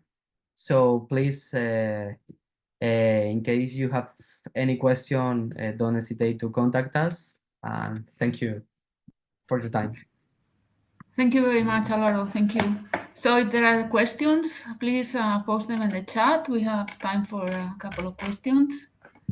I wanted to ask you if you want to include the effect of defects. I see that you included as the defect density, but is there any other parameter that you think is important to include? Oh, yes. It's related to defects. Regarding the defects, I mean, we have the dislocation, but we also have some irradiation models. However, this part is we have just the traditional irradiation models because we don't have enough experimental data. But the idea is UKA will provide us that experimental data to be the importance of that defect. And recently, we have been working in a workshop to try to see how we can couple the hardening caused by radiation defects with the hardening caused by dislocation defects, and which could be the viable solution. However, it's still under discussion, so I'm afraid to provide a proper answer on that. But yes, overall, in this part of the model, there are irradiation, and we have tried, at this moment, we have two different irradiation models, one based on defect loop and the other based on solute strength. Yeah. Okay, thank you. Very interesting. Yeah, it can be a lot can be done there. So there is one question here. Should be simple, but can you output resolve shear stress as FEM map? Yes, you can. You can view the change of the crystallography, which is very interesting. You can show the resolved shear stress. You can see how it changed the critical resolved shear stress due to hardening. And just the simple answer is yes. Okay, good. The So accumulated sorry, def- we're a Yeah. little behind. So and the next session will start at 3:30. So thank you very much for all the presentations this afternoon, and I'll see you in a few minutes, at 3:30. Okay, thank you very much. Okay, so maybe we can start. Good afternoon, everybody. First of all, I would like to present me. I am Yole Palermo from the Fusion National Laboratory of Spain in CIEMAT in Madrid. And it's my pleasure to chair this session that is dedicated to the MHD, CFD, and 3D modeling. We will have 4 presentations of 20 minutes each one, including questions. And we will start with presentation by Luke Humphrey regarding the developing an automated fluid activation residence time CFD database. So please, Luke, if you can start. Okay. Thank you. Hi, everyone. Yes, okay. So my name is Luke. I work at the UK Atomic Energy Authority, and I'm going to be talking about developing an automated fluid activation residence time CFD database. I just confirm you can see my slides okay? Okay, I assume so. Okay, so I'll break the talk down into 2 sections. We'll start by talking about the key concepts and build up to the motivation for the work, which is developing Firebase, and then we'll take a look at the code itself, breaking down the modules and having a look at example usage, talk a bit about future work, and then we'll summarize and take questions at the end. So let's start with the key concepts. So materials in fusion devices are activated by high energy, high intensity neutron fluxes from the fusion plasma. This creates radioisotopes in the surrounding material, which decay and emit secondary gamma rays. This creates a residual radiation field that persists long after the shutdown of the device. And the resulting shutdown dose rate is an important safety consideration. It's something that we need to predict very accurately. And the activation calculations typically assume materials are static between activation and decay. That's not the case for activated moving fluids, such as the coolants or the liquid breeder materials, so water, CO2, helium coolant, or lithium lead molten salt breeders, for example. The fluids, circuits for these fluids could transport activated material outside of the primary shielding, which has implications for dose rates to workers in the surrounding building, heating and potential damage to sensitive components and electronics, radiological considerations for accident scenarios, such as loss of coolant accident, and considerations for waste management and regulatory compliance as well. Taking a look specifically at water activation it generates these particularly high activity, short-lived radionuclides. So fusion neutron reactions on the oxygen in the water creates nitrogen 16 and 17, which decays on the order of seconds, so half-life 7.1, 4.2 seconds, and creates these high energy gammas, which can contribute directly to the dose rate or produces neutrons, which will create secondary activation in the surrounding material. And since the fluid, the water will have moved from when it's absorbed the neutron to when it's decaying, we need to know the exact flow behavior to model the resultant activation. So accurate modeling of that flow behavior is really important. That's where CFD comes in. So with computational fluid dynamics, we can capture the distribution of flow paths through a piping component. And previous work cited below showed that incorporating CFD into the fluid activation model improved the accuracy. It gave us better match to experimental results when compared with a conventional approach, which assumes a flat distribution of flow velocity throughout every component. And so in particular, CFD is important for components with a variation in flow rate. That can be due to laminar flows, or it can be due to turbulent flow through certain components. So take this water expansion tank on the right here. You have a fast-flowing jet coming in on the inlet on the left, and then the flow spreads out and recirculates before recombining and exiting on the outlet on the right. And what this gives you is a component where some particles of the fluid pass through very quickly, and others spend a lot more time in the pipe, and you end up with a distribution of particle residence times throughout that component. So that's great, that's really useful, but there are limitations to CFD. It's computationally expensive to model the entire complex fluid circuits. Not infeasibly so, but it does make you inflexible to design changes. So you change one part of the design and you need to rerun the full analysis. And we know that CFD is not required for fluid activation calculations where parts of the pipe flow profile is known to be flat, which is the case for a turbulent, fast flowing coolant through straight pipes, which comprise quite a large proportion of coolant circuits. And so a need was identified for a surrogate model that could provide approximate solutions of CFD resonance times in a parametric way at a much cheaper computational cost. And if you don't know what a surrogate model is, it's essentially a model that provides an approximation of a full fidelity model. So this can just be a low fidelity numerical model. It could be a model that excludes some physics, but it can also refer to a data-driven statistical model, and that's what we're using here. So a Gaussian process regressor is a statistical model which fits the most likely function to your available data. You can see a one-dimensional input example on the right here, where you have a simple function as the dotted blue line, and you have 6 samples as the blue dots from that function. Then the Gaussian process regressor fit to that data, produces this mean prediction in the orange line, but also gives you a standard deviation at all points in the space. And so we can see here the standard deviation is much lower, close to your training data. That's going to be really useful in Firebase. And now this is a one-dimensional example, but Gaussian process regressors can extend to arbitrary number of dimensions.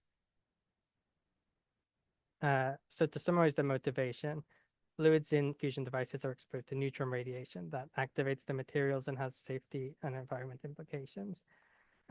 Fluids can transport that material outside of the bioshield, so we need to accurately predict the fluid activation, and we need the residence time distribution throughout the circuit to do that. CFD can help with that, but it's expensive, it's inflexible to design changes, and it's not necessary for the majority of pipe systems. So the aim of this project was to flexibly integrate CFD into fluid activation modeling with a tool that can maintain a database of residence time distributions for parametric pipe system components, so we can reuse those simulations, provide uncertainly quantified predictions of residence time distributions by training on that database. And then when data is insufficient for a prediction, automatically run more CFD and update the database to improve that prediction. And the tool developed is called Farbase to meet those needs. So let's take a closer look. So when I started developing Farbase, I didn't have any CFD data to work with. So the place to start was to create some CFD-like data so we could start trying out the code, try out the surrogate modeling. So for this, I turned to the Hagen-Poiseuille approximation. This applies to steady state flow in a straight circular pipe. And what it gives you is the flow velocity as a function of pipe radius. It has two forms, one for turbulent and one for laminar flow. And by sampling this function at random locations in the pipe as weighted by the velocity, we can get out the residence times by dividing the length of the pipe by that velocity. We can get out a distribution of residence times that would effectively be the residence times of particles leaving that pipe outlet. And that gives you these sort of distributions here on the histograms.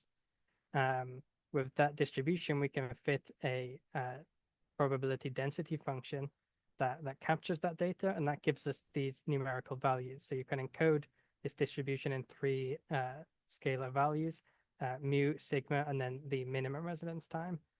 And that gives us something like a training output that we can use in our data set. But of course, the aim is to use CFD. So for that, we need geometry. So the Farbase geometry module can generate parametrically pipe system component CAD. So it generates these as STL files using GMesh's Open Cascade module and includes a patch for the inlet and outlet as well. So far, I've implemented these components shown on the right, but the module is readily extensible. So I've used an abstract base class for a geometry, and any new geometry just needs to implement those methods, and it's fully compatible with the rest of the code. This module feeds into the simulation module, which is implemented with OpenFOAM. This module takes in as inputs the geometry that we just talked about, as well as the flow conditions, so the kinematic viscosity and the volumetric flow rate. And this outputs a velocity field and a residence time field called age in OpenFOAM. But what we really want is to sample residence times from the outlet. So it sets up a circular grid of boundary probes on the outlet, and those will be oriented however you need for the pipe you've got. And that gives you a data set, something like what I've sampled here near the bottom. From that, we can work out the velocity component in the direction of the outlet flow and use that as the weights to sample residence time from these probes and get out a residence time distribution. And then just like with the mock, we can fit a log normal distribution to that and create a bit of training data. So now we have a way to get data. The major Farbase module is the Gaussian process module. So this is an implementation of the Gaussian process regressor class from scikit-learn. And the Farbase Gaussian processor class takes an instance of a pipe system component that tells the model what it's working with, because that tells you what the input parameters are going to be. Since each pipe system component has different geometric parameters that describe it. And in addition to that, you've got the kinematic viscosity and the volumetric flow rate flow conditions as well in your input. Your output space is the mu and sigma parameters required to describe the distribution function, as well as the minimum residence time, which you can think of as the x offset for the distribution function, since it's defined to start at 0.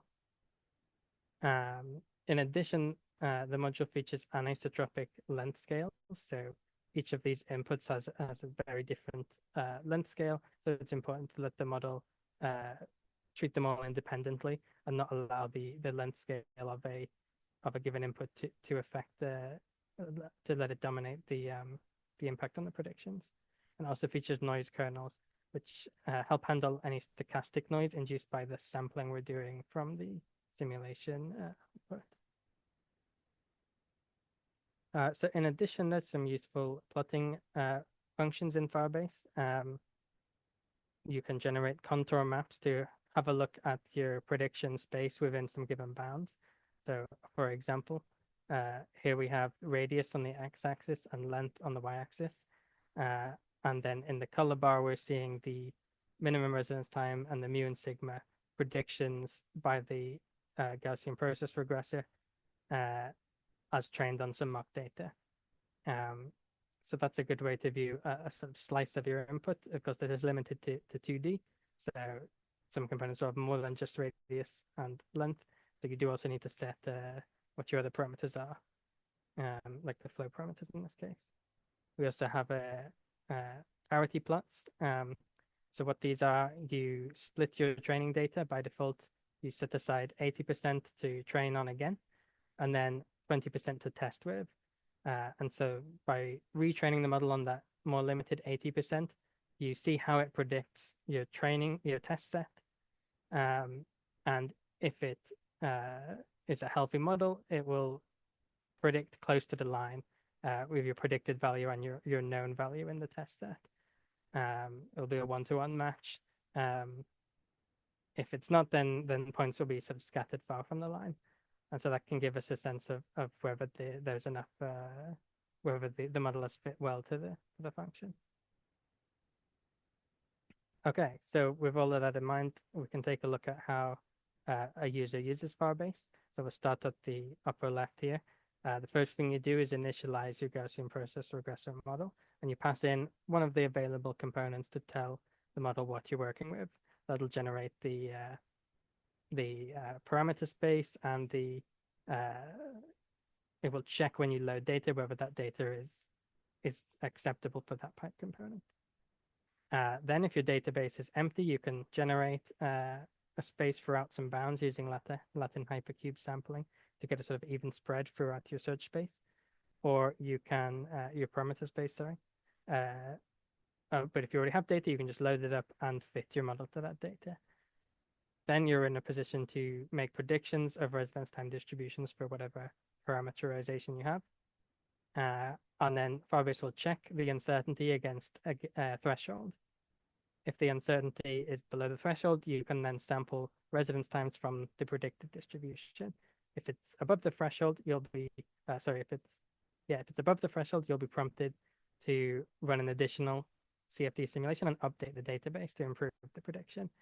That can either be a mock simulation or a CFD simulation, which will pass your parameters that you queried into the geometry engine, generate your geometry, pass that to OpenFirm, run the simulation, sample the residence times, and then fit the distribution to those residence times. That gives you your training datum, which is added to the database. You retrain the model, you make the prediction again, and now with the new data, you should be below the uncertainty threshold, and you can sample data. And an example of how that looks in the code on the right here, I've tried to focus on creating a simple API, which exposes useful options but provides sensible defaults, so you don't need to pass a lot of arguments to the functions if you're using it in the expected way. The Gaussian processor API is identical regardless of which component you're using, and the differences between components are just handled under the hood. When building the model or when saving and loading data. And so that brings us to plans for future work. So the next steps are to implement Firebase into Gamaflow. So Firebase, as you can see, gives you these residence time predictions, but it's not performing any fluid activation calculations itself. Gamaflow is a fluid activation code, which will use Firebase's predictions to do the fluid activation calculations. And so we're going to use this to do an activation analysis of the JSA trigger fluid activation experiment, which you can read more about in the citation below. as sort of a validation case study. My part in that will be continuing to develop Firebase, so support and bug fixes for the integration into GammaFlow, gathering feedback from the GammaFlow team, and any feature requests for the next version, and adding any new components to the geometry engine that are required. Beyond that, Firebase could be applied to any problem where you care about fluid residence times. So I'm also in discussion about using it for modeling of transport of activated corrosion products in the coolant and liquid breeder circuits. Okay, I think I'm a little over time, so thank you for listening, and I can take any questions. Okay, thank you very much for your very nice presentation, Luke. Now it's time for discussion. So who want to ask to Luke, please raise the hand or put a question in the chat. In the meantime, I have some curiosity or some questions. I have seen that, okay, you have still not, I would say, validated against a benchmark experiment, Yeah. but I don't know if you have validated, because I mean, this code will be practically coupled with FISPACT or something like that to produce the activation results. And I don't know if you have validated against other codes, FISPACT in 1D approximation, or for example, FluNet. I don't know if you know FluNet code, or I don't if know if you we want to coded do it. FISPACT. Now, at this time, we haven't done any validation, but that's the next steps, definitely. Okay. Okay, thank you very much. Is there any other question? Okay, Katarzyna, please. Hi, sorry, and I had to step out for a moment, so maybe I missed it. Is there any limitation to the parameterization of the geometry? Are you working with straight pipes? Can you do bends as well in the pipe? Yeah, and let me go back. So these are the components I've implemented so far. Okay. So yeah, we have straights, tapered. There's the expansion tank, since that was in the example case from the previous study. Okay. Elbows and bends, Yeah, and then splitters and recombiners as well. Yeah, that sounds good. Thank you. No problem. Okay. I cannot see any more question, I think. So thank you very much, Luke, for your presentation, and we can switch to the second presenter. That is Xudong Lin, with his presentation regarding the novel algorithms for the accurate and fast solution of the two fluids MHD equation. So please, Luke. Sorry, Xudong. Hello. Can you see the slides and hear me well? Yes, please. Hello, everyone. So my name is Xudong, and I'm currently a PhD student at the University of Cambridge. And I'm very happy to be here today to present some of my recent results. And well, other members from our group have presented their work at this workshop, one this morning about optimization in Fusion, another one yesterday afternoon that he presented about the general framework that we are using. And in my work, I'm building on that framework, and specifically my work is on developing new methods and algorithms to simulate the two fluid MHD equations more efficiently. So as an introduction and motivation, we all know that fusion energy involves very complex physics that spans very different time and length scales. And we also know that in general, single fluid MHD and particle-based models, they all have their own disadvantages. So we know that for single fluid MHD models, we know that they are very computationally efficient, but they fail to capture important physics at smaller time scales. On the other hand, we know that particle-based models, they are very accurate, but they are a bit expensive for full domain simulations.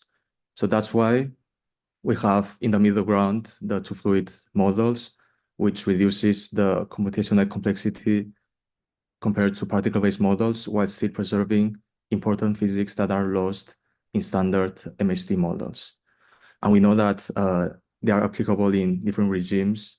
However, since it involves smaller timescales, we also know that they are more computationally expensive compared to single fluid MHD models.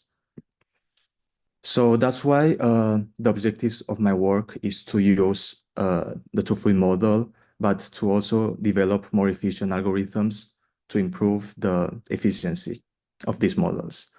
And it will be important to test these models and these methods against standard MHD and two-fluid benchmarks, including shock capturing scenarios, and also apply these models to simulate more realistic fusion reactor scenarios. So these are the equations that I'm modeling.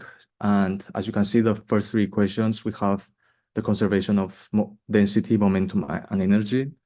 The fourth equation is the conservation of electron energy, which allows us to have different ion and electron pressures.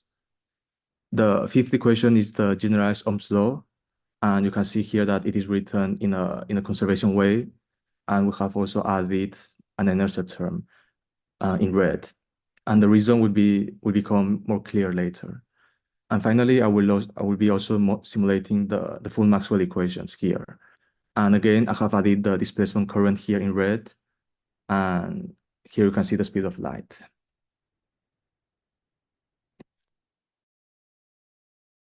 Some features of the model. Well, similar models have been used before in other works, although not in Fusion.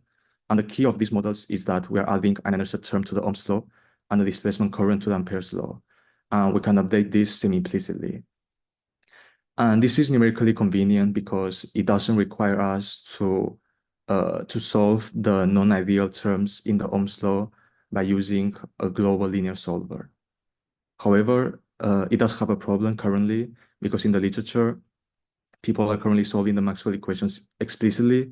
So it means that the CFA condition for the speed of light needs to be respected, which means that the smallest time step of the system is restricted by the speed of light. Even though in the literature, people have shown that we can still use a much reduced speed of light without affecting too much on the results. And in this work, I'm introducing some new aspects. So first, in the literature, currently people are solving the inertia term and the displacement current semi-implicitly. And I will also solve the Lorentz force semi-implicitly for the momentum equation. And second, I will try to relax the speed of light constraint so that the time step is not restricted by it. Well, this is the numerical framework that I will be using. And if you have attended the talk yesterday from one of our PhD students, this is the same framework. So we are very interested in using shock capturing capabilities. So we're using finite volume methods, and we achieve higher order accuracy by using TVD or window reconstruction with explicit Runge-Kutta time stepping. And these are for the fluid equations. For the Maxwell equations, we will solve them implicitly using the Kronecker method to overcome the speed of light constraint. And the source terms will be solved using a locally implicit method that I will explain more later. And finally, I will use the ghost-free method to capture material interfaces, and I will use the well-balancing techniques in near steady state cases.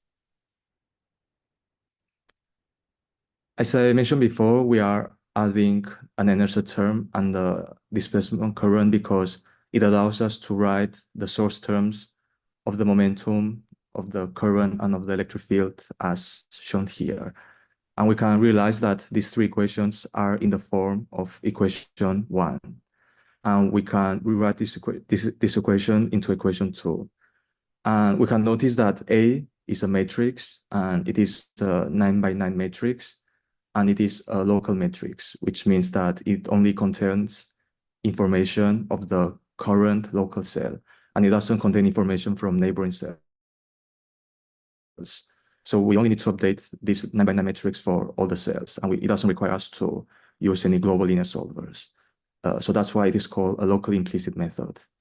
And this is first order accurate, and to achieve second order accuracy, we can use, for example, the midpoint method.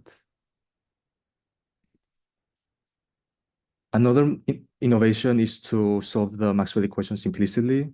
by using the Kronecker method. And you can see here the discretization in equations 3 and 4.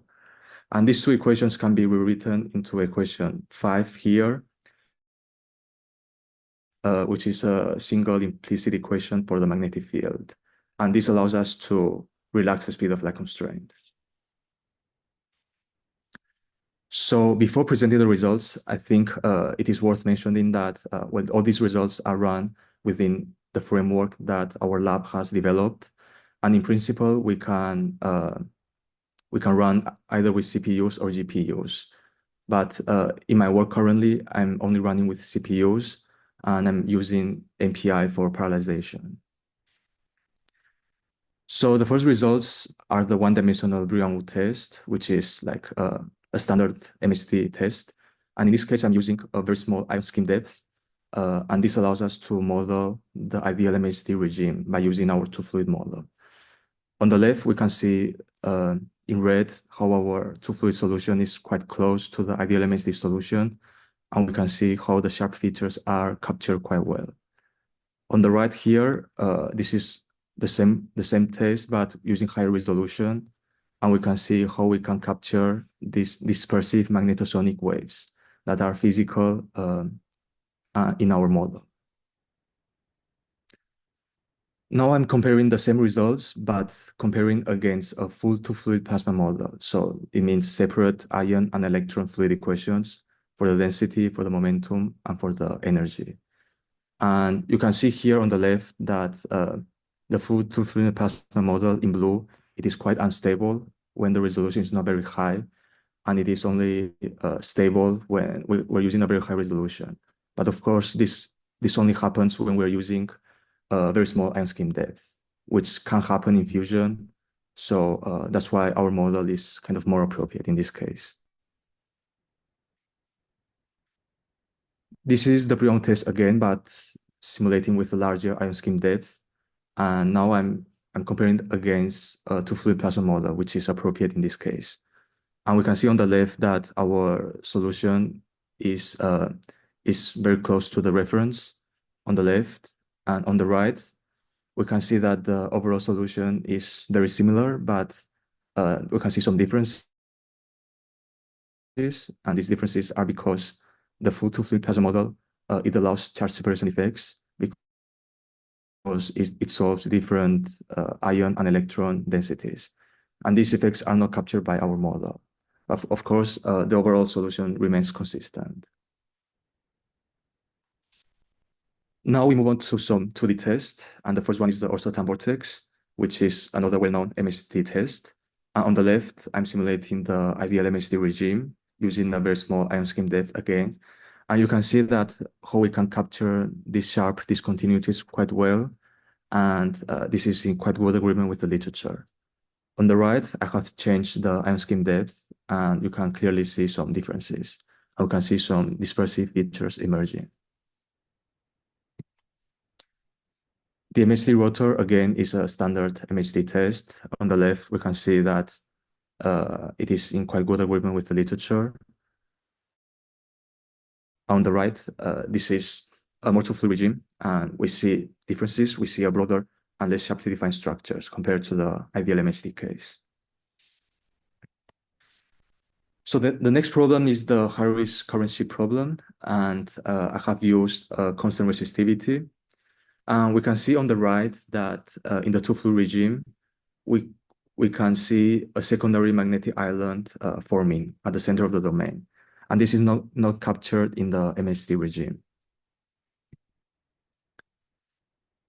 Now I'm showing the recontic fluxes from the previous results in the dashed lines, and the solid lines are from the reference paper. And we can see in blue the two-fluid regime, and in red the MHD regime. And we can see that our recontic fluxes are indeed quite similar and comparable to the reference paper. The next problem is the tilty cylinder, which is a problem that has been tested in one of the early M3D-C1 papers. And here you can see the configuration. And as an example, you can see how the toroidal current density is tilting. And here I'm comparing the toroidal magnetic field across different regimes. And again, you can see differences. By increasing the ion scheme depth, we see more tilting and twisting. Again, from the same problem, here I'm showing the kinetic energies and the growth rates. And we can see, again, as in the literature, how we get a larger growth rate by increasing the ion scheme depth. So finally, I'll talk a bit more about the multi-material modeling in complex geometries, although I won't give too many details because another PhD student has presented our framework yesterday, and this is the same framework. So in our framework, we use the ghost print method to capture material interfaces. And next, I will show some preliminary results showing why the ghost print method is capable of capturing these interfaces. So this is really a toy problem where we have set up an MHD rotor inside a 2D tokamak geometry. And we can see how it is expanding in time and reacting with the wall. But of course, this is really a toy problem. And the purpose is really just to show how the ghost print method is capable of capturing this type of geometries. And finally, this is another toy problem where we have set up an MHD rotor inside a 3-dimensional torus. Here we're comparing the ideal MHD regime with the two-fluid regime again, and we see a few differences. But again, this is again a toy problem just to show our code is capable of doing fully 3-dimensional simulations with different geometries, and in this case with different regimes also. So to sum up, I hope by the end of this presentation, I have shown a new two-fluid model, and I have shown some new methods to make this model more efficient to capture plasma behavior across different regimes. And in the future, I will focus more on modeling more fusion-related problems, because the last two problems, they were more toy problems, and it will be beneficial to real model like real fusion problems. And also currently I'm working on adding more physics onto the model, including kinetic effects. And this can be done quite easily in our framework by using, for example, a high moment plasma model. And finally, also develop more complex boundary conditions for the reactor walls. And there are other students in our lab who are working on that. And finally, I'd like to thank my supervisors, Steve and Nikos, and also other members from our lab. And I'd like to thank my funding sources. So thank you very much, and I'm happy to take any questions. Okay, thank you very much, Xugdong. So it's time for discussion and questions. So who want to ask him, please?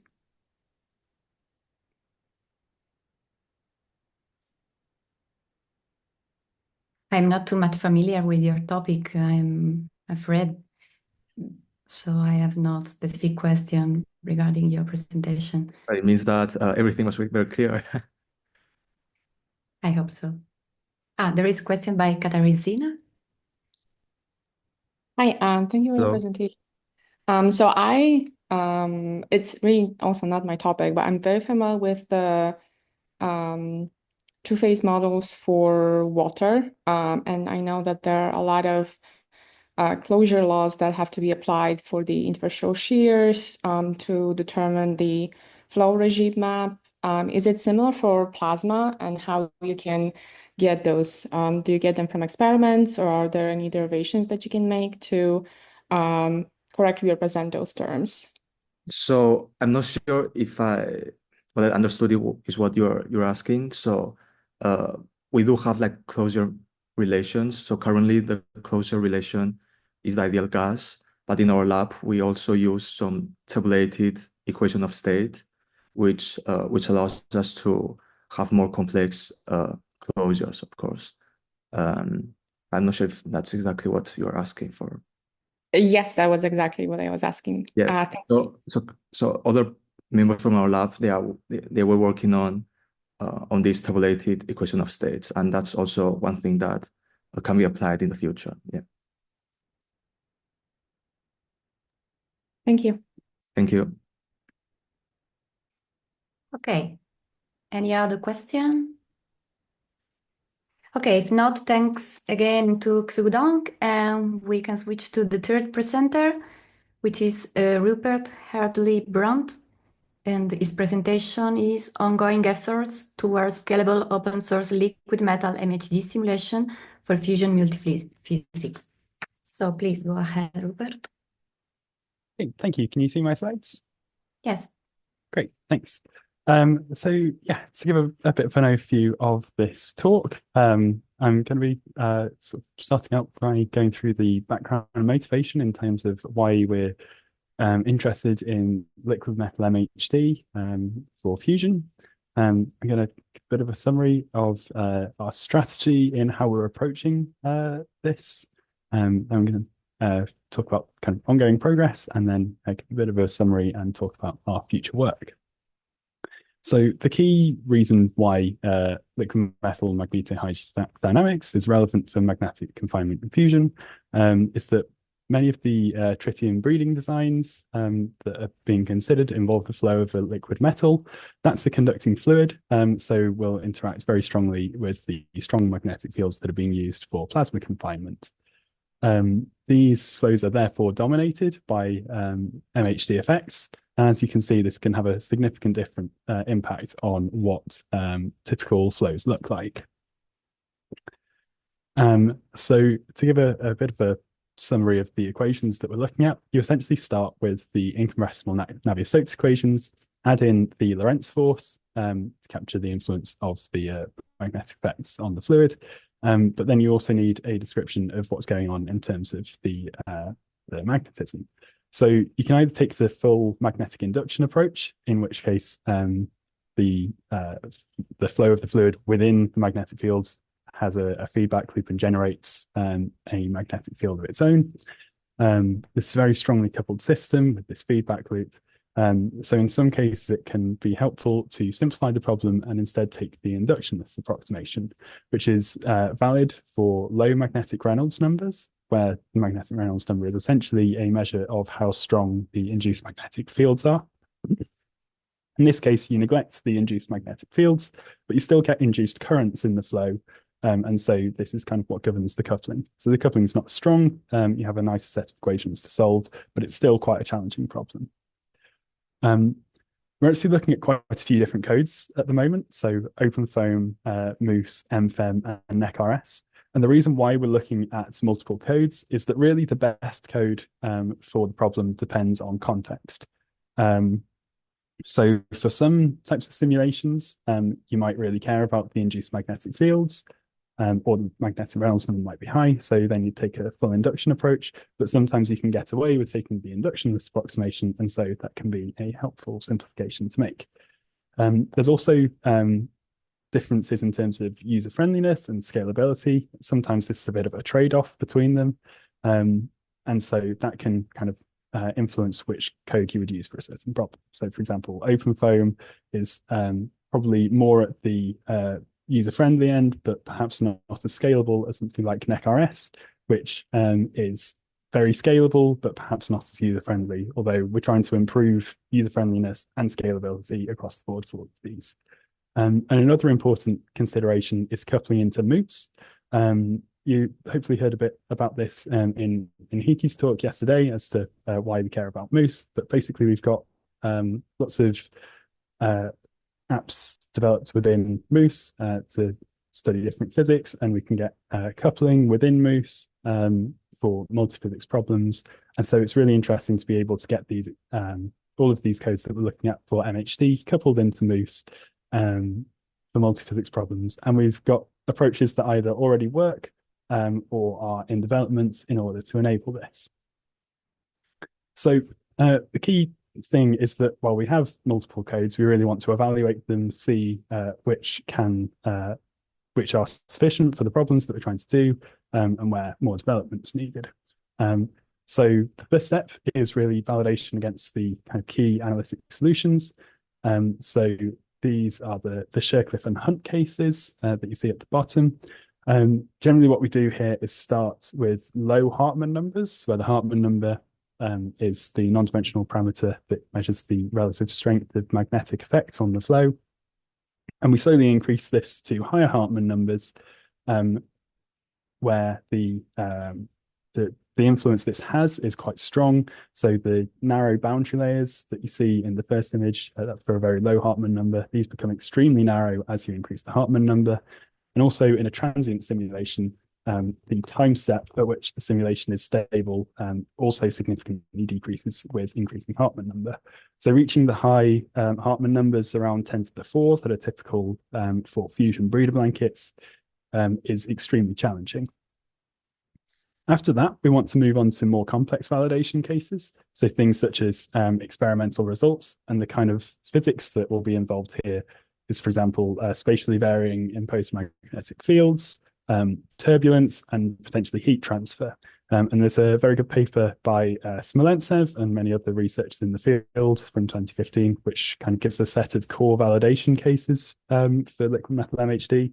But we also want to go beyond this to make sure that we really trust these codes. The final step will really be validation against properly challenging cases, things where you've got very complex geometries, which are going to be particularly difficult to mesh because of the challenges, as I mentioned, of the boundary layers.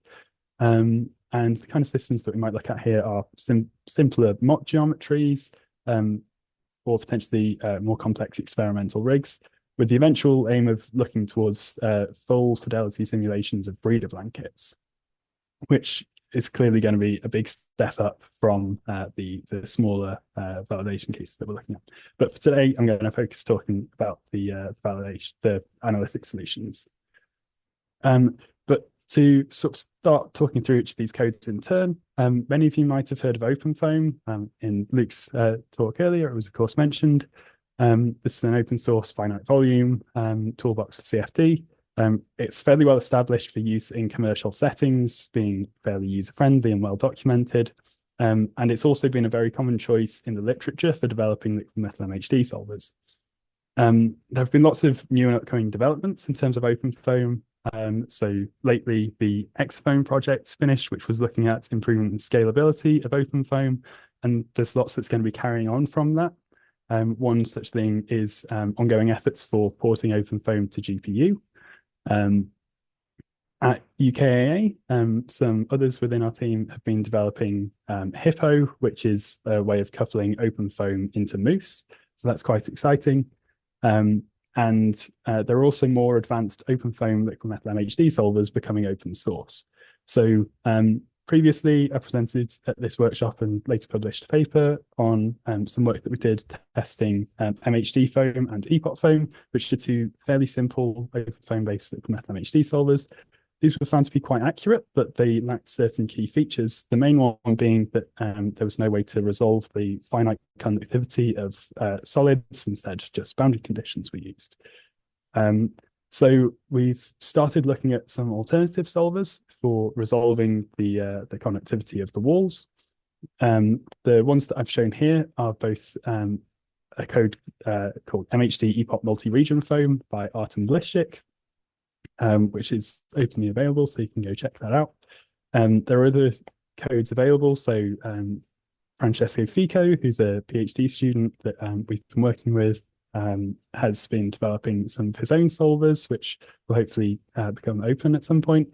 And there's also FreeMHD, which is one that we came across more recently, and that can do free surface flows. So that could be quite interesting. You can see here these results seem to match what would be expected fairly well. In the case on the left, there's a slightly higher error than we would like. And so we're continuing to investigate this to try and drive it down.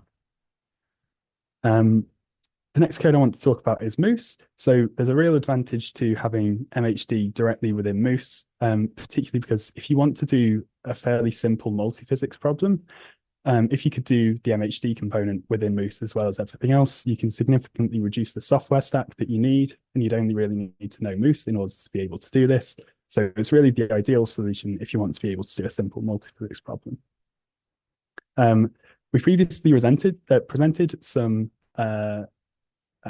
results from an initial implementation of such a solver in Proteus, which is one of our Moose apps. And as you can see, it wasn't particularly accurate. And so we've been looking to improve that. The new solver that we've got in Proteus is based on a formulation laid out by Lee et al., which was also demonstrated with an implementation in a talk, I think, from last year's Fusion HPC workshop and later published in the link below. And so, yeah, the new solver we've got, we've so far looked at both steady states and transient simulations. And of all of these, it's the only one that we've looked at with steady state solves. So as you can see, it's a lot more accurate than the previous results. And this comes from using the mixed finite element formulation that was laid out in those papers. However, we did find that the matrix that needs to be solved, because it's all a single monolithic problem, it's very difficult to solve. We had to use ALYA factorization as the only option that we have so far been able to get it to converge with. So the next step is going to be looking at improving our ability to actually solve this matrix. So looking at things like super LU and mumps, or potentially splitting down the problem with field split preconditioners. Alternatively, we could split it further and develop a segregated solve, such as the algorithm that Lee et al. Suggested in their paper. And we also want to look at, just in terms of physical things that we could do with it, coupling the electric currents from the fluid domain into the solid region, as I mentioned for OpenFOAM. So you've heard a bit about MFEM yesterday in Hiki's talk. So we're also looking at developing an MHD solver in MFEM. I'm not going to talk much about the advantages of MFEM, but the key thing about it really is the very precise implementation of finite element methods mathematics. And so the great thing with this is that it helps with doing a full implementation of the formulation laid out by Lee et al. In their paper. So you can see they've got quite a precise precondition algorithm. This is just a small part of the long maths that they've got behind this. So we're looking at implementing this algorithm in MFEM. So far, the Navier-Stokes portion of it is almost ready. The electromagnetic, electrostatics part of it is complete, and we've tested that. So following on, once the Navier-Stokes part is ready, we'll be looking at coupling it all together. The final code I want to talk about is NEC-RS. So this is a spectral element CFD code, which is essentially a type of high-order finite element method. It's been really optimized for exascale performance on GPUs, and it's been demonstrated to perform extremely well at scale for very complex incompressible flow problems. And it can also be coupled into moves using Cardinal. So we've done some simulations with NEC-RS for kind of regular CFD. So for example, this hypervapotron simulation is an isothermal simulation I ran with NEC-RS, and we're going to be looking at doing more with this kind of thing in the future. We also worked with collaborators in the US from the NEC-RS development team for running NEC-RS simulations of the Chimera CSUT coolant system. And these were actually extremely large simulations, the biggest of which was more than 1 trillion grid points, which used the entirety of Frontier, which is quite impressive. So I think it's quite clear that NEC-RS scales very well. And so this makes it an ideal target for doing MHD because of the potential size of some of these problems. So an implementation of MHD within NEC-RS is currently under development, and we'll hopefully be making it into the main open source NEC-RS release in the future. So far, it's been tested for the Shercliffe and Hunt cases with perfectly conducting or insulating walls, depending on the case, and it was shown to exponentially converge with increasing polynomial order. So that's quite exciting. We've been helping them to validate this solver and testing it for fusion relevant, or working towards fusion relevant cases. And we're collaborating with them to try and improve the implementation and get it ready for fusion problems. So these are some kind of higher Hartmann number cases that we've looked at. So the Scherklif case, which I promise is more interesting than it looks, with that very uniform velocity field in the middle. There are some extremely narrow boundary layers that you basically can't see, but they are being resolved. This was extremely accurate, as you can see in the errors at the bottom. We did find that for the Hunt case, so this is where you've got some finite conductivity walls at the top and the bottom, this was less accurate, and we're currently exploring why this is the case. It could be that actually the issue isn't necessarily with NECRS, but with the analytic solution that we're using. The particular form might not be completely accurate for the regime we're looking at. There's also some tricks that are done with the equations being solved, and potentially we might need to reconsider some of that. So we're currently exploring that possibility, and it also might simply be a case of simulation setup, because we're still figuring out how to use this solver. It's quite early days. So I would expect this to change with continued developments. Finally, just to give a bit of a comparison between OpenFOAM and NECRS on the same problem. Again, this is using the Hunt flow, so we've got insulating walls on the left and the right, looking at the NECRS image, and then the top and the bottom are finite conductivity walls. Both these, there's a slight error in the solution. We'll obviously be looking to try and drive this down in the future, but they give fairly similar performance, and qualitatively, it certainly looks like the solution you would expect. So to summarize, we've done some initial exploration of several very promising liquid metal MHD solvers, as well as continuing to develop what's available, trying to improve open source liquid metal MHD capabilities. And I think it's really clear, because of the size of some of the blanket problems that we'll be looking at in the future, exascale resources and performance are going to be essential for simulating full blankets.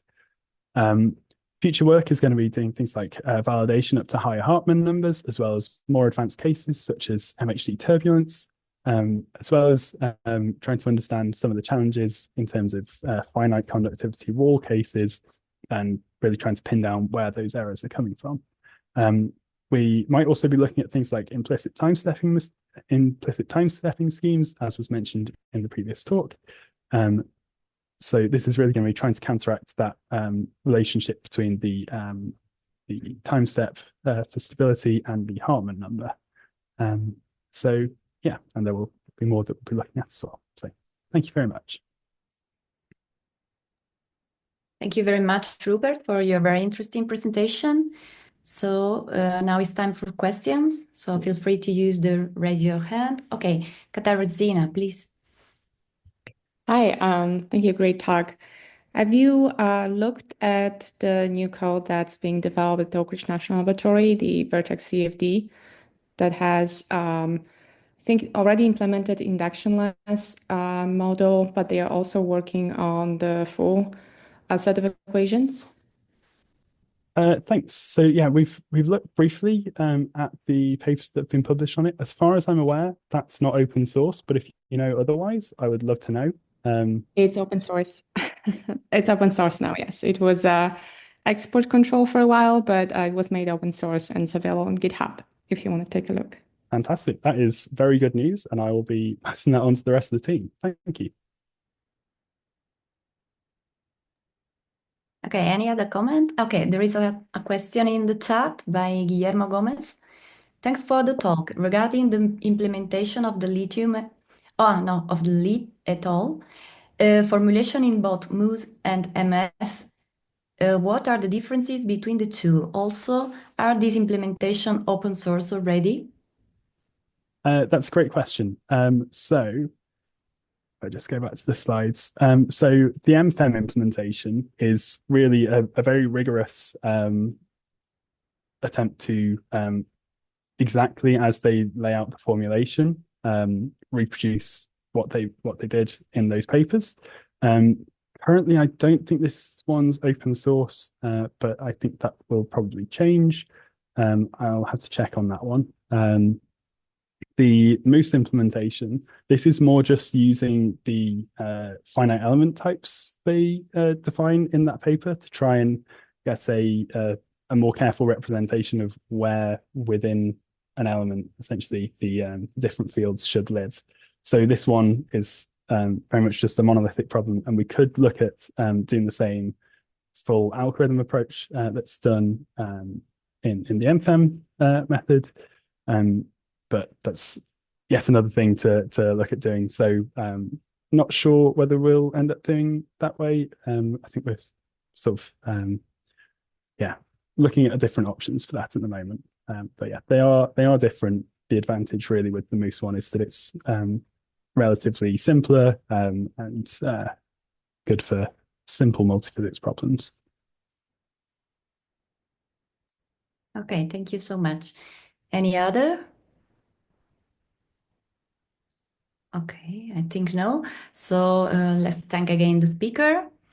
And we pass to the fourth presentation by Rémi Delaporte-Mathurin regarding the upgrading FESTIM for high-performance computing with Phoenix, mixed domain formulation and enhanced parallel scaling. Please, Thank you very Rémi. much. Okay, now I'm seeing. I'm assuming you can all see my screen. Yes. Perfect. All right. Thank you very much. My name is Remy. I'm a research scientist at the MIT Plasma Science and Fusion Center.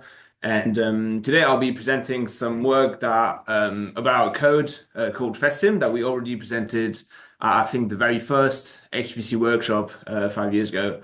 Although at the time the talk wasn't really HPC relevant, but this time it is about high performance computing, and with a focus on its recent upgrade to Phoenix X, which is a finite element library, and talking about these HPC performance and new development. Right, so first up, talking a little bit about hydrogen transport, FESTIM, why do we care at all? So we need to perform hydrogen transport simulations for things like designing components, like breeding blankets for fusion, plasma-facing components, extraction systems of tritium, but also for experimental analysis, so like TDS analysis of thermal absorption, NRA, permeation studies, safety studies when it comes to tritium, because it's radioactive. You want to closely monitor and predict how much tritium will be trapped where. And then finally, fuel cycle designs and how to optimize your fusion fuel cycle in general. So we have this code called FESTIM. I put the link to the GitHub repository here. That's been open source for a few years now. It's been in development for 5 years. It's built upon the Phoenix library, so it's a finite element code. It's Python based, which makes it very, very user friendly. Here's a few stats that we were proud about, and we are associated with NumFocus as well. So FESTIM in a nutshell takes a bunch of user inputs, so material properties, trapping properties, geometries, boundary conditions.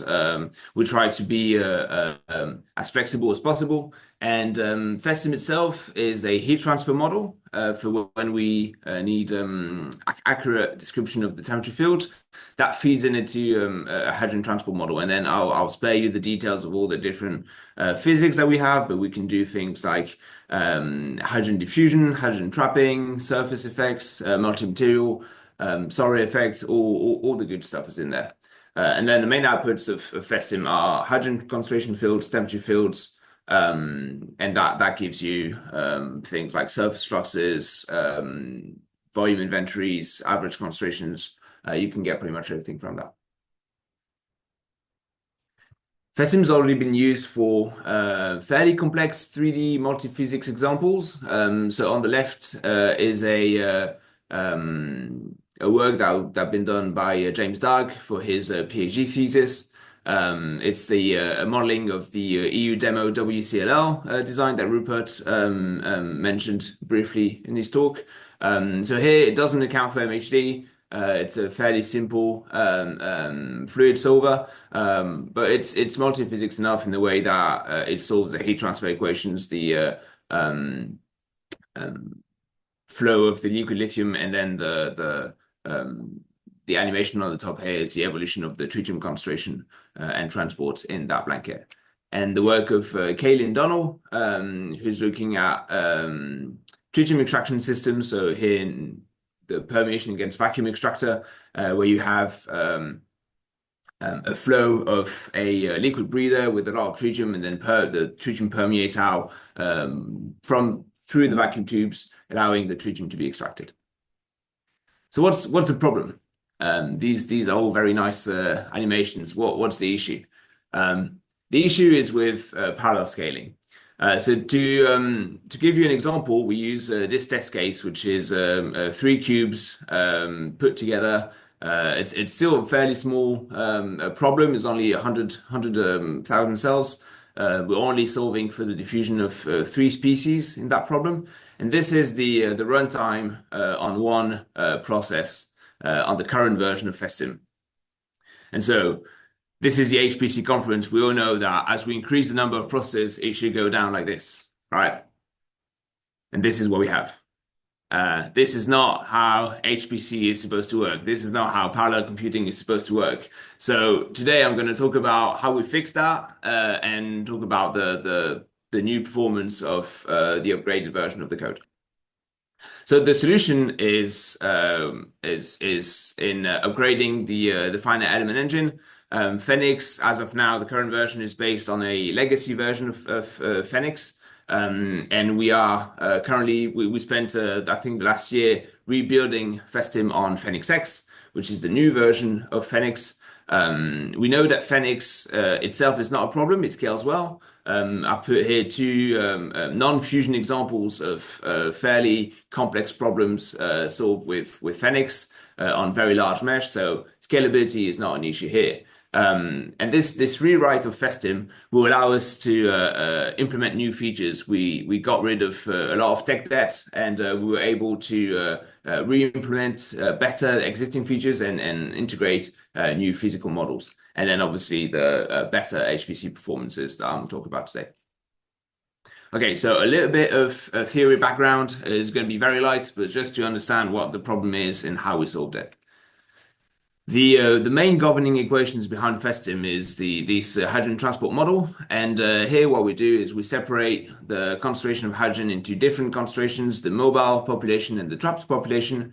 These are the PDEs. You have time derivatives, a diffusing term for mobile species, a trapping term for trapped species, a detrapping term, and then you have a coupling term between the two. And at the interfaces between materials, you have this condition, which says that here Ks is the solubility of each material, and you need to have a continuity of that ratio, which means that you end up with a discontinuity in the CM concentration. And that's the problem. This is very tricky. These kind of discontinuities in finite element problems can be very hard to implement.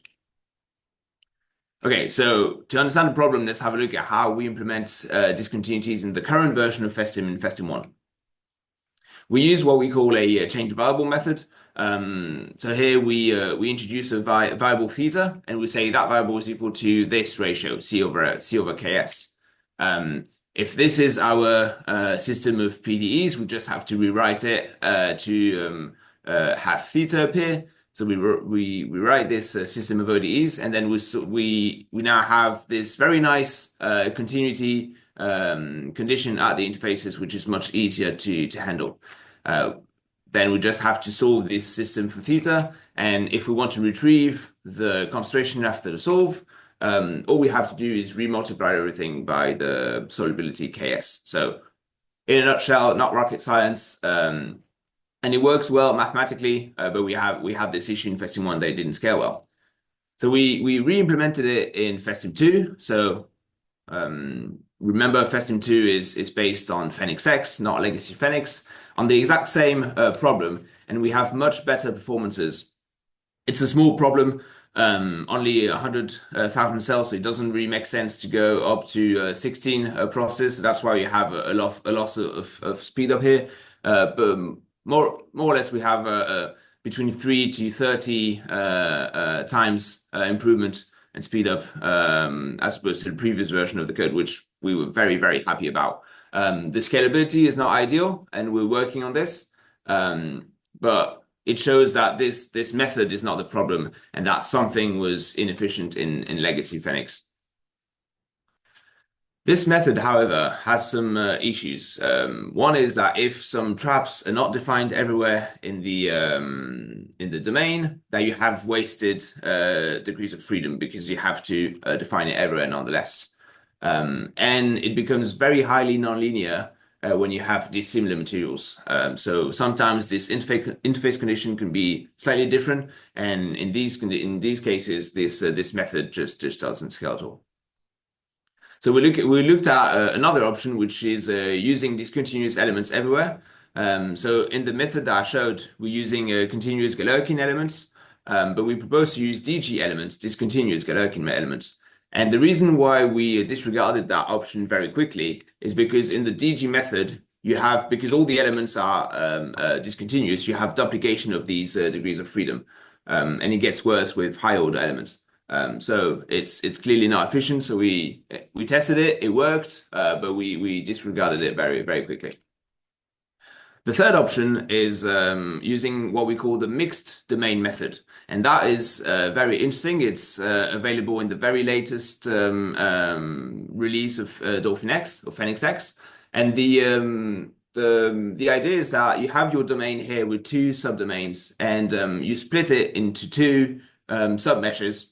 You solve the governing equations on each of these meshes, and then you basically stitch it back together by using an interface method. So we used an array of different DG methods to stitch these two subdomains at the interface, basically enforcing this discontinuity condition. And so if you want to I'm not a maths person, but if you want to have all the fancy details about the maths behind these methods, I strongly encourage you to read the paper from Arnold et al. That I put here. Okay, and we tested a bunch of different methods, and they all performed very similarly.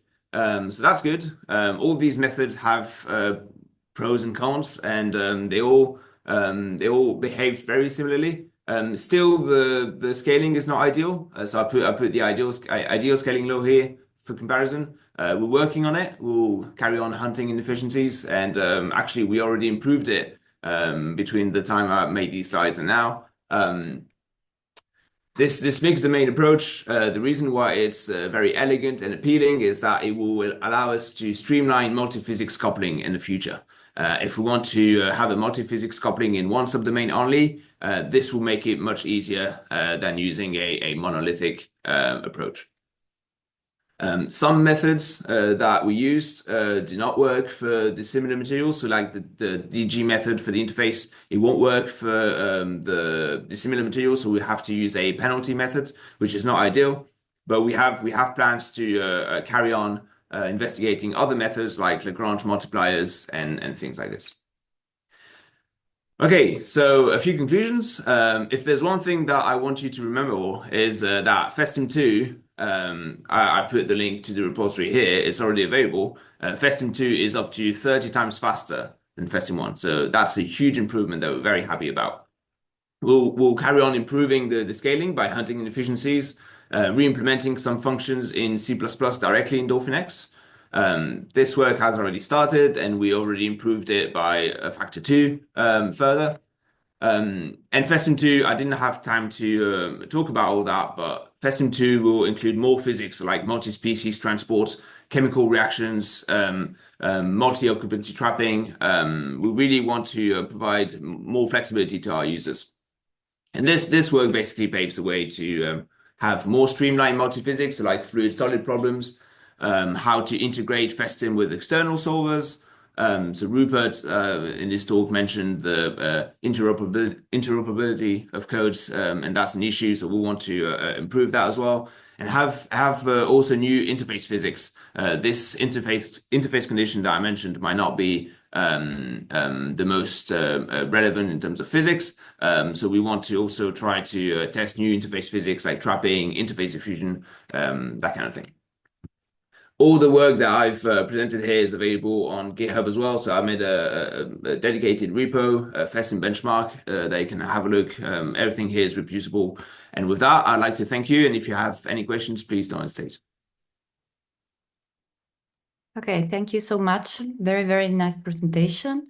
So please go ahead with the question. Anybody? If you have, or if you have in the chat, or raise your hand.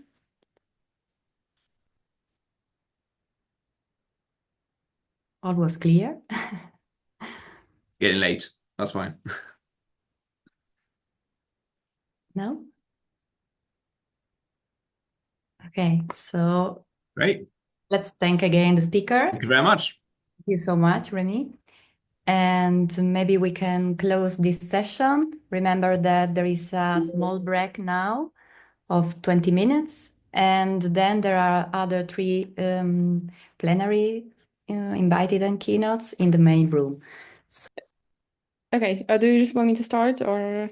Okay, let me introduce you very shortly. Okay, so welcome to this closing session of the not closing, but the last session of the conference.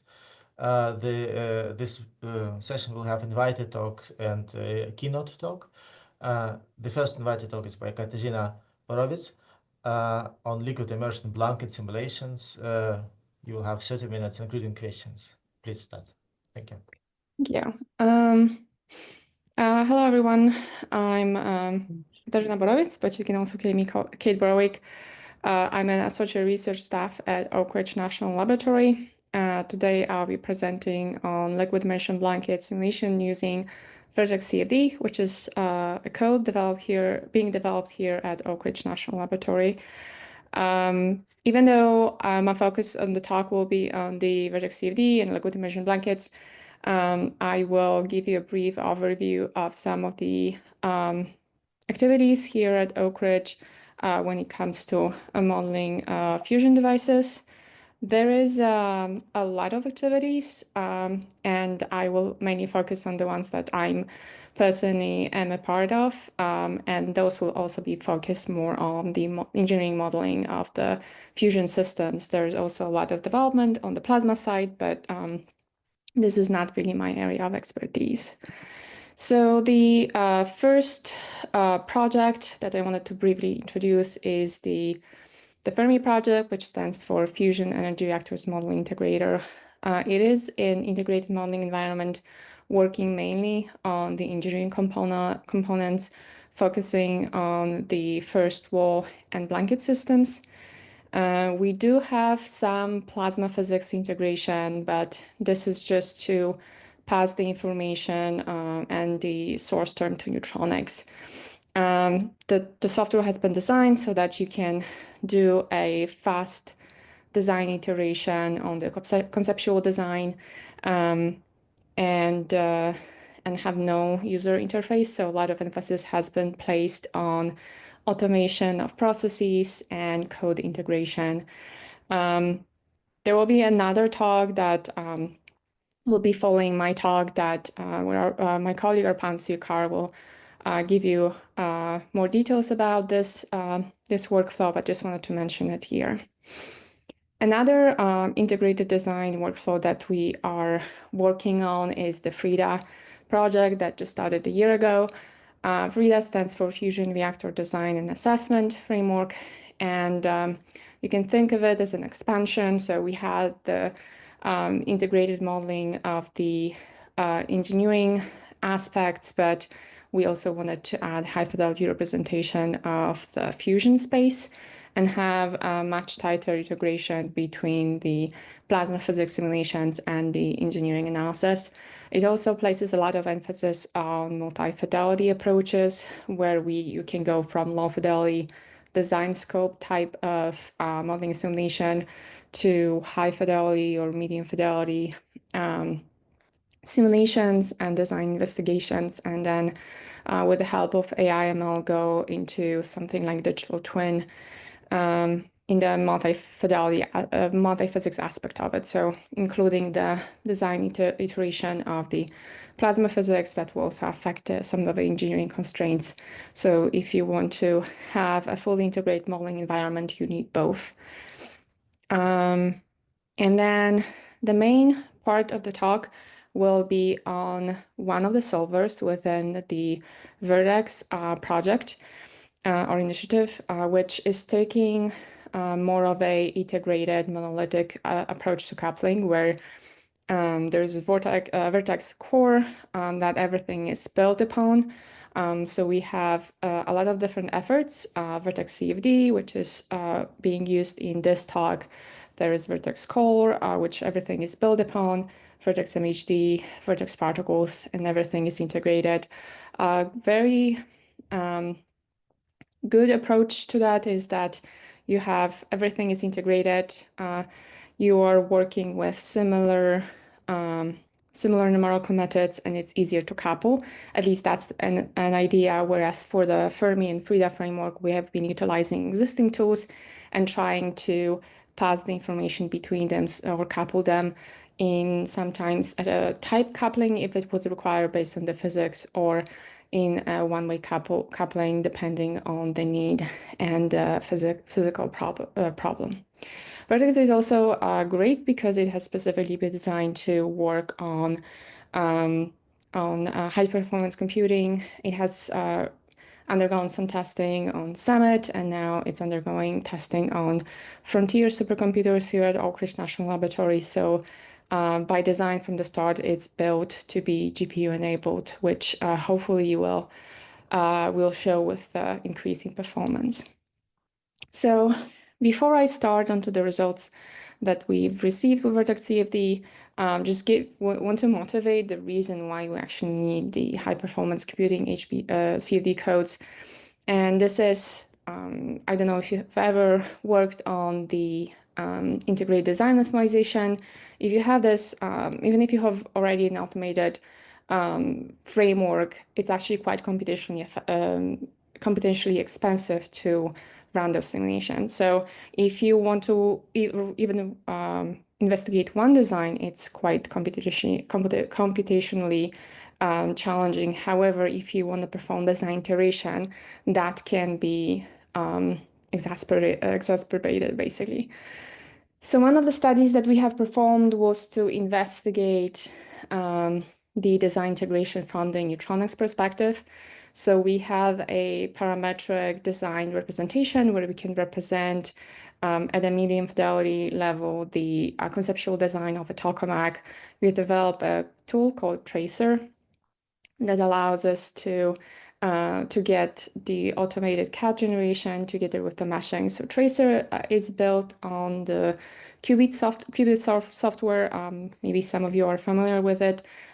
For DOE National Labs, it is a free software. However, there is also a commercial version from a company called Coreform, and that has a tight integration with the neutronics. So we've added automation of input generation and for neutronics analysis, added optimization driver to the simulation where we can perturb some of the characteristics of the design. For neutronics performance, what was important is how the neutron flux is being tailored for the blanket, so that's why we changed some of the thicknesses of materials from the first tool to the blanket. And then we ran the simulation. The optimization driver was like a simple Python optimization algorithm with some drivers to generate geometry and also do neutronics analysis. We let it run, and we have shown improvement in the objective function. So our objective function was defined based on some of the important characteristics when it comes to design from neutronics perspective. So that was the tritium ring ratio, the specific activity of the vacuum vessel in this case, and the cost function, which was just a simple function of the material volume. And in such a way, we could get significant improvement over the objective function, and that was with no user interference needed. However, neutronics, especially if you look at some of the global quantities, is not as computationally demanding. So just to give you an idea, one of those simulations where you see all the points, each point corresponds to one simulation. On just a standard laptop, it was about half an hour CPU time. However, now when we want to expand this analysis and the study and add CFD with MHD and electromagnetics, that will be much more computationally demanding. So for that reason, we need highly efficient GPU-enabled codes to make that possible. Another sort of case study for and the need for high-fidelity codes is component level analysis. So at Oak Ridge, we are working on one of the components, which is the production limiters for the first wall. We are trying to have a fully integrated design environment on the component level. So we have the coupling of the plasma physics code that provides the information about the changes in wall heat flux on the limiter and the surrounding wall structures, which is then passed to the CFD software to perform conjugate heat transfer analysis to determine the cooling system efficiency. And we also have the integration with neutronics to provide information of how the presence of limiters will influence the metrics such as treating beam ratio, which it actually does quite significantly because you're adding additional material onto the first wall that can then slow down neutrons. So there are two different solutions of how you can integrate the CFD analysis into the workflow. One approach that we are taking is to have, instead of doing the full 3D computational heat transfer analysis, we have the conduction being done in a three-dimensional way. Because we have that quite narrow cooling channel design, we can treat it as a 1D through a 1D pipe equation and then utilize some closure laws for the heat transfer coefficient and pressure drop, and then significantly speed up the simulation. The problem is that if you have cooling channels that are, let's say, helium, you will easily find some correlations that are thoroughly validated to get the information about heat transfer coefficient or pressure drop. However, that is not really true when you have cooling channels that have, let's say, molten salt inside. Then, depending on the influence of the magnetic field, the pressure drop and heat transfer coefficient can drastically change. Therefore, even if you want to go with this approach, you will have to generate data to determine those in some type of closure model or reduced order model. So you will still need highly efficient CFD codes to perform this analysis. So let me now go on to the actual topic of the presentation, which is the modeling of liquid immersion blanket using Vertex CFD. So a little bit more about Vertex CFD. It has specifically been designed to solve for fusion blanket problem. And then what is currently implemented is the induction-less model. However, there is another project that is trying to expand that for the full induction model, and that hopefully will be available soon. And if you have any questions for it, please don't hesitate to contact me and I can direct you to a person who can answer more questions. And there is also one of my co-authors that is a good source of information, Marco Dercini, who is the main developer of Vertex CFD. So the Vertex CFD is relying on some of the other components of Vertex framework, which is the Vertex core, the Vertex closure, and Vertex MHD. It has the implementation already of the multidimensional Navier-Stokes equations. Conjugate heat transfer is under development. There are some runs models that are already implemented. I think they'll also need to add the wall function treatment. Of course, full integration with MHD, and there's also a component to build the closure models, and that would enable using runs approaches with with MHD. And just to stress, this is done, at least for now, only for molten salts, and not for the liquid metals when it comes to the closure models and turbulence MHD models. So those are more of a data-driven models where we take high fidelity DNS or LES results, and then we're creating models using AI ML to then use within the code. And Vertex CFD has recently been made open source, and it's available on GitHub if you're interested. Here is the link to the source code if you want to play with it.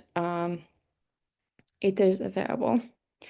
So now on to the scaling. So initial scaling studies have been performed on Summit, which is a previous supercomputer at RNL. It is, I think, already decommissioned. I think it was decommissioned fully this month. But the Vertex CFD has shown a good scaling performance that's comparable to some of the other highly efficient codes, such as NEC-RS. This is just what I'm showing here is the strong scaling and the convergence of the code under strong scaling. There are, so the development has now been moved to Frontier, which is the next iteration of supercomputers here at RNL. And then scaling studies are underway, and hopefully we'll be able to show some of the results soon. And so now onto the problem specification. So the initial runs that we performed on the real life problem were for the liquid immersion blanket. There is a lot of validation and verification tests that have been done for Vertex CFD, and you can find published papers with those. But this is sort of the first try of actually trying to run a full-size problem for the blanket. So for those not familiar with the shape, this is the R-class device blanket. It is molten salt blanket. It is quite different from what you are seeing for the liquid metals. This is because there is really no structural components within the blanket. It's just a pool of molten salt. One note I wanted to make sure to stress is that some of the assumptions we had to make about the placement of inlet and outlet, of course, those are not the final inlet and outlet configuration. There is not really a detailed R-class design, so it's thought more of something that you can work on, play with, and test on. When it comes to, and those maybe more familiar with the liquid metal blankets, the Harman numbers that we have are much lower, meaning that we are not expecting the turbulence to be fully suppressed. However, the effect of MHD is still quite significant. It has significant influence on flow patterns as well as heat transfer. For this study, we have not considered the heat transfer yet. This is sort of the work that will follow with those results. So we have performed 2 different separate runs for our class reactor. And this is without MHD and with MHD. Both have been done with the wall-adapting local eddy viscosity Weyl models. We wanted to run first the case without MHD and then the case with MHD, and this is to compare how the effect of MHD is actually influencing the results. So as I mentioned, you wouldn't expect the same sort of comparison when we have liquid metal blankets. However, the effect of MHD, as we'll show later on, is still significant. Just one note on this, those are still preliminary results. We still have to investigate the grid refinement and energy cascades. So those are very initial and preliminary, just to show that vertex CFD is capable of solving real-life problems. When it comes to the MHD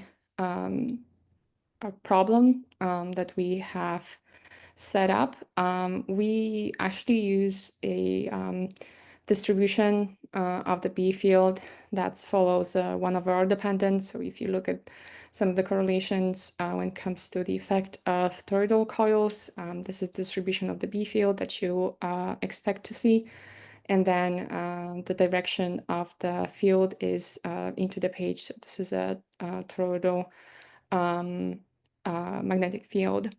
We do have accurate solution for the B field that's available, and then in the future we will map that onto the geometry. As just for now, vertex CFD is not capable to read those from the file. Only a functional dependence can be provided. When we run the simulation, we have seen that the fully developed flow. We've determined that based on the outlet and the comparison between the inlet and outlet mass flow rates. I think I mentioned the Reynolds or Hammond numbers previously already. So if you look at the solution, before we go on to some of the effects and the results, I wanted to sort of bring your attention to the fact that because of how the B field is applied, the V cross B term, which is proportional to the Lorentz force, will be in the plane of the flow. And you can see on the bottom left corner how the vector is being distributed within the flow. It will be, of course, proportional to the B field and the velocity. If you look at the solution of the velocity magnitude, you see a smoothing out of turbulent eddies. Those are less pronounced for the solution with MHD, as to be expected, since the MHD has the effect of suppressing the turbulence. But you can still see there is some turbulence left within the solution. And just looking more deeply into the solution, so if you look at the cross-sectional plane of the blanket, you see the velocity distribution, and we can see that with MHD there's a significant increase in velocity on the inboard on the blanket.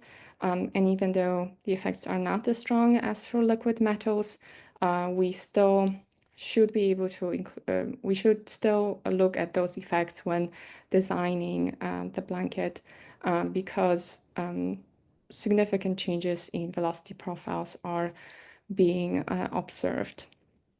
And on the other hand, if you look at some of the eddies, you see that the smoothing out effect is present for those. So I wanted to leave you with the idea of the future vertex CFD development and direction. When it comes to the physics development, the conjugate heat transfer and electric transfer are being currently worked on and will be added in the future.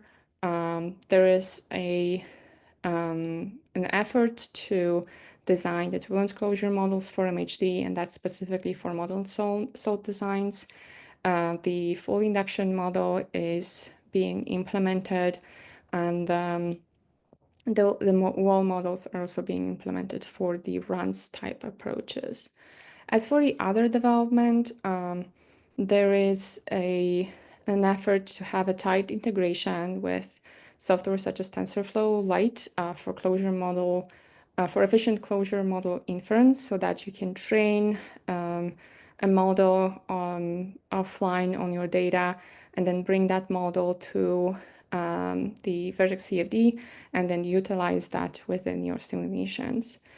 There's a lot of development going on Frontier currently, and also other DOE supercomputers, to make sure that vertex CFD is scalable and transferable to different architectures, so that it's fully GPU enabled and efficient on all the platforms. And this is all I had, and I'll be happy to take any questions.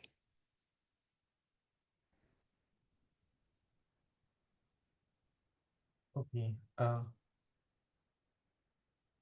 Yes, there's a question by Rupert. Do you want to Hi, speak?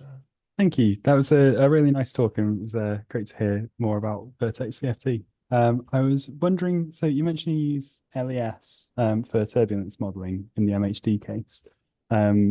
It's sort of been shown in the literature that MHD turbulence suppression is anisotropic with a difference depending on the orientation of the magnetic field. And so for this, you need specific turbulence models. I was wondering if this is incorporated in the LES model that's used in these simulations. Currently, it is not. We are using the standard subgrid closure models. We are planning to develop the turbulence, specific MHD turbulence models for molten salt blankets for LES. This is the work that I'm actually working on when it comes to vertex closures. We have shown some comparison for molten salt that LES produces decent results. That was, of course, with analytical solutions in simple models.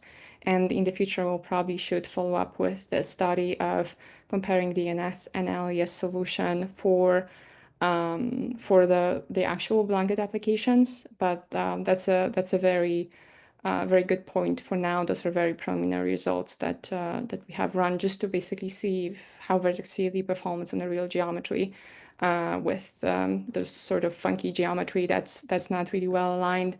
And then this was also run on a TAT mesh, and vertex CFD was performing really well and was very efficient on those geometries. But this is definitely something we have to follow up with. Great, thank you very much. Yeah, that's good to know and very impressive. Thank you. There is a question in the chat. Do you plan to extend your efforts into stellarated geometry? So I don't think there is anything. So vertex CFD is a 3D code, so we can model any type of geometry. Of course, then we will probably not be able to be limited to 10-degree or 20-degree slice. But as long as we have a representation of the B field, we can definitely see how the code performs. Because I think what would be important, even though you're considering a small slide of a stellarator, is to represent the B field correctly. And once the reading the B field from a file is implemented, I think there is nothing that prevents us from applying this analysis to stellarators as well.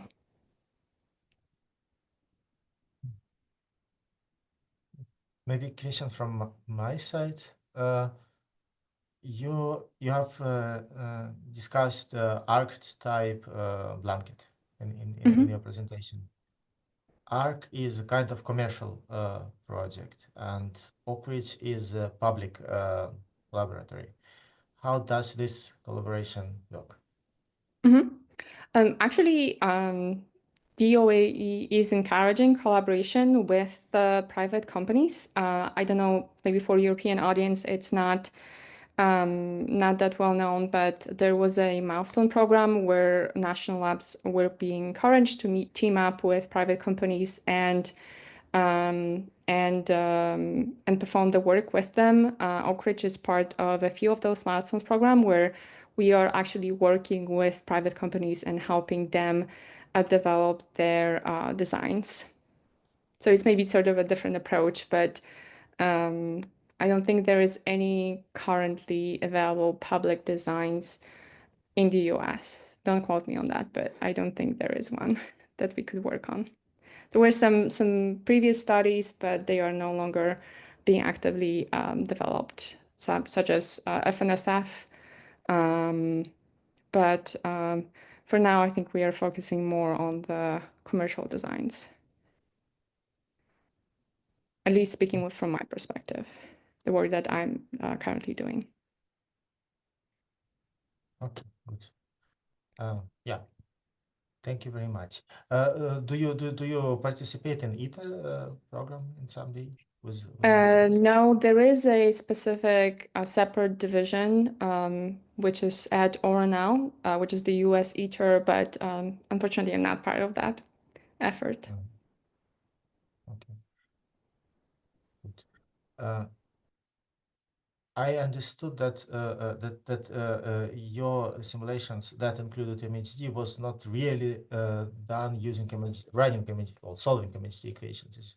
Is this correct? And No, sorry. Sorry for the misunderstanding. Apologies for this. misunderstanding. We are solving induction lens model. It's just that the turbulence model that we are using for LES doesn't have any turbulence model specific for MHD, but we are still applying the Lorentz force. Okay, good. Thank you very much for this talk, and we can move to the next presentation, also from Oak Ridge, by Arpan Seka on accelerating open form on frontier GPUs for fusion multiphysics simulations. Please share the screen. Yep. It's invited talk. You have 30 minutes for, well, that would include the questions. Can you see the screen? It's black for now. Now it comes, yes. Okay, awesome. Yes. Thank you. Great, thank you for the introduction. This is Arpan, and I'm also working in the same group as Kate is. So we work on a lot of the similar projects, but I'll be focusing my talk mainly on the OpenFOAM, the open source CFD software, which is OpenFOAM, and how we've been working to make it perform on exascale platforms and run detailed simulations for Fusion blanket applications. Okay. So to kind of give a brief overview, I think Kate covered a lot of it.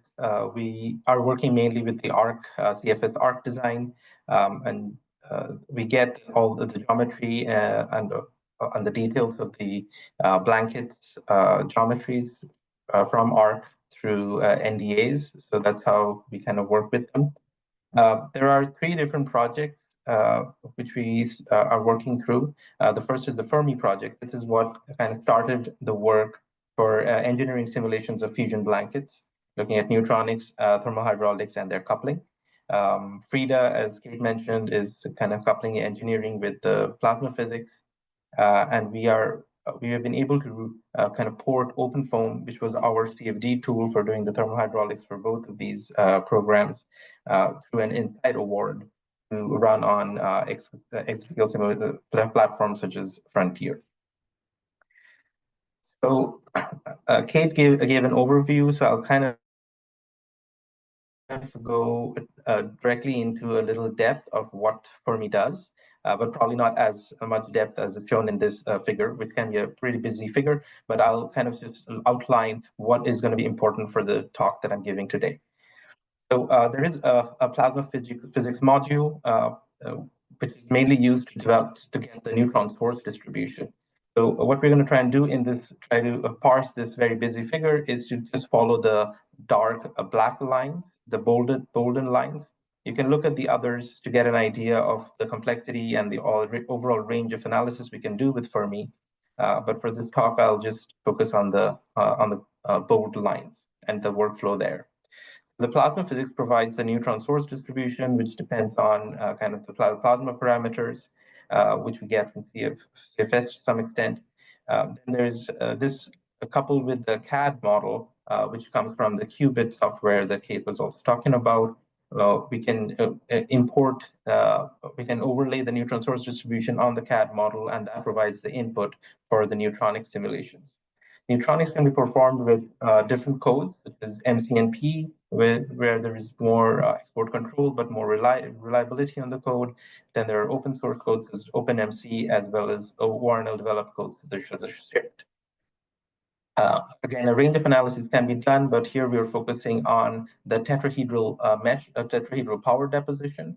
So basically, once you do the neutronic simulations, you can get the heat deposition at each TET cell, and then that is passed onto OpenFOAM, which is the CFD software, and also a structural mechanics software, which is Diablo, a code developed by Lawrence Livermore, our partners on the Fermi project. Once we get the heat deposition from neutronics, it is passed on to CFD and structural mechanics. Then there is a tight coupling between the CFD and the structural mechanics for 3 different physics resolutions. So we can do fluid structure interactions. Currently, that is a little bit loose compared to the other ones, which are tighter. That is conjugate heat transfer as well as conjugate electromagnetics. So we can solve for the displacements and the stresses due to those displacements. We can solve for the heat transfer between the fluid and the solid, and we can also solve for the magnetic stresses and the impact that that has on the heat transfer and the fluid flow, such as pressure drop through the conjugate electromagnetics coupling. So just to give an idea of how this is, how the coupling is performed between the neutronics and the CFD simulations, which we and honing in on that part of the problem. So we have on the top left shows kind of a workflow of how we go from neutronics to the CFD, which and this is kind of through an automated processing tool. So we have the CAD geometry from Qubit, which is passed on to, and there are 2 different meshes, one for neutronics and one for CFD. And this is mainly due to the different physics requirements of these 2 different solvers. For OpenFOAM CFD, we need boundary layer meshing, which is not required for neutronics. In fact, it can lead to like poor statistics in the results. So we keep different meshes and then use a kind of a mapping tool to map the heat deposition from the neutronics simulations to impose as a kind of a source term in the energy equation for the CFD simulations on OpenFOAM. So that's the workflow. The results that we get, as you can see on the top right and the bottom right, we can look at the velocity magnitude, the flow streamlines, and then also the temperature field. Here I'll make a quick comment on the differences in geometry that we have with what Kate was showing.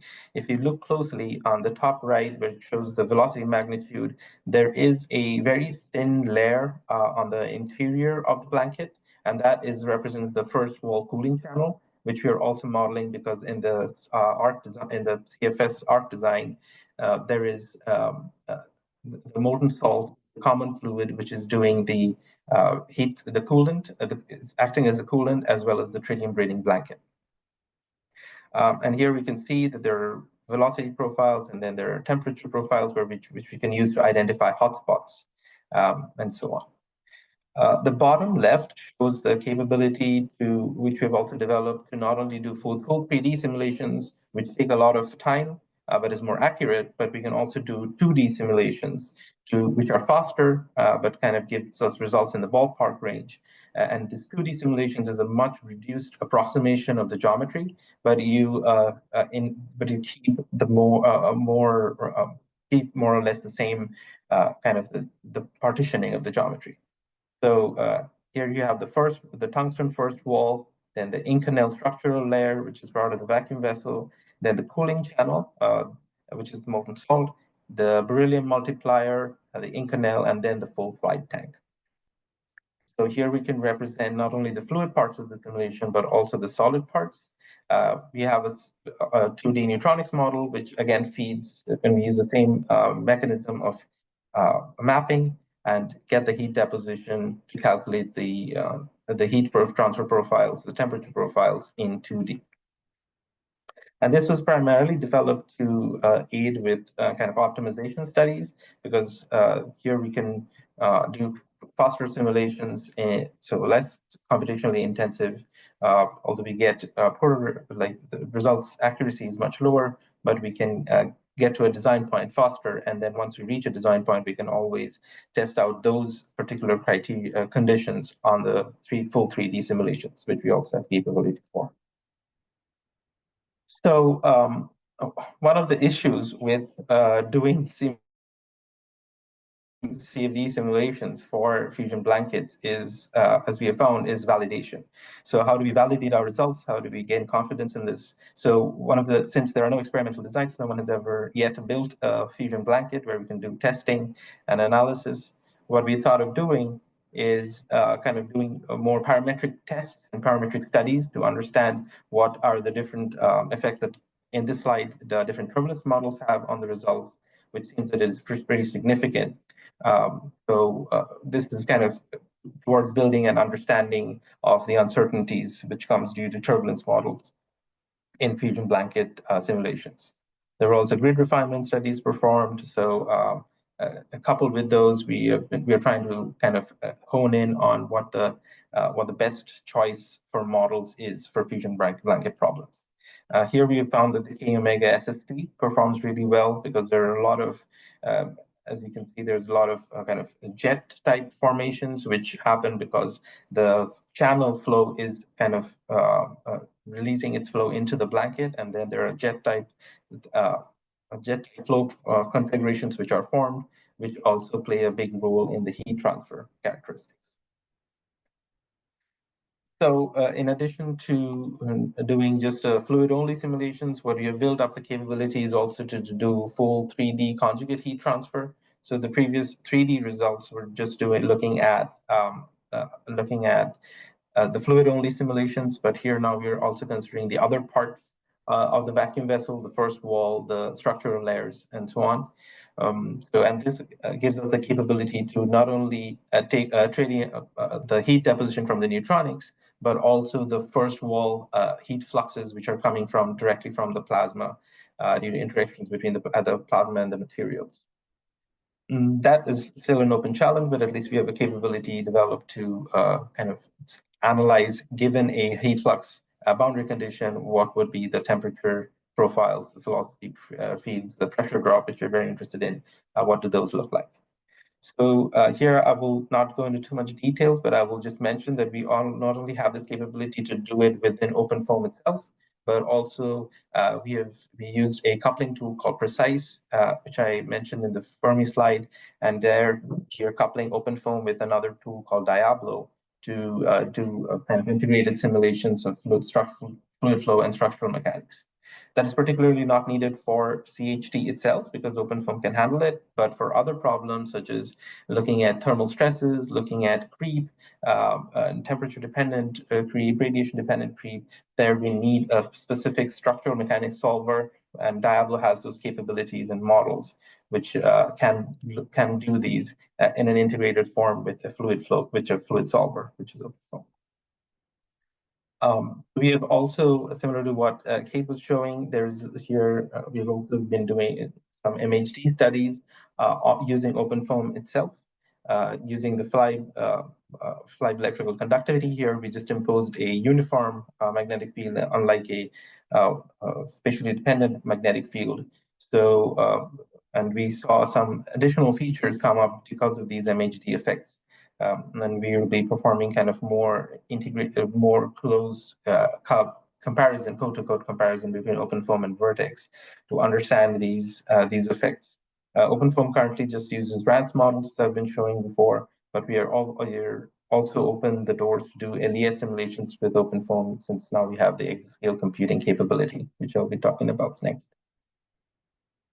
So I just kind of put this slide in last minute just to show what are the equations we are solving, because that's one of the questions Kate got on the Vertex slides. So on the left, and the similar equations are implemented into Vertex CFD as well. So here I'm showing two different panels. So on the left is what was existing in OpenFOAM MHD solver, and this is what is known as the full induction model, because here you solve for an additional transport equation for the magnetic field B, which is shown in the last column on the left-hand panel of the table. And then that feeds into the Lorentz force, which is then coupled into the Navier-Stokes equation. However, for simple blanket applications of MHD, what we can do is do a kind of an induction-less model. And this approximation can be done because of the effect of very low magnetic susceptibility of the fluids that we're using, such as liquid metals and molten salts. So that's why we look at we reduce these equations. Instead of solving for a full transport equation for the magnetic field, here we're solving a Poisson equation for the electric potential using the Gauss's law. So it's shown in the last row on the right-hand side panel. So the grad square phi as a divergence of the U cross B term. So once we evaluate that, we just consider that the magnetic field B is a constant imposed magnetic field because there are no additional induced magnetic field. And then we can calculate the Lorentz force term, which again is coupled into the Navier-Stokes solver. So this is how we are accounting for the MHD effects in OpenFOAM as well as in predicted CFD. Okay, so those were kind of the capabilities we've developed, but what we quickly realized is once you start adding all the physics, you have MHD, you have conjugate heat transfer, where we've also started looking at, and I'll get into that later in the talk, is also tritium transport within the fluid parts of the simulation. And those, once you couple all these different physics into fluid flow plus heat transfer to do a full multi-physics simulation that Fusion blankets pose a problem for, your simulation time can go from days and up to weeks. And this is just with RAND simulations. We want to do even LES simulations because, as it was rightly mentioned, there's not much confidence on the subgrid models or the turbulence models for MHD type applications. So in short, we're trying to kind of scale up our simulations so that we can accelerate them and use the latest exascale simulations or exascale architectures to accelerate all our CFD calculations. So that is what kind of motivated us towards trying to investigate GPU acceleration for OpenFOAM, which is our solver of interest. So there are multiple different approaches which can be taken for this, and I believe one of them is being pursued by the ExaFOAM project, which was also mentioned earlier on in this workshop. They're looking at more directly changing the code itself. However, that requires more time, more commitment towards directly code development, which here we are focusing more on the applications.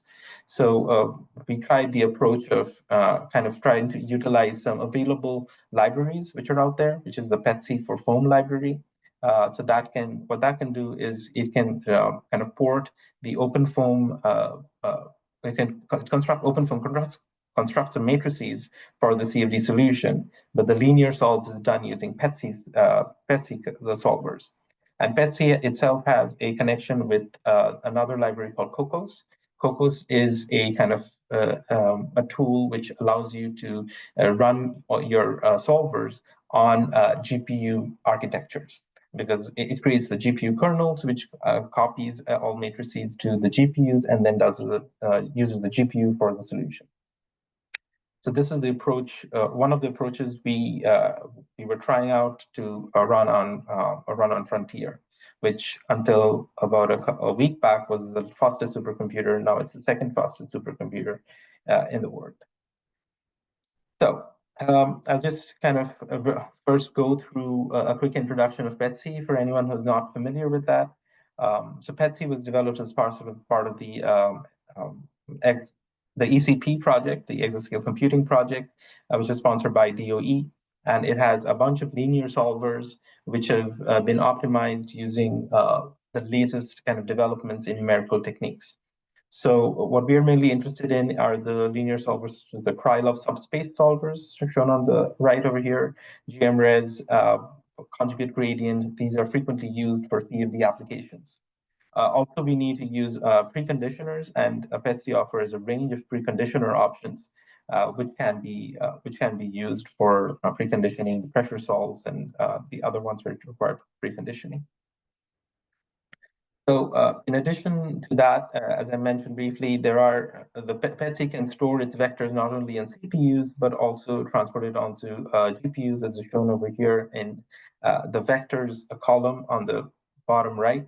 So there is native support for CUDA, because CUDA, but that is specific for NVIDIA GPUs. CUDA code is more developed, However, Frontier uses AMD GPUs, which requires a HIP platform, and PETSI itself does not have a direct HIP connection.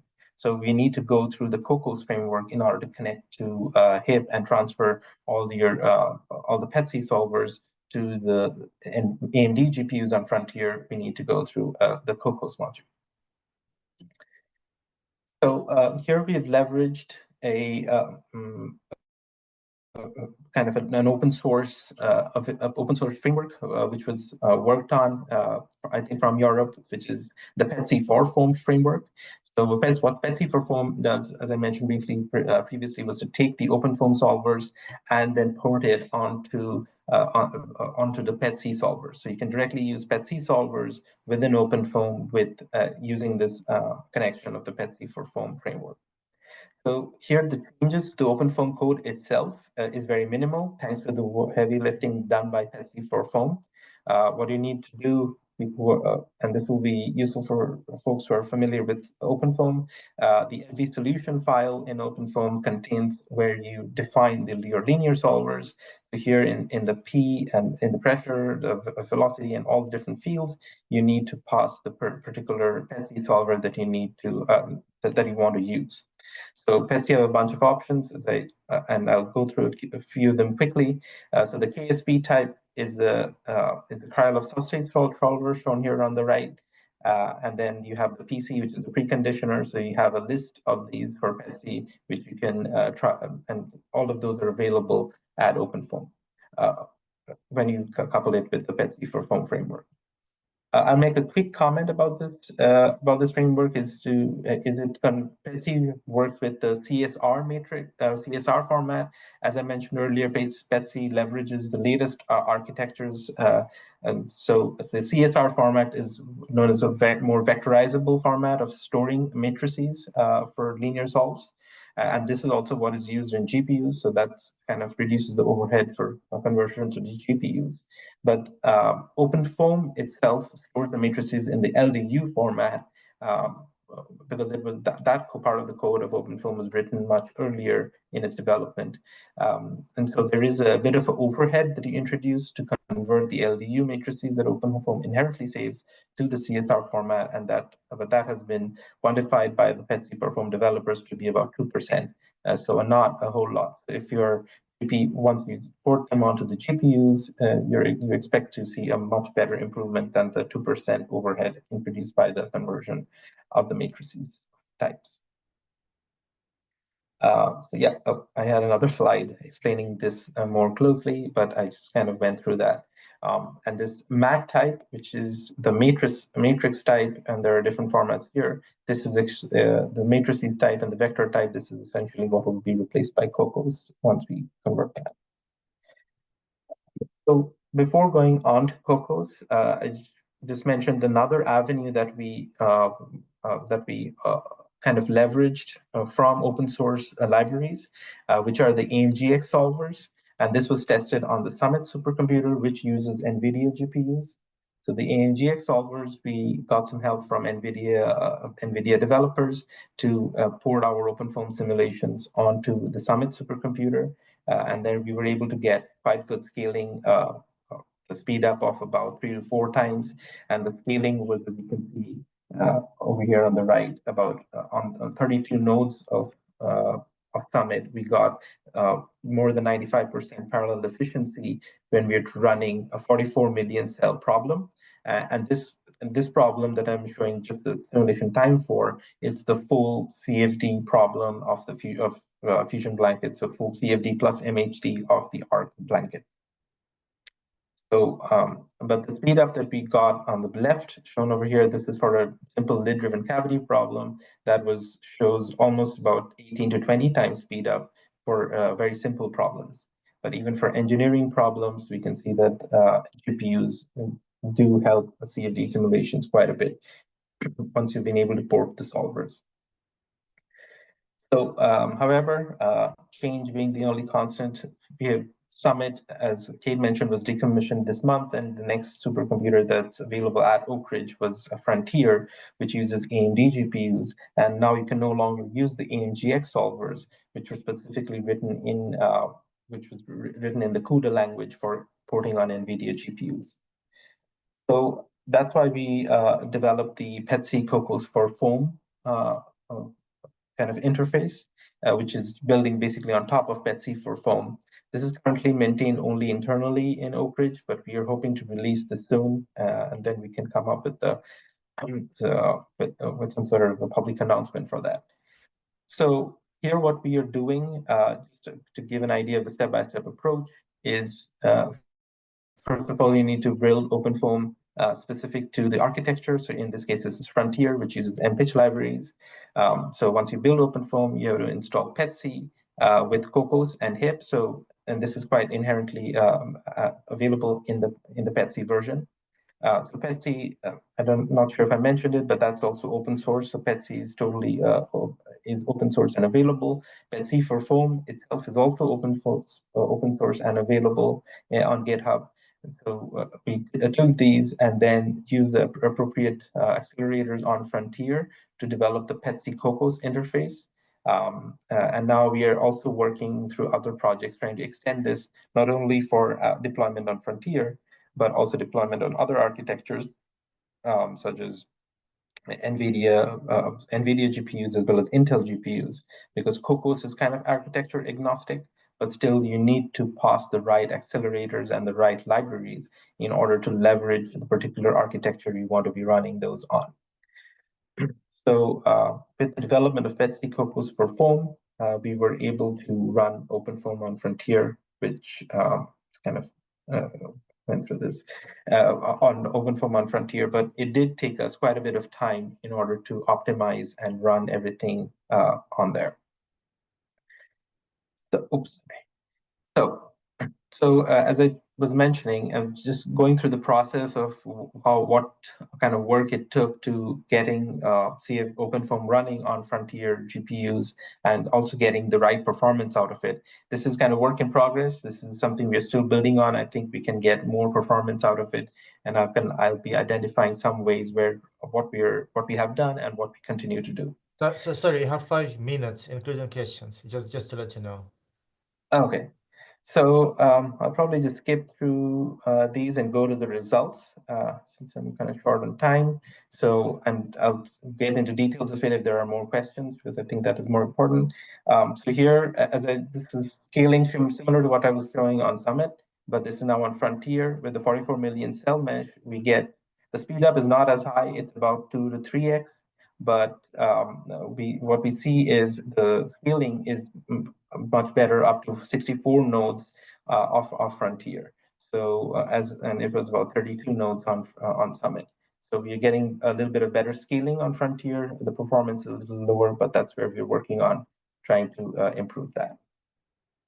So I'll just leave with some of our simulations of what we are working on, that is tritium transport, and just the capabilities that we've developed for looking at tritium concentrations within the ARC blanket. So while that is playing, it is just showing the concentration of tritium and how that is moving through within the ARC blanket and within the molten salt blanket of ARC. And this is also a coupled neutronics plus thermohydraulic simulation. So I think I'll just stop there and take any more addition and take questions. Okay, thank you. That's quite impressive work. Very interesting. Questions? Yeah, thanks. Okay, I will start with the question maybe. To my understanding, you addressing just the fluid part of this complex that you have introduced at the very beginning of your talk. The heat transfer and other parts, they will not be affected by this procedure, by this improvement. Is it correct? Could you repeat that? So at the beginning, you have introduced an integrated framework that would include the fluid solver, the heat transfer, mechanical properties, etc.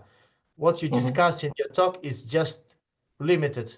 Well, it's a big work, obviously, but this is limited to fluid part, implying that the full framework would not run on GPU, on Frontier. Is it correct?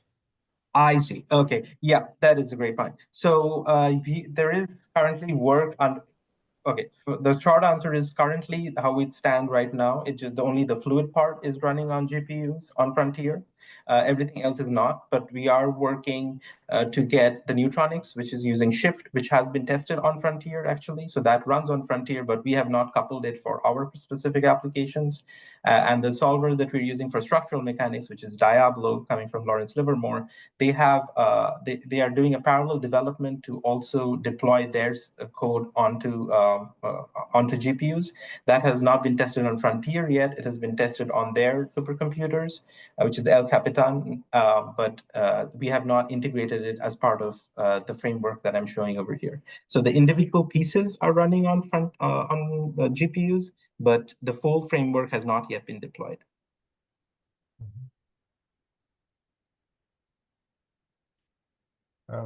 Yeah, I don't see any questions in chat or hands raised. So maybe another question on my side.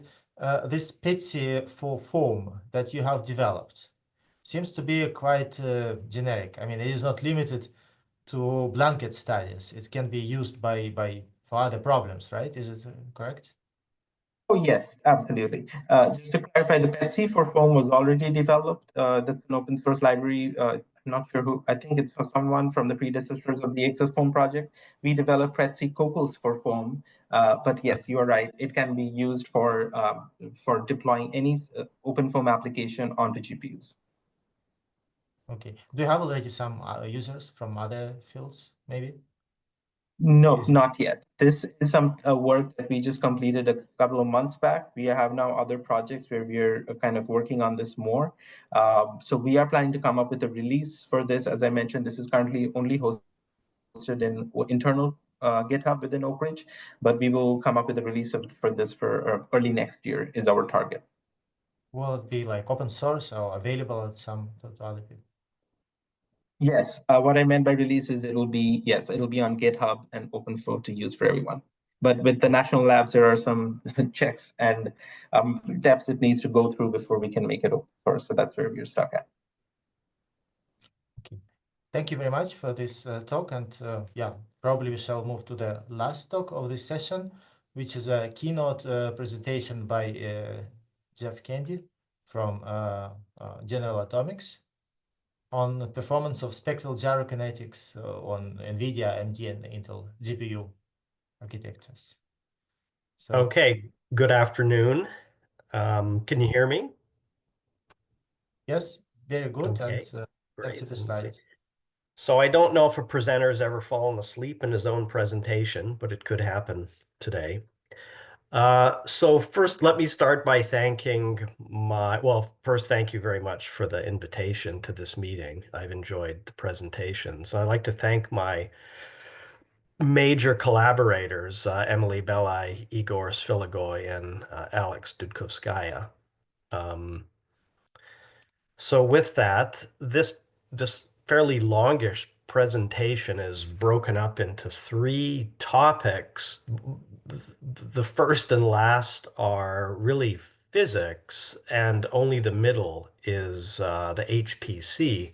But I think the HPC should be digestible and maybe interesting. It is you're getting a feeling from the previous presentation that moving from platform to platform is quite a time-consuming task. So let's start with the obligatory physics part, and I'll just try to give an overview of what is called the local gyrokinetic framework. There are a lot of these codes. There are 2 broad categories of algorithms. There's particle and cell, and then Eulerian. And within Eulerian, you can be spectral or non-spectral. So I guess I want to make the point that the spectral representation is maximally efficient in some sense if you think about truncation error or computational efficiency. I really want to emphasize in the so-called spectral gyrokinetics that what is in real space a non-local operation? I mean, the notion of a gyro orbit is ubiquitous in plasma physics, right? But it's intrinsically a non-local operation. However, in wave number space, it's a multiply. So I think from the computational point of view, that's a massive.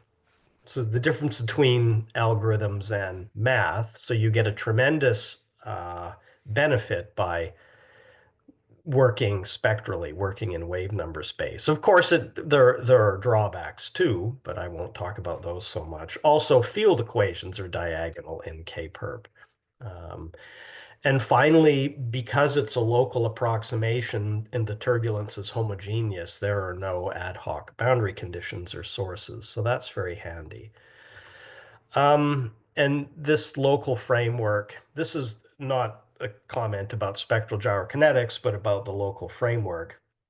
And that's it's really a long history of validation with experimental data. Okay, so I'm going to blaze through some of the C-gyro specific information. There's a lot of information on these slides, but it's not worth it to look too closely. Just try and, at a sort of at a distance, try and absorb some of the information. There are 5 major dimensions, 5 non-trivial dimensions. The 2 directions perpendicular to the magnetic field, the radial and binormal direction, those are spectral. That's where most of the complexity is, and that's where most of the resolution is, in these 2 spatial directions perpendicular to the magnetic field. There's also a coordinate along the field line, but that's not nearly so difficult to resolve.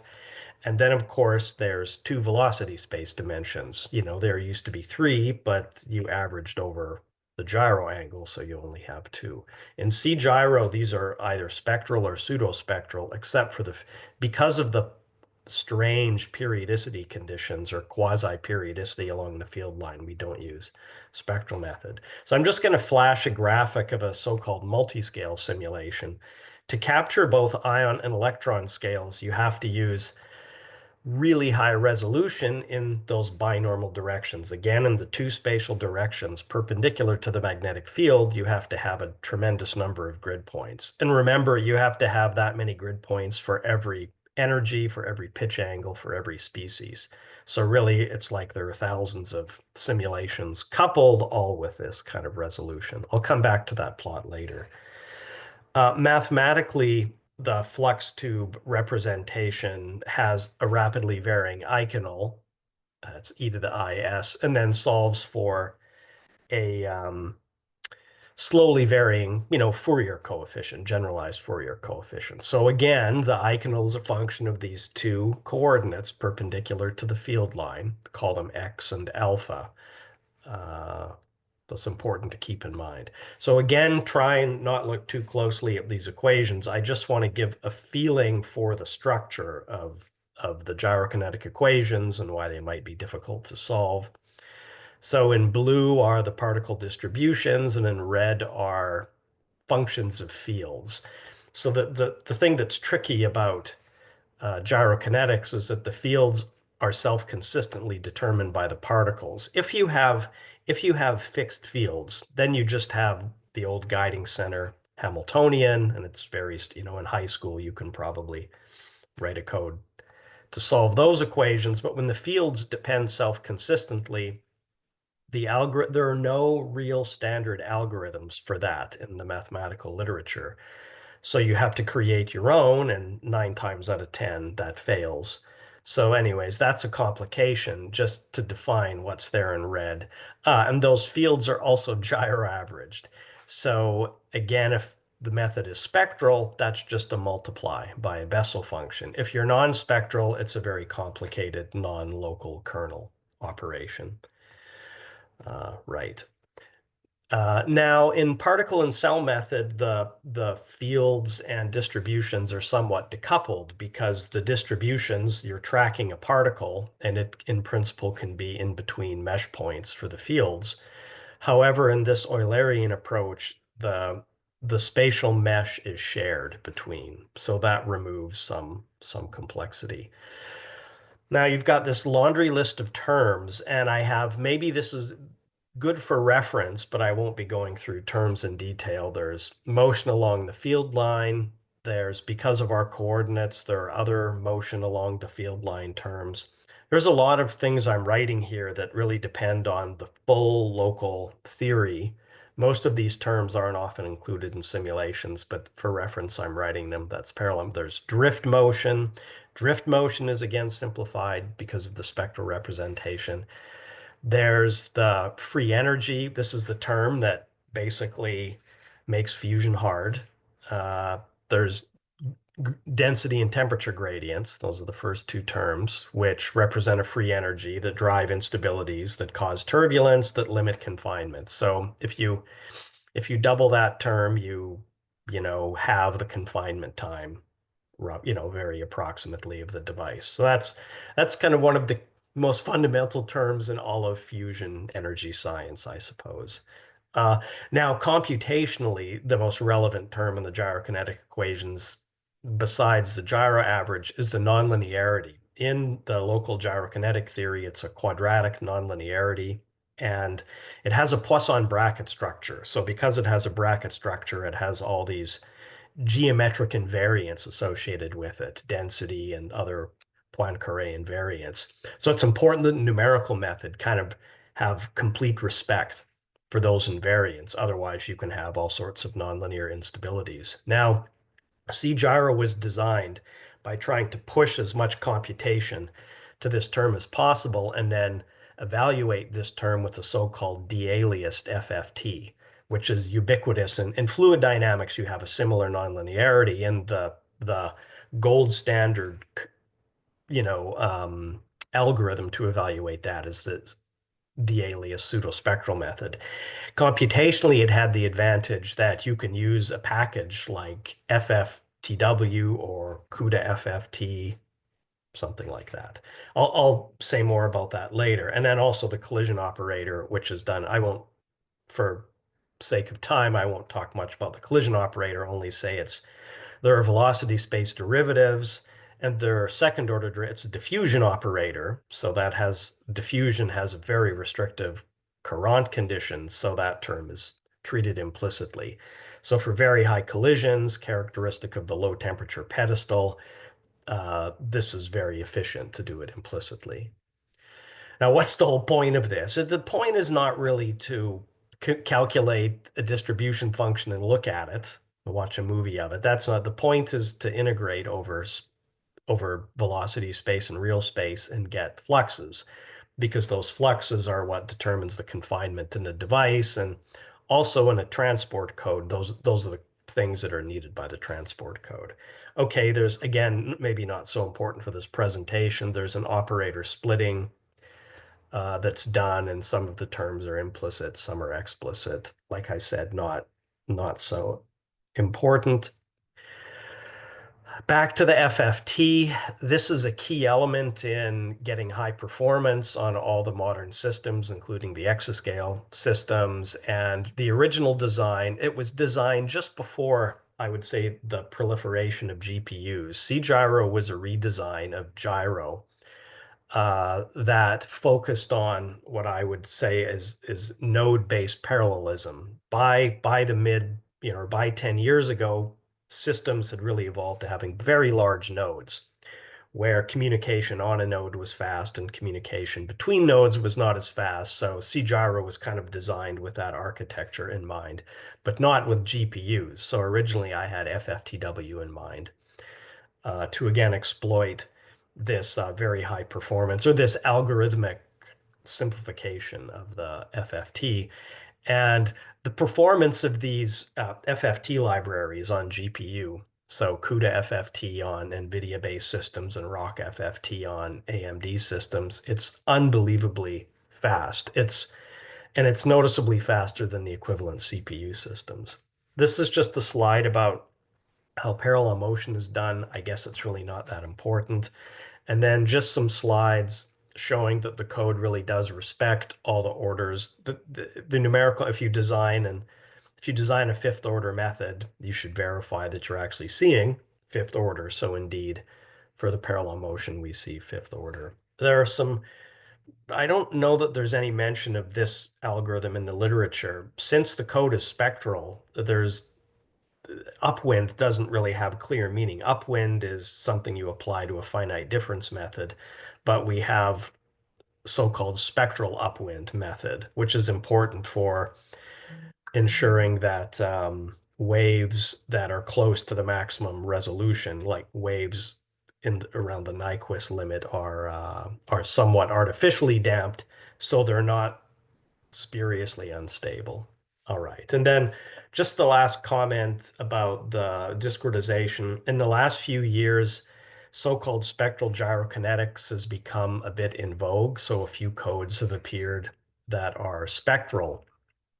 So that means there's some polynomial associated with each dimension and velocity space. Now, I think the C-gyro seems to have a different choice than other codes. I think because of the collision operator for pitch angle, Legendre polynomials are the obvious ones. I mean, that goes back like 100 years almost in treating the collision operator. For energy, it's not so clear what to do. I would claim in C-gyro, we use the so-called Steen polynomials, which are related to a cutoff in energy, whereas the half range for meat seems to be more popular with the newer spectral codes. All right, I'm just going to skip over some of the information about, I'm also just showing convergence of the velocity space methods. Now, here's just an interesting comment. You know, sometimes you try and characterize a simulation. You say, well, it's a reactor, the temperature is very high. That means the collision frequency is very low. It's almost collisionless. Well, that's not quite true. Or you might say it's a small device, it's kind of cold, it's highly collisional, you can neglect kinetic effects. I think that neither of those statements, you don't really see either of those things. In a gyrokinetic simulation, you always have very low energy particles. You have a whole distribution of particles. You always have very low energy particles, and you have high energy particles. The very low energy particles, even in a reactor, are highly collisional. And the highest energy particles are basically collisionless. So you see that here. I is an index of the velocity mesh point, the pseudospectral mesh point. So I is 1 is very low velocity. It's almost sitting still. So that class of particles is highly collisional, and you see it because all pitch angle structure is completely erased. So very collisional. And then at the highest energy, you've got a classic collisionless situation with trap passing boundary, right? The blue is the passing region, the red. The separatrix is basically there between the blue and the non-blue. So your numerical methods really do have to span in gyrokinetics the very collisionless to the very collisional regime. If your method is tailored to one or the other, you'll find convergence issues or challenges. I mean, the answer won't be completely wrong, but as you refine the grid, you see strange convergence properties. So with the implicit spectral method, we have no issues with that convergence. Okay, so now to the topic of this meeting, which is the HPC. Just start by saying that, sort of recapping what I just said earlier, that C-gyro was effectively a redesign of gyro from the ground up around 2015. But the design focused on what I saw as this massive CPU node multi-threading. So it was, if you go back 20 years or 25 years, you just had, the system was 16 or 32 or 64 CPUs. So it was very easy. You just sort of take the problem and break it up into 16 or 32 pieces. Now the core counts are astronomical, and you have a heterogeneity. You have a node, which has usually very fast communication and large, multi-core nodes. But then these are boards, and then these nodes have to communicate with each other. So there's a hierarchy. So we tried to design C-gyro around it. And it exists for GPU systems. You have a node with maybe 4 GPUs, but then, so the communication intranode is really different than the intranode communication. We ported to NVIDIA GPU in the early days of GPUs at Oak Ridge, which was the Titan era system, which had the relatively feeble K20. right? Very low memory. So that limited what people could do. So in that era, you had offload to only certain low memory parts of the. And I'm afraid people who optimized for that K20 had to start from scratch once the V100 or A100 came out. But I'll also make a point that was made in the previous talk, and that's that OpenACC was really developed by NVIDIA for NVIDIA GPUs. But Frontier, again, has been mentioned already, is an HPE Hewlett-Packard Enterprise Cray system, and it uses AMD GPUs. Now, it doesn't mean you're completely sunk, but you still have to do a fair amount of work porting. And importantly, the AMD compilers don't support OpenACC, but the Cray compilers do. So I think you can solve these problems, but then, you have to accept perhaps the downsides of the solution. So by about 2018, I guess, we had full GPU offload in cgyro, which means everything's done on GPU, except for some IO and things like that. And it has one external dependency, and that's the FFT that I've talked about. The FFTW is important here because the CUDA FFT and the ROC FFT, ultimately they have available FFTW-like standard interface.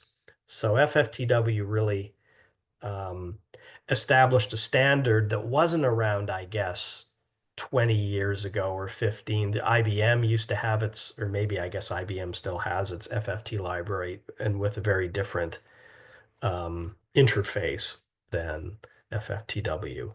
So I've already said that. AMD provides the HIP FFT, so you don't have to do too much. This allows you to have more or less the same source code, just with directives to tweak what's happening. And then the AMD provided interface calls ROC FFT in the back end. Now, so we went from NVIDIA-based systems on Summit to Frontier, and the first port was unexpectedly slow. And we're like, okay, what the heck is going on? How? Because we had heavily optimized it for NVIDIA. Why was it so slow? Well, it wasn't all slow. One code section was fast. And by the way, we've had Insight Awards. Emily has had Insight Awards, I think, since 2022. So we've had a lot of time to do production runs and identify weaknesses and iterate on these optimizations. So the section that was fast was those that use the directive ACC parallel loop gang vector. So we thought, okay, well, let's just put that everywhere. And in some places, it kind of had no effect. You want to compare here the red to the solid red to the diagonally hashed red. That's the AMD performance. So collisions didn't change. Field got much faster just with that directive. Shear didn't change. Streaming got much faster. These are different kernels in the code. It's important to profile all your kernels, so you can see sometimes you make a change and one kernel gets faster, the other gets slower. So it's important so for many years we've had kernel-based. So we always, have to go through and analyze performance on all the separate kernels. FFT was obviously unaffected by this. And then we just compared it to the NVIDIA A100. Just for comparison, you have performance on the A100. So obviously there's still something bad here. The A100 is massively outperforming the AMD chip on certain kernels. So we knew there still must be something screwy. So it turned out there were other optimizations that were kind of being done under the hood on NVIDIA systems that we had to kind of explicitly enable. One thing was padding. I mean, padding the FFTs. I mean, I remember also back like 30 years ago, you always wanted a composite non-primes in, the factors of the FFT size. But seemed like over time, FFTs became less sensitive to that through the algorithm. So I think I got a little lazy, but it turns out on the AMD system, you really have to be careful to not have any large primes in the FFT size. So getting rid of those large primes really kind of nullified the issues or solved the issues with the FFT. And then there were just some other, I won't talk about them. They were just removing, sort of optimizing the memory, trading, not thrashing the memory as much, trading some compute for memory and getting rid of reductions. So after all of these other, I just have I don't know that it's interesting for this talk, but you can kind of do apples to apples comparisons of Frontier, and the other major GPU system in the US now is Perlmutter. Most Fusion users have two major big GPU systems to choose from. One is Frontier. One is not the only two, but largely this Frontier or Perlmutter, which is at NERSC. They both have 4 GPUs, although the Frontier system has 8 logical, but they both have 4 GPUs and somewhat comparable communication bandwidth. So we thought after all the AMD optimizations, we wanted to assess, because we applied to have, because we have unified code, we wanted to also document how these optimizations, which were to address the catastrophe on AMD, how did they improve the performance on the A100? And that's why there's 3 curves. There's an original and final NVIDIA. So that's applying the AMD optimizations to NVIDIA. And then the final AMD performance. Of course, it started out terrible, but ended up getting, Frontier is extremely fast. I'm just gonna, very powerful system. And just a word about the communication. Also the NERSC and the AMD systems, at the end of the day, the communication is comparable. There's no massive difference between the systems. Here it's just showing the Oak Ridge system is a little bit better. Now what about Intel? So NVIDIA and AMD aren't the only GPU challenges. Now there's Intel Max GPU, and this is controllable with controlling GPU through OpenMP. So we use OpenMP directives on Intel Max. Now this is deployed at a system that's not really for the US Department of Energy, which is where Fusion is done. This is an NSF machine, if I'm not mistaken, but for years, we've been able to get just discretionary allocations. We don't do production runs, but we're able to easily get discretionary allocations. And there's also a Dawn system that have, I think, the same chip. And again, I won't go through all the detailed optimizations. I don't even know half of them because Igor did the porting. The performance on the Intel Max was comparable to both of those. So we have these systems. Now, this is kind of on an apples to apples basis on a fairly small case, not scaling. Obviously, the overall power of the Frontier system is much greater than these other systems. This is just trying to assess the performance on a standard test case. Oh, and this is an interesting side point. So because we had access to these systems at TAC, which is did I mention it's in Texas, it's in Austin, University of Texas at Austin. TAC3 has one version of their Stampede system has CPUs with HBM memory, which I think was talked about yesterday for the European chips. So the question was, would HBM memory kind of be fast enough to make it comparable?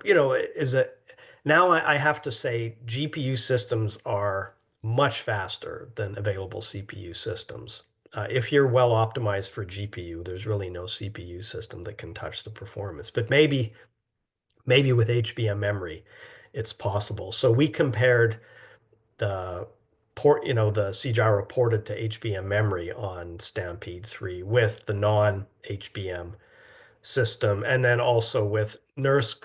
NERSC Perlmutter has a GPU and a CPU partition because not obviously the whole community, the whole energy sciences community hasn't ported to GPU, so they maintain a modern CPU system. So we compared it to that. And actually the HBM system is quite a bit faster than the DDR4 systems. But the HBM system is still really no match for the GPU systems. So I don't know the future. I think the future is still going to be some hybrid where there's very powerful CPU nodes. Also, it's kind of inefficient. I think the better solution is probably just to have separate CPU and GPU systems. But in the US, probably many more people at this meeting know more than I do about what's going to happen. But I've heard some musings that still mixing these architectures. It's a problem that there's a lot of code that's either not ported to GPU or performs badly.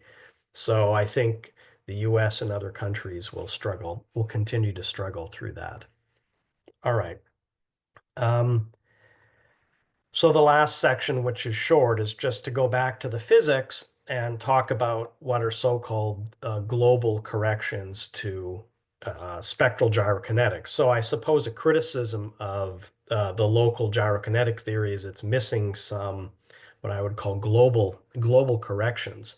But it's possible to do, and in fact, for many years, we've calculated what is effectively a global correction to local theory, and that's E cross B shear, which is a very important term. E cross B shear is not a local correction, and in CGyro we've developed a method which is, I guess, mathematically similar to momentum space representation of quantum mechanics, right? There's kind of unitary equivalence that says, well, if the momentum is just like we have in any spectral code, a derivative in CGyro is k.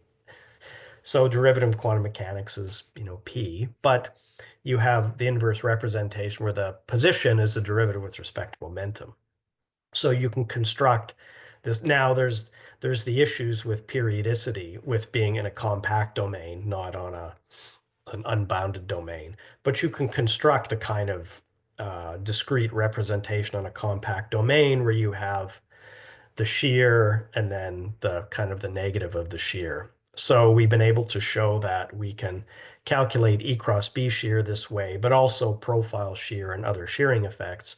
So that's important to go back to the gyrokinetic equation. Oh, and so that picture I showed you before, that was a case with E cross B shear, and it just shows how in the central region we have a global simulation of positive shear, and then outside of that region, we have what I call the mirror region with the negative of that shear. So you can see eddies are tilted one way in the central region, then eddies are tilted the other way. That's a global calculation, right? The advantage of the spectral method is there's no hard boundary. If you try and do E cross B shear with a traditional global code that works in real space, it will be complete all the eddies, and the answer is close to those vertical white lines. The answer is artificially zero because you have to have hard boundaries, right? But when you drive the solution to zero, that's a shear layer, and the shear has some global propagation. So you have to be trying to do global effects with a global code is tricky because you have to eliminate the global effect of the boundaries. But here in this approach, there are no boundaries, right? And the limit that shear goes to zero, you just have homogeneous turbulence, not zeros in the middle of your domain. So just some definitions of symbols, most of them not important, but just if you want to look at these notes after everything's defined. So to just give a very brief overview of the global method, there's some local gradient parameters, I call them kappa, but there are also some non-local gradient parameters, which are the second derivatives of the temperature and density, and also some products of first derivatives. So these are the coefficients that appear in a global theory. So now the global spectral formulation is the local equation. So that's unchanged with all the same machinery and all the same optimizations that I've described. But E cross B shear, X is this position operator. you take the gyrokinetic equation and do the Taylor expansion, basically, and the first order corrections are the global corrections. So E cross B shear is a global correction, but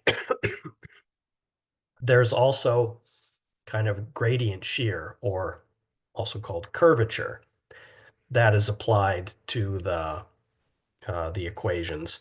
And it depends on, it looks like the usual omega star term, except it's the second derivatives. And we can show that that's a trivial effect. It's just kind of, there's just a profile of the local answer. It's not changing the local answer in the center. And then there's a more non-trivial term, which we call the drift shear. And that is both the local variation of the profiles, and it's also a decorrelation, like E cross B shear. Obviously, this is a topic for a whole separate presentation, but the takeaway is that we were really looking for global corrections, not so much because I think in general they're completely tiny, but it's important to demonstrate that you can do global methods with the local code. We wanted a method that retained all the years of optimization, and we tried to look for an approach that fit into the existing, say, computational framework. So I don't know how much time I have. It looks like I'm just okay. It looks like I have 2 more minutes left. More than 10 minutes. 10 minutes with questions, I guess, right? Yeah. 12 minutes. Okay, okay, thank you. So just to illustrate, I just have 1 or 2 more slides. Just to illustrate, here's an example of a simulation. Let me back up. Only with this so-called gradient shear turned on. So what happens is if you have a local simulation, the turbulence is homogeneous and you just have the same flux across the domain. This is just radius on the bottom and heat flux on the vertical axis. So the green simulation is a small domain with a strong shear. The red simulation is a larger domain simulation with a weaker shear. And the black is a very wide domain with even weaker shear, but the total variation of the temperature gradient is the same in all these simulations. So if I just replot those 3 different simulations with 3 different shearing rates, I get basically identical answers. You have to run for a very, very long time to get this level of convergence. It takes a long time to get good statistics, but this just shows that this global effect is trivial. It's just effectively the local answer at different radii. Now this other global term, again, this is a presentation all on its own. It contains both contributions. It contains an E cross B shear-like decorrelation, which reduces the turbulence. And then it also contains a trivial correction, which just sort of shifts. You'd get the same answer with a local simulation. So what's interesting about this is there was no magic that wasn't already in years of local simulations. You just either have a trivial kind of shift of the profiles, which is simulatable, or you have E cross B shear, which is a decorrelating effect, right? It provides it's almost a time domain effect, the E cross B shear, not a right. You can represent E cross B shear as kind of a rotating eikonal. So the global corrections seem to fit broadly into those categories, just a trivial shift or this decorrelation. But we don't really have a definitive publication yet because we're still trying to understand. But the upshot is that all of the suffering for porting to all of these different platforms carries along these global corrections. So that was, it's really tremendously, as everyone, who's gone through the chore, it's tremendously time consuming to optimize and port to different architectures. So I think we even in the previous presentation, we also saw that even some packages are having a hard time.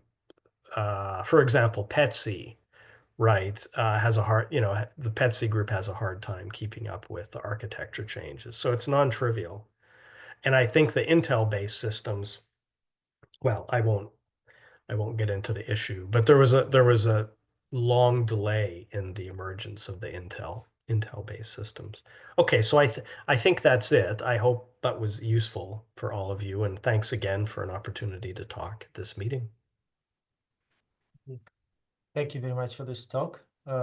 Very interesting and very useful. There are questions already, several questions on chat. I will read one by one. First question by Colin Roach. What is the largest single grid you can run on a single node? The grid in which dimension? Colin, you can just talk if you want. I was just trying to get a feel for the largest spatial grids. I was just wondering really whether you're able to, the largest multi-scale problems you can fit on a single GPU or a single node, or whether you have to split across nodes, and just trying to understand what some of the issues are with that. Sorry, yeah, that was all really. I expressed the question clumsily, but that was it. Oh, no problem. Okay, I think I understand. Yeah, well, a true multi-scale it's very expensive with memory. So generally, you have to have maybe like for a real multi-scale. I don't remember the size of this one, but it was hundreds or 1,000 nodes, something like that. The collision there's a kind of a large memory cost associated with the collision operator. Right. It's pre-computed, and then the collision operator is stored, but it's a large object. So that's probably the limiter, is really the size of the collision. So the answer is highly dependent on how many species. But I would just say a typical multi-scale probably uses, say 1,000 frontier nodes or something like that. Okay, but there must be a lot of tricks in optimizing in order to use those efficiently. Yeah, no, the memory, no, that's where most of the suffering is. It's that internode. That's typically harder to optimize than the compute. It's the communication. Yeah. You really do have to you have to really exhaust the on-node communication as much as possible, because the communication between nodes is hard. But I must say, we were quite afraid, actually, of Frontier, that we would get crippled by the node-node communication, just because we have a very large volume of communication between nodes, but the network is excellent. So it performed better than, actually, it exceeded our expectations. Most of the suffering was really the compute, strangely. Yeah. Okay, thank you. Colin, do you want to ask your two other questions, or? They were all related. They were all pretty much the same question. Yeah. Okay, yes. I think that's great. Thanks. Really nice talk. Okay. Thanks, Colin. Thank you. Next question by Javier Saez. Do you give more details on how you manage? Could you give more details on how you manage the data movement between the GPU and CPU? Okay, well, CGyro was fully ported to GPU, so there's an initial copy in and it stays there. So really, you're only moving small objects. So let's just say like arrays are kept on GPU, and some vectors are copy in, copy out sometimes, but it's fully offloaded. The earliest versions, like I said, if you go back to K20 days, there was a lot of that copy in, but that cost that has to be avoided. Yeah, you really have to have a method where you're minimizing the kind of copy in and copy out. So really, it's fully, when I said before, it's fully offloaded to GPU. It's, you just pull only the things you want to write to disk, you pull them off GPU. Does that answer your question? Yeah, do you want to say something? Yes. Okay, thank you.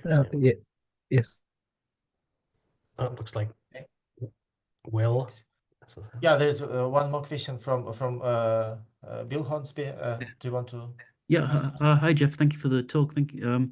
I'm actually interested in these global corrections, like you say. You showed, that they have not so much of an effect on the heat flux, but I imagine they have quite profile shearing effects have a big effect on momentum fluxes. Have you guys looked into that yet, or is it? Yeah, it's true. I'm not plotting the momentum flux here, but there's a pretty large variation. You can see the heat flux almost triples Right. Maybe it's 2.5 or something. And it's just a local answer at each of those points. Yeah. So I do have, yeah, I have looked at the momentum flux. I didn't plot it. Yeah. Okay. Okay. Thank you very much. Yeah. Yeah. Maybe question from my side. There are all these discussions about how fast particles can suppress turbulence and can be important. You know this, of course. Do you think that the global corrections that you introduce are important and sufficient to address this problem? This is as you're asking the question, I forgot to talk about. So that's a perfect question because I forgot to comment about it. So if you look at the last term, S beta, the fast particles for the last few years, there's been a lot of interest in plasmas with a large fast ion fraction. It suppresses growth rates. And the most trivial reason for that is with fast ions, you just get a much larger beta, right? The fast ions make a large contribution to the beta. And that there's a beta related curvature drift term that's stabilizing. We know the origin, it's fairly trivial, but we thought, oh, look at this last term, S beta. So if you have a large fast ion population, it can drive up this S beta star term, which does have an element that's like E cross B shear. So to answer your question, we are looking for this effect actually, that this S beta star term, it's like an enhancement of the E cross B shear. So yeah, but of course the answer depends on details, right? So you have to get the discharge, you have to fit it, but we are looking to assess exactly this, the effect of this S beta on plasmas with a large fast ion fraction. Yeah. Maybe a related question. I remember that CGyro was used a lot for simulations of alphanic instabilities or KBM instabilities very recently. Do you think that global corrections will change or are important for this type of simulations? Well, I think so. Not exactly which. It's true that we've been doing electromagnetic simulation, and I think most of the interest is ST related, right? For example, with Colin last year, we worked a lot on, but there it was really micro tearing is more commonly simulated, and yeah, and in the smaller devices with the smaller rho star, yeah, in principle, those devices, again, it's these first two terms, this SDLN, those are the actual names for the input parameters now in CGyro. These N and T terms, they're just sort of trivial. They're local. They're kind of local global. It's the last one, which is a decorrelation. And I would expect, so again, you have to assess the size of that term but it is in STs where the electromagnetic effects are more important. The rho star is also, larger, and that's where you expect to see this term larger. So yeah, we haven't had, like I said, we haven't had a lot of time to assess the effect of this term. But yeah, for STs, in reactors, you expect all these terms to be negligible, but in STs, and I think that is the ST. The value of CGyro is partially, I guess, in trying to understand physics, but it's really just to run a lot of cases to train a surrogate model, whether it's physics-based surrogate or ML, neural net surrogate. So you can actually design something. You can't really design something with gyrokinetic simulation. So part of the challenge is really to develop a lot of ST relevant runs and make a surrogate. So yeah, we definitely have plans to exercise it in those regimes. Okay, good. Thank you very much. We seem to run out of time. This was impressive talk. Thank you. Okay. Yeah, maybe we shall end this session, and yeah, thank you for all the speakers.